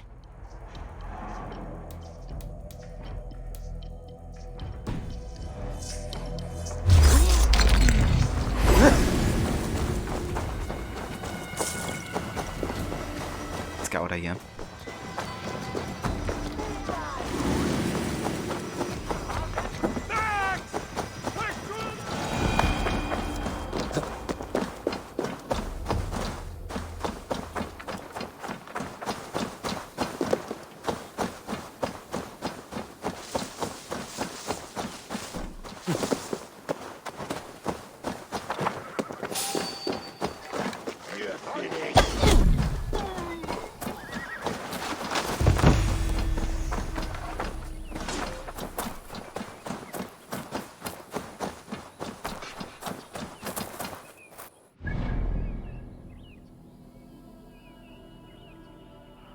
Alright, so then only remaining location is actually down to the south on our way to London.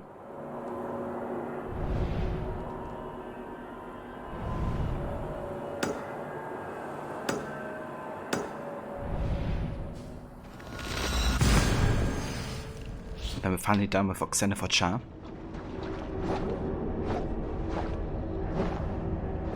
Yeah, next time I have like a bigger location, I will focus a bit more on collecting the smaller wealth opportunities during the main story.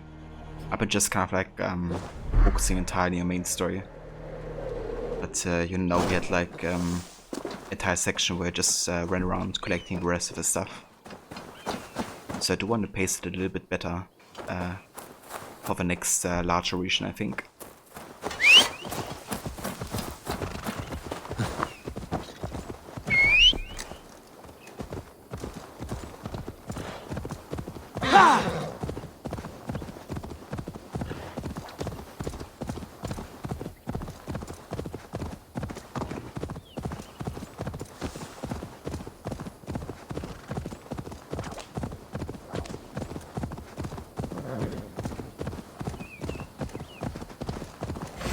Sure!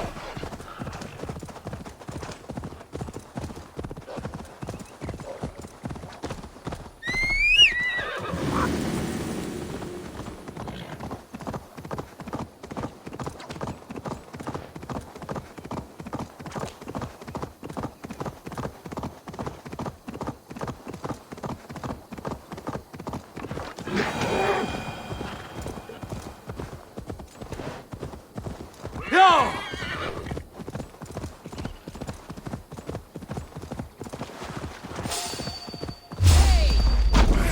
You're mine.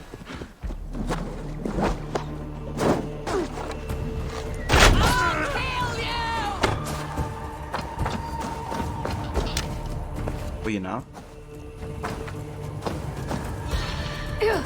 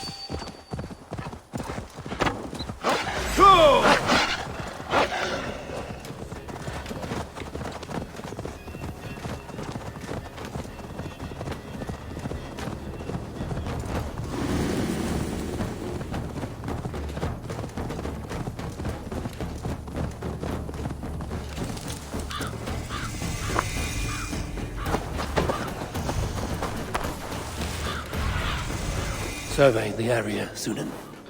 Okay, I gotcha. So this is actually part of London already. The location I marked. Yeah, here we are. As you can see, quite a different location to what we have been exploring before.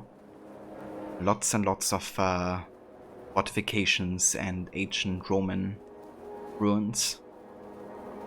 With even some kind of like Colosseum here. Can't wait to actually explore this in Discovery Tour and see where they took, you know, creative liberties and which parts actually have been accurate. Yeah, I'm not quite going into London just yet though. This we're gonna uncover once you get into the fort here. Wanna go up there though. Get the artifacts and eastward location.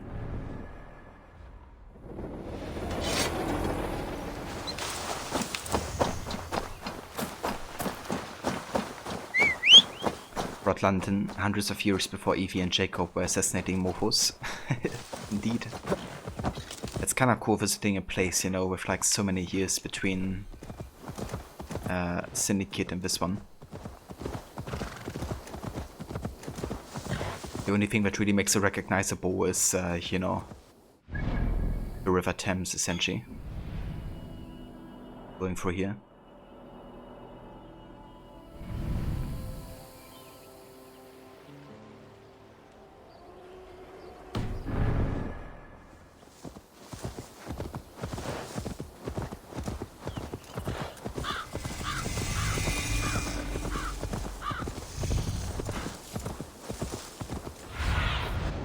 Aid me. Be my eyes.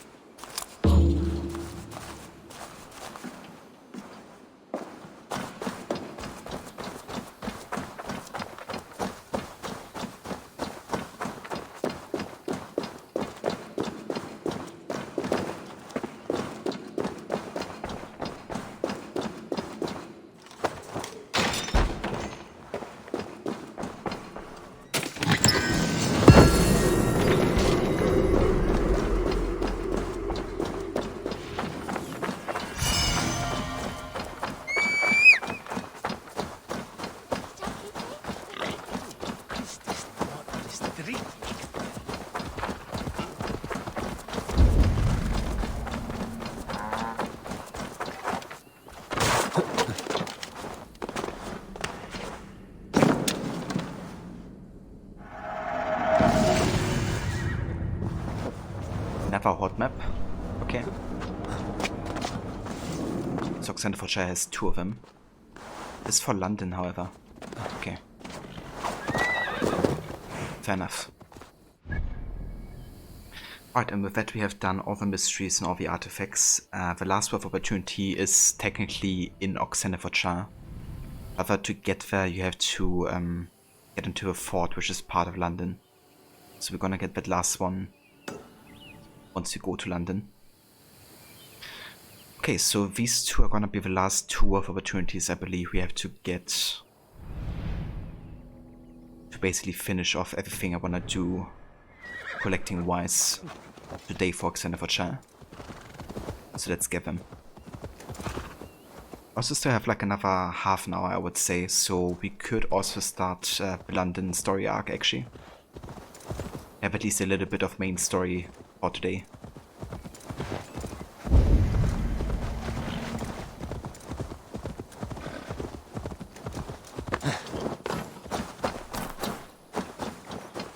This place is heavily guarded.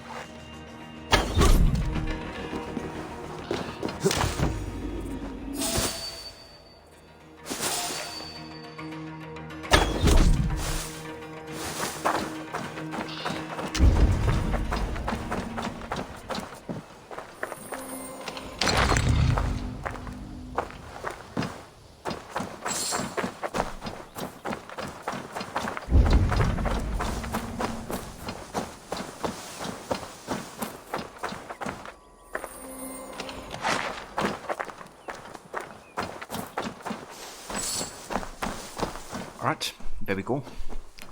That is everything we're gonna collect today in Xanderfordshire. Time to actually head to London now and make a start on that story arc. And that story arc is really cool actually because it's one of 3 cities that have been used as a reference to AC1. So basically London, then Winchester, but also Jorvik up here in the north. They're all kind of like references to the 3 major cities of AC1. And in those cities you will be having assassinations that are very reminiscent of assassinations that you have done in AC1 as well. What's kind of cool is they actually had the original game director from AC1 create those assassinations for Valhalla. So that really is, you know, a nice overlap there. But yeah, let's get to London, shall we? Oh, say hey the puppet. Welcome in, dude. Rod always plays this game with a nude mode, just saying. I mean, I always have the nudity mode on as well. It's just, you basically never get to see it in this game. Except if you, you know, fighting like the Daughters of Larian or something.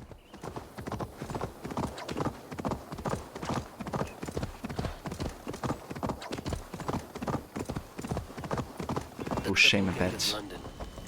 Might find an official worth his salt here. Easy now. Have Okay, for London I'm actually gonna change my setup for. I'm gonna go with a bit more subtle weapons here. Let's go for Varens X. And Sinner Scar. And on Sinner Scar I'm gonna go for speed, I think, if I have more of it.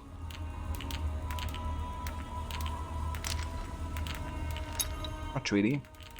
But how about speed and stun then? In Varens X we go for damage.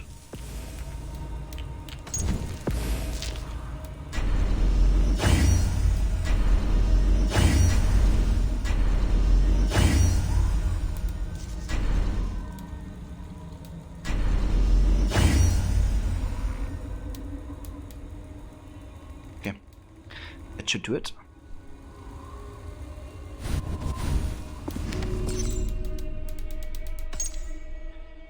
Ninth century London was in a transitional period. It was largely abandoned by Christians, believing the ruins of the old Roman city to be haunted.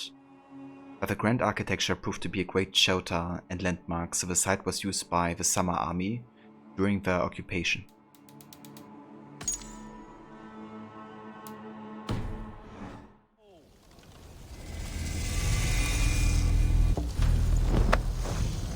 easy now.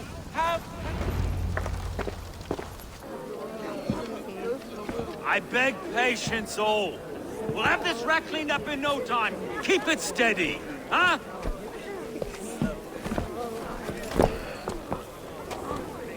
Here, love. Hey, bear our Master Ame. You'll be on your way shortly, huh? Something of a shepherd, aren't you? It can feel that way, aye. Can I help you with something? Who governs this burr? I would like to speak with him, if I can. Ah, the Governor Trigger. Good and fair Dane come to London 4 years back. Trigger? Aye, most hours of the day you can find him at the old villa, dealing with all manner of knavery. Stow!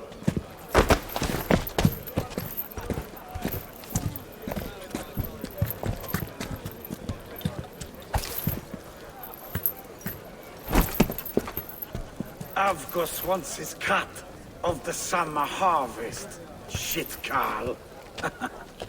Huh? What's the holdup? We're talking.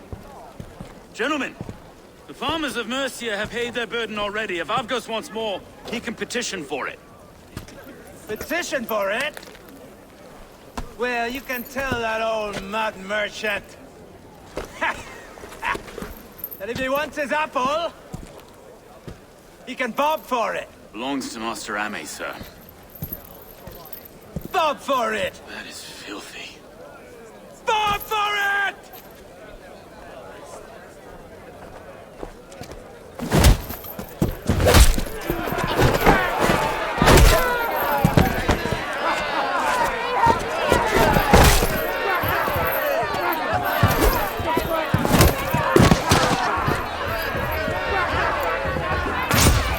Is this kind of noise coming to London?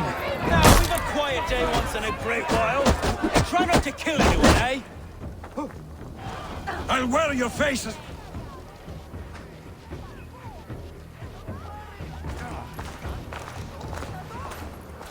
God in heaven, you fight like the devil stolen your bread. You give some hard knocks yourself.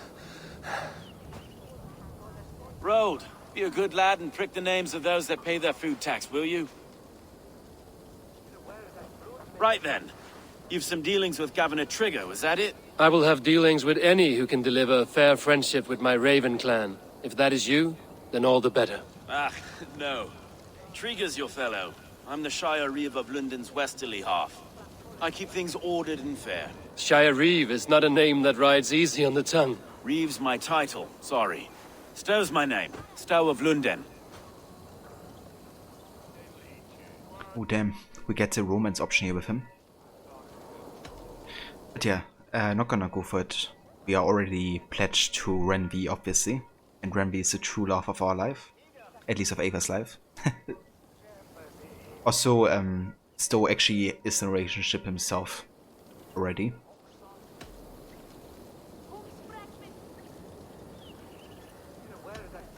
It is good to meet you, Reevestow. London sits on sturdy shoulders. To be fair, I'm not the only Reeve. There are two of us now, and the governor to boot. We do our best in these times, wild as they are. Take me to your governor, Stowe. He sounds like a man worth knowing. Right then. Station filled, flock shepherded, and off to Trigo we go. What can I call you? Humbler of thugs? Dane Hammer? I am Eivor, of the Raven clan. We have a settlement to the north, just off the River Neen. Well, I owe you a great debt, Eivor. You're a worthy ally. So, this is London, a city built by giants. So they say. She's an old place, surly as they come. But there's a mystery here I quite adore. I was raised here, in fact. Learned the scriptures of Christ's apostles in Lundenwich. I was Saxon Borough, just past the western walls. You're not a priest, are you? No. No, I was raised by them. And for a penniless bastard, I turned out pretty well. A penniless bastard, and now London's fearless Reeve. Well, it's Trigo who saw something in me. He judges not the circumstance of my birth. His two hands, left and right, on me and a Dane-born soldier, Erke. Erke's an orphan of the last Viking horde put down in London for a season. 2 or 3 years back now, it must have been. It's through Trigo I met Erke, and now we Reeves walk the city like parents looking after our children. A native son and an imported Dane. See, London's a city built of many pieces. Wait. Something's wrong. Iron on the air. This blood is fresh. These were good men. What's happened here?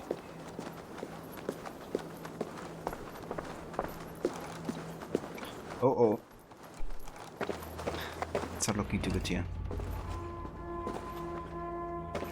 God, no. No. It took 3 arrows to kill him. The next 12 were an insult. O Lord, deliver these men with the light of thy countenance visiteth and shines upon them. You've no need for outsiders, Stowe. It's a private matter. There's no cause to be leery. Eivor had my back in a brawl at Cripplegate. More thugs from the garrison. You must be a real broker to hold your own against those shithugs. It's time to fetter those men, Stowe. It can't go on like this.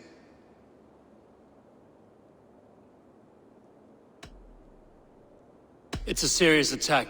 Were they after you as well? Now that's a fine question, isn't it? You must be Erke, London's second Reeve. Erke Botel's son, yes I am.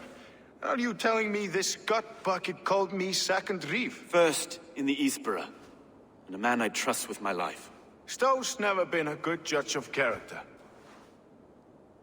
Erke, this is Eivor. He came to meet with Trigo, to seal the bonds of friendship with his clan. He would have welcomed you heartily.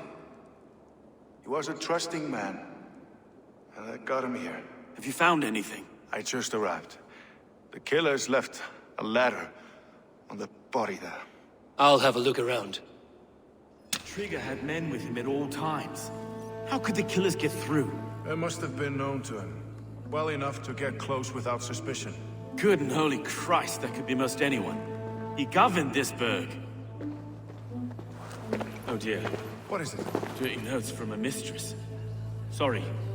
Mistresses. In Trigo's desk. Ah, yes. The old man had a wandering hand. And I didn't know. I didn't think. He didn't want you to. It was his secret to keep. Oh, that's one brutal way to die here. Decapitated. Bunch of arrows in the chest. This letter. Someone wanted us to see it. From Rome went an order of heretics who worshipped the relics of a time before Christ. Erke, this was the letter he told us about. Said it contained fearful news about London.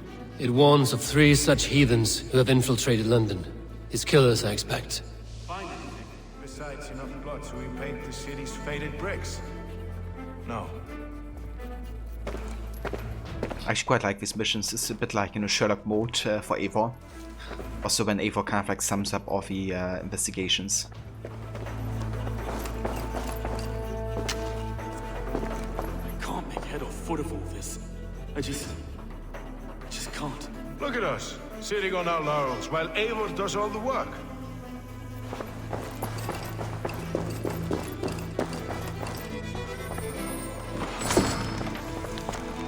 Letter to Uba. Uba, my commander, my friend. I hope you're in high spirits in this warm weather. While London never gets as cold as Norway, it rains here nearly every day. I feel as cold and grey as a fish. A common affliction here, I have found. Still, the wards hold strong and our larders stay fed with bounty. I do not miss going a Viking. I've seen enough golden sunrises for my days. Now I am ready to rest on my laurels and have my taste of the city's trollops. If you grow tired of sleeping on ships or of wearing Eva around your neck like a noose, there's always a throne for you here. Your brother in arms, Trigger. There's of course a connection to Oba, one of the sons of Ragnarsson, which we have also met and who's one of the main Viking allies to us. But user could have done a detective game of some kind actually. I mean, Sherlock Holmes would probably be the best fit, especially since they deal so much with the past in the AC games. That's true, yeah.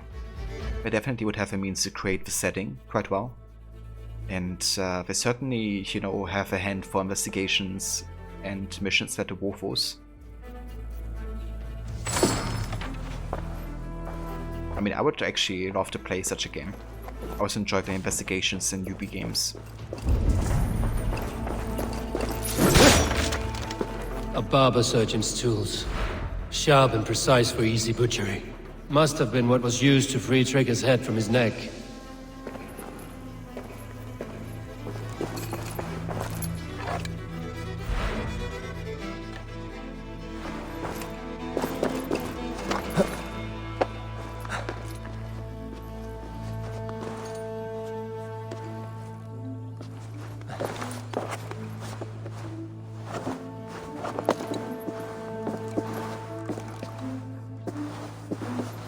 I do not envy this man's death. Hang on. There's something in his hand. This was not Trigger's seal? No, it looks Roman in origin. Must have been on a ladder he opened. It must have been significant to this god for him to grasp it even in death. Perhaps it's what got him killed.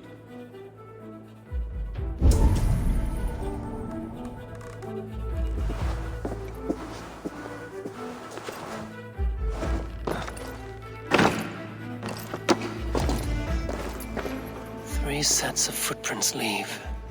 2 average and 1 massive. I think I have a clear idea of what happened here. Trigger was shot where he sat. Probably as he read the letter. One of his guards grabbed the seal and tried to escape. He didn't make it. A second killer found him first. He met his end at the noose, lifted by the bigger man. A third attacker took his eyes, then came for Trigger's head. Symbolic, maybe.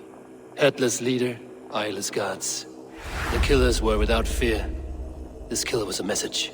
Their footprints leave together. 3 sets, heading back to the courtyard. The letter mentions 3 heretics, named only by monikers. The Leech, the Arrow, the Compass. Signed by someone calling himself a poor fellow soldier of Christ. Poor fellow soldier. Odd name. 3 names, 3 killers, as you said. Baldersack. It could be anyone in London. Who can we trust? Only the people in this room, I fear. Even that would be unwise, until we know more. The Arrow is described as a pugnacious Dane invader. That describes too many in London. The Leech hails from Wessex.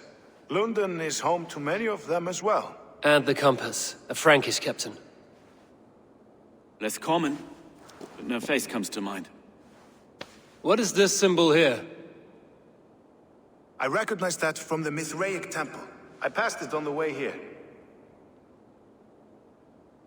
It's a very interesting note here that the letter has been signed by a poor fellow soldier of Christ.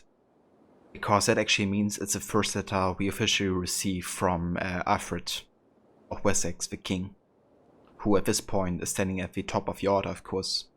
That's the first time, I guess, where he tries to assist us in taking and dismantling the order, because Alfred isn't happy anymore with the way the order is functioning, right? And similar to Eivor, he also wants to put an end to it so he can create a new order that eventually will, you know, become the Templars themselves. And what's interesting here is, you know, his name, the Poor Fellow Soldier of Christ, because that's another description for the Templars. Actually, like, you know, even historically, they were called the Poor Fellow Soldiers of Christ of the Temple of Solomon in Jerusalem.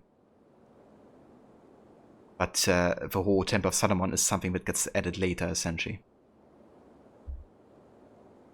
So yeah, it's a really cool connection here to Alfred first manipulating both sides for his also favor, you know, using both the Order of the Ancients but also Eivor to get what he wants. Mithraic Temple, is that a church? A church? Heavens, no. Mithras was a pagan idea, a so-called god beloved by the ancient soldiers that built this city. Our city is overrun with cowards. We may be next to fall if we don't resolve this sick fermentation of hate. I've told you, this city answers to blood and power. We should serve as such. I can't leave him like this. I need to. We'll get the church to see to it, Stone. No. No, it should be me. I must ready him for judgment. I understand. Only get some air from time to time. It reeks in here. Shall we, Broga?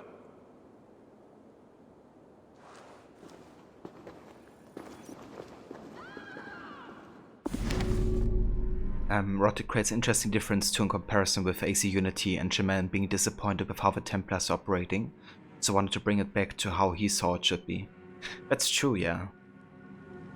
He definitely brought it back to a much more corrupt level as well of the Templar operating, right? Because with Monsieur de la Serre being at the top of the order before him, there was even a potential for truce between the Templars and Assassins, which he also wanted to disrupt, I guess.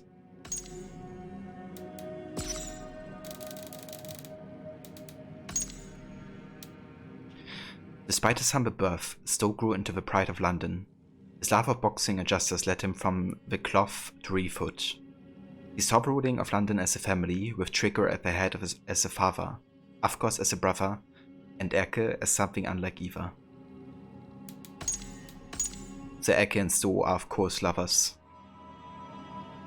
And I don't think they have like an official relationship, because I guess it maybe would have also created some issues maybe.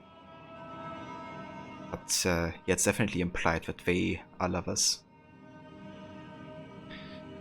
Erke Bodesson was one of the London's Danish sons. His motto was whatever gets the job done, but shifted from more shady dealings to strictly upholding the law with guidance from Reeve Starr. The two became fast friends and partners until under the rule of Governor Trigger, and could scarcely be seen apart.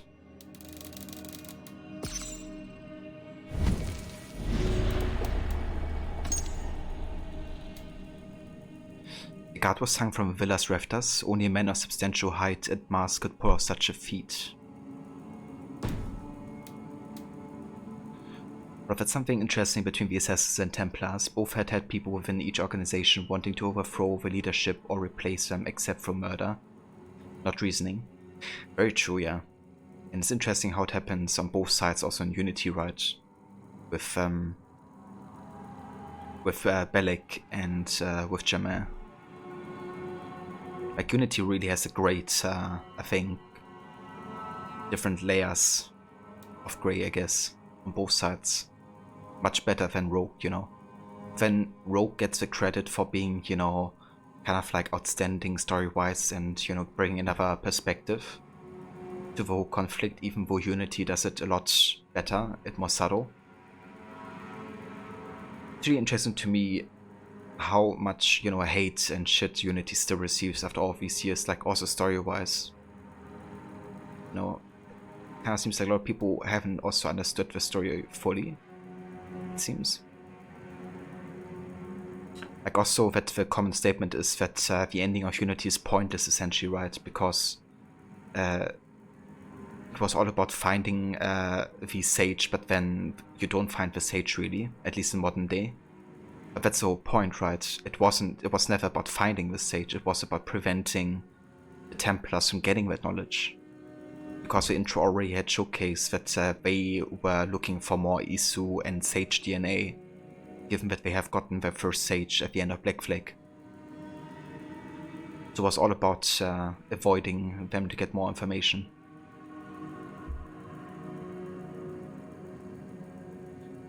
But yeah.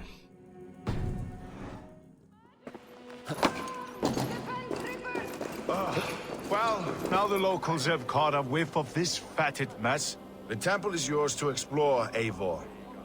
It's to the east of here. I must wear my Reeve's face for a time. Keep away! Keep away! The fight is over. Town Hall will follow soon. Should the Reeves change their minds, I will have to gut them and put a puppet atop London's throne. But Stowe seems a good man. I will trust his word. Wow. That statement of Eivor. It's like, you know, if they play around with me, they're just gonna die. Oh. Something.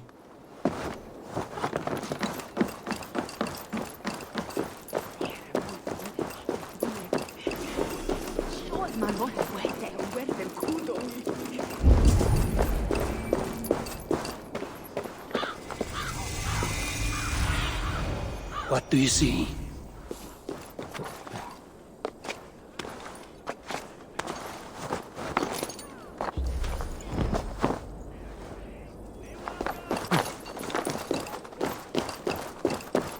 The Temple of Mithras. Well guarded for a tangle of old ruins. I need to find the entrance. I must be careful now.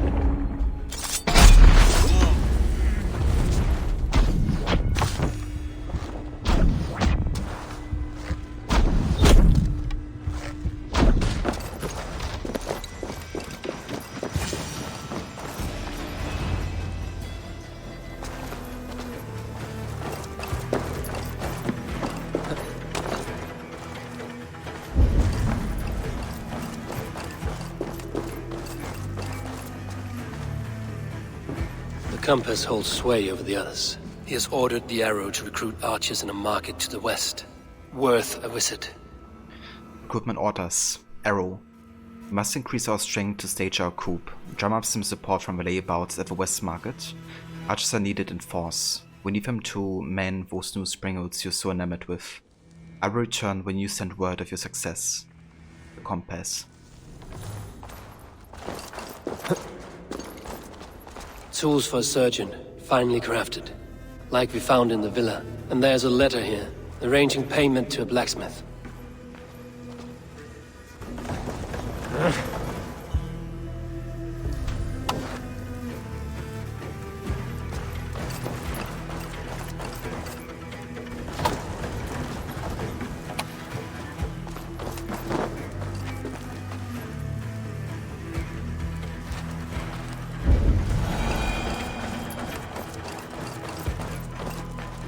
Okay, I think this might be the exit here.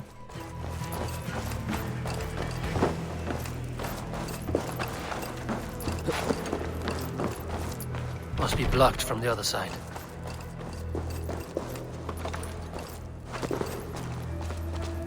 But it seems like we actually have to go this way. Let's do it.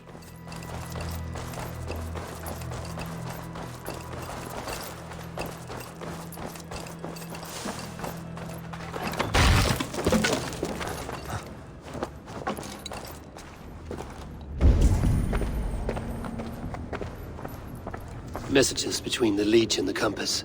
Healing, gutting. The Leech is a strange one, but the Compass calls to strikes.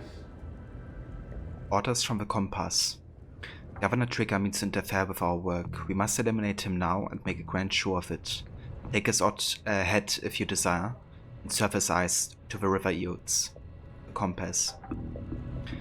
Set and eyes will remain with me, for they greatly aid my work. We are the wet machines of an earthly age, and there is nothing about us that cannot be improved with effort and pain. The Leech. I have arranged a meeting with Trigger tomorrow morning to discuss the opening of a port to Frankian concerns. This will be his last negotiation. Be ready with your tools. The arrow will bring his own. Father, Mother, and Sacred Voice go with you. The Compass. Hey there, Lizzie. Good morning to you. How's it going?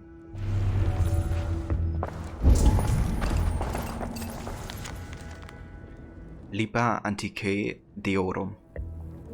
Let our wretched origins be known. Enough to go on for now.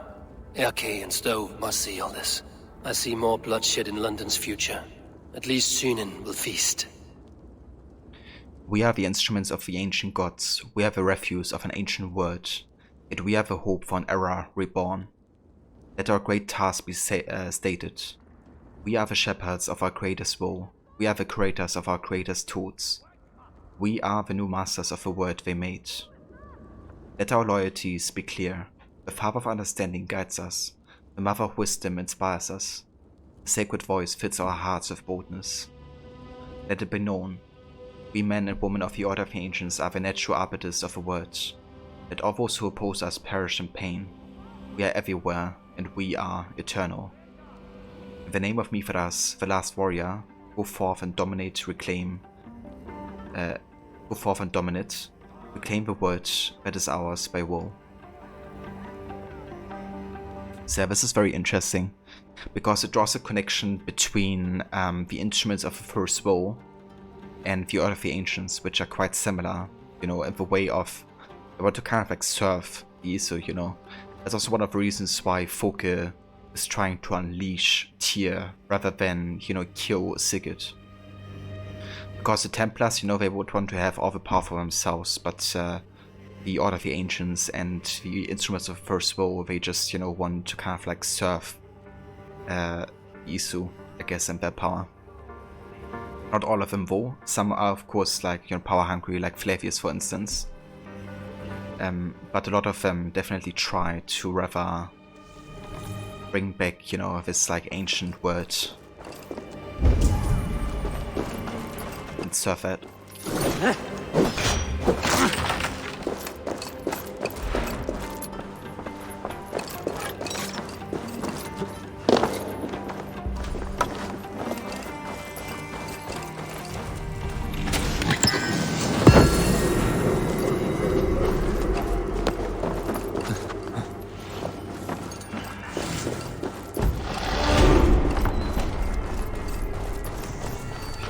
Got to download the first Dark Souls game onto your Switch, and after hearing how hard the game is, you're scared, but you think you might start it today. Oh, nice. I haven't played the first Dark Souls myself yet, but I definitely heard as well that it's quite difficult. I did play through 2 and about half of 3. Yeah, it's definitely quite challenging, but it starts slow, so you have like enough time to get like familiar with the mechanics and all that.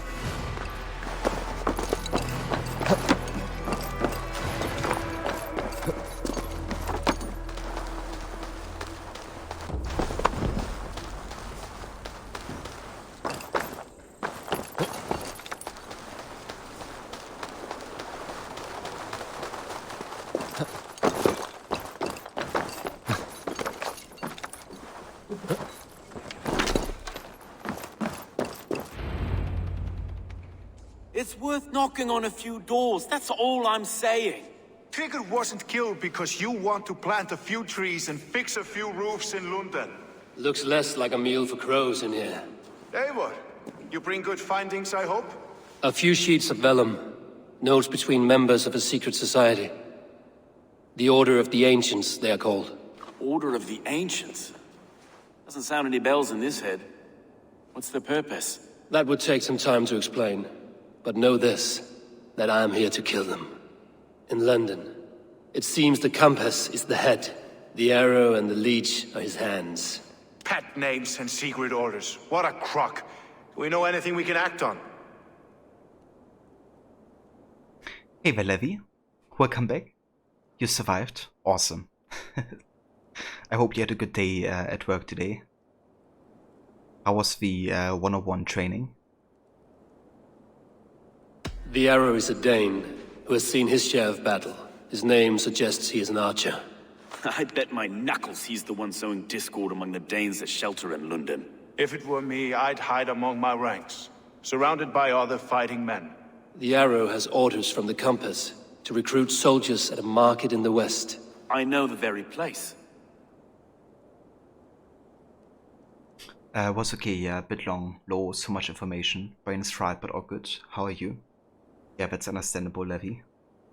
Probably like a lot of new information to process.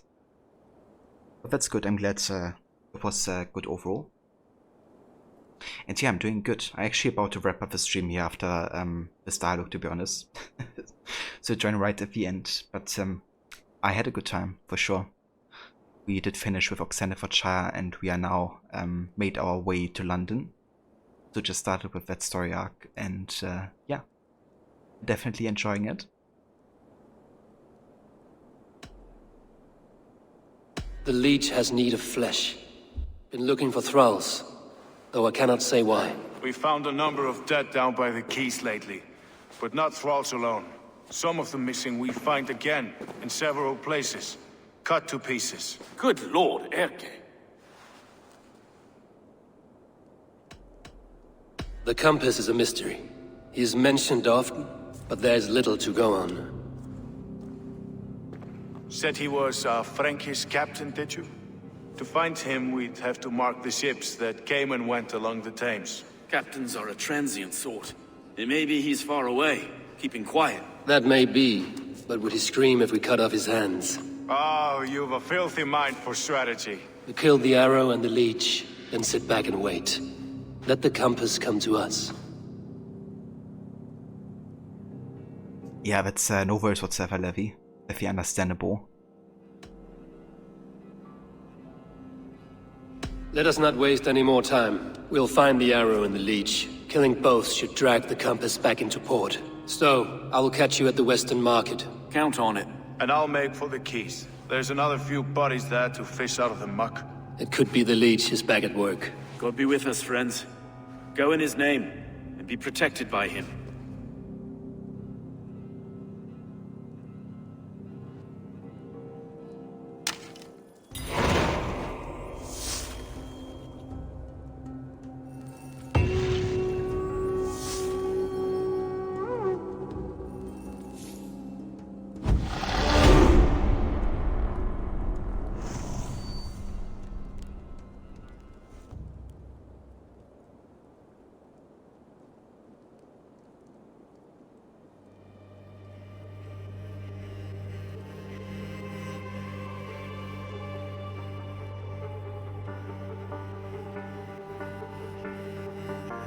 Okay, sorry guys, I was muted for a sec here. Talking to my sis about dinner plans and stuff.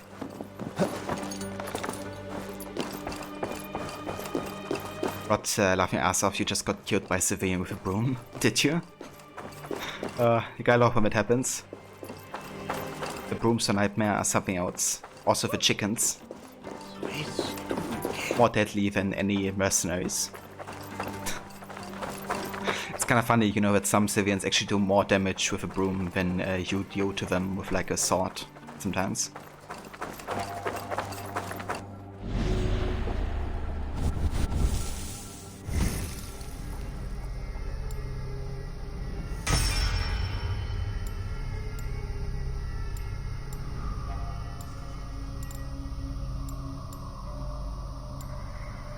Okay, let's get the arrow looter.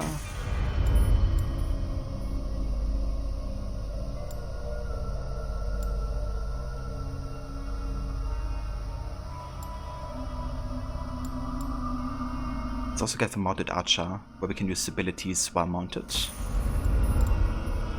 And let's also get the assassin carry, where we can hold the assassination button to pick up somebody after assassinating them.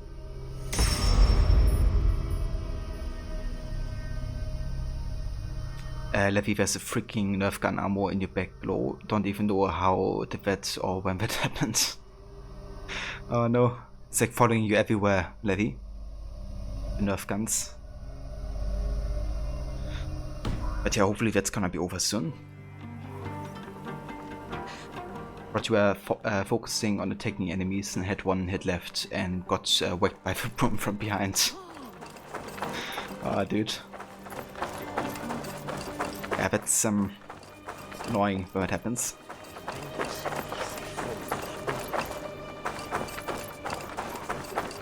It's so annoying, Levi. You only have to survive a month, then you can work from home.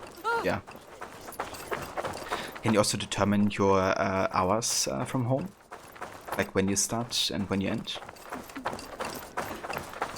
You see, that's crazy how the broom does more damage. Yeah. But that's the thing, right? Like a lot of the things in an RPG are kind of like more stat bound than appearance or utility bound, I guess. So in Odyssey, you know, you can get to a point where you do more damage with a fist than with a sword. Is it the sense that makes, but depending on the level of a sword, you know, that can actually happen.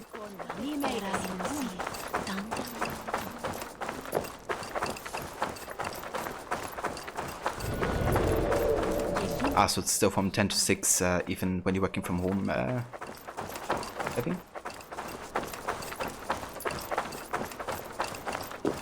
Ah, okay, yeah. So I was curious about if you're kind of like flexible on when you can start.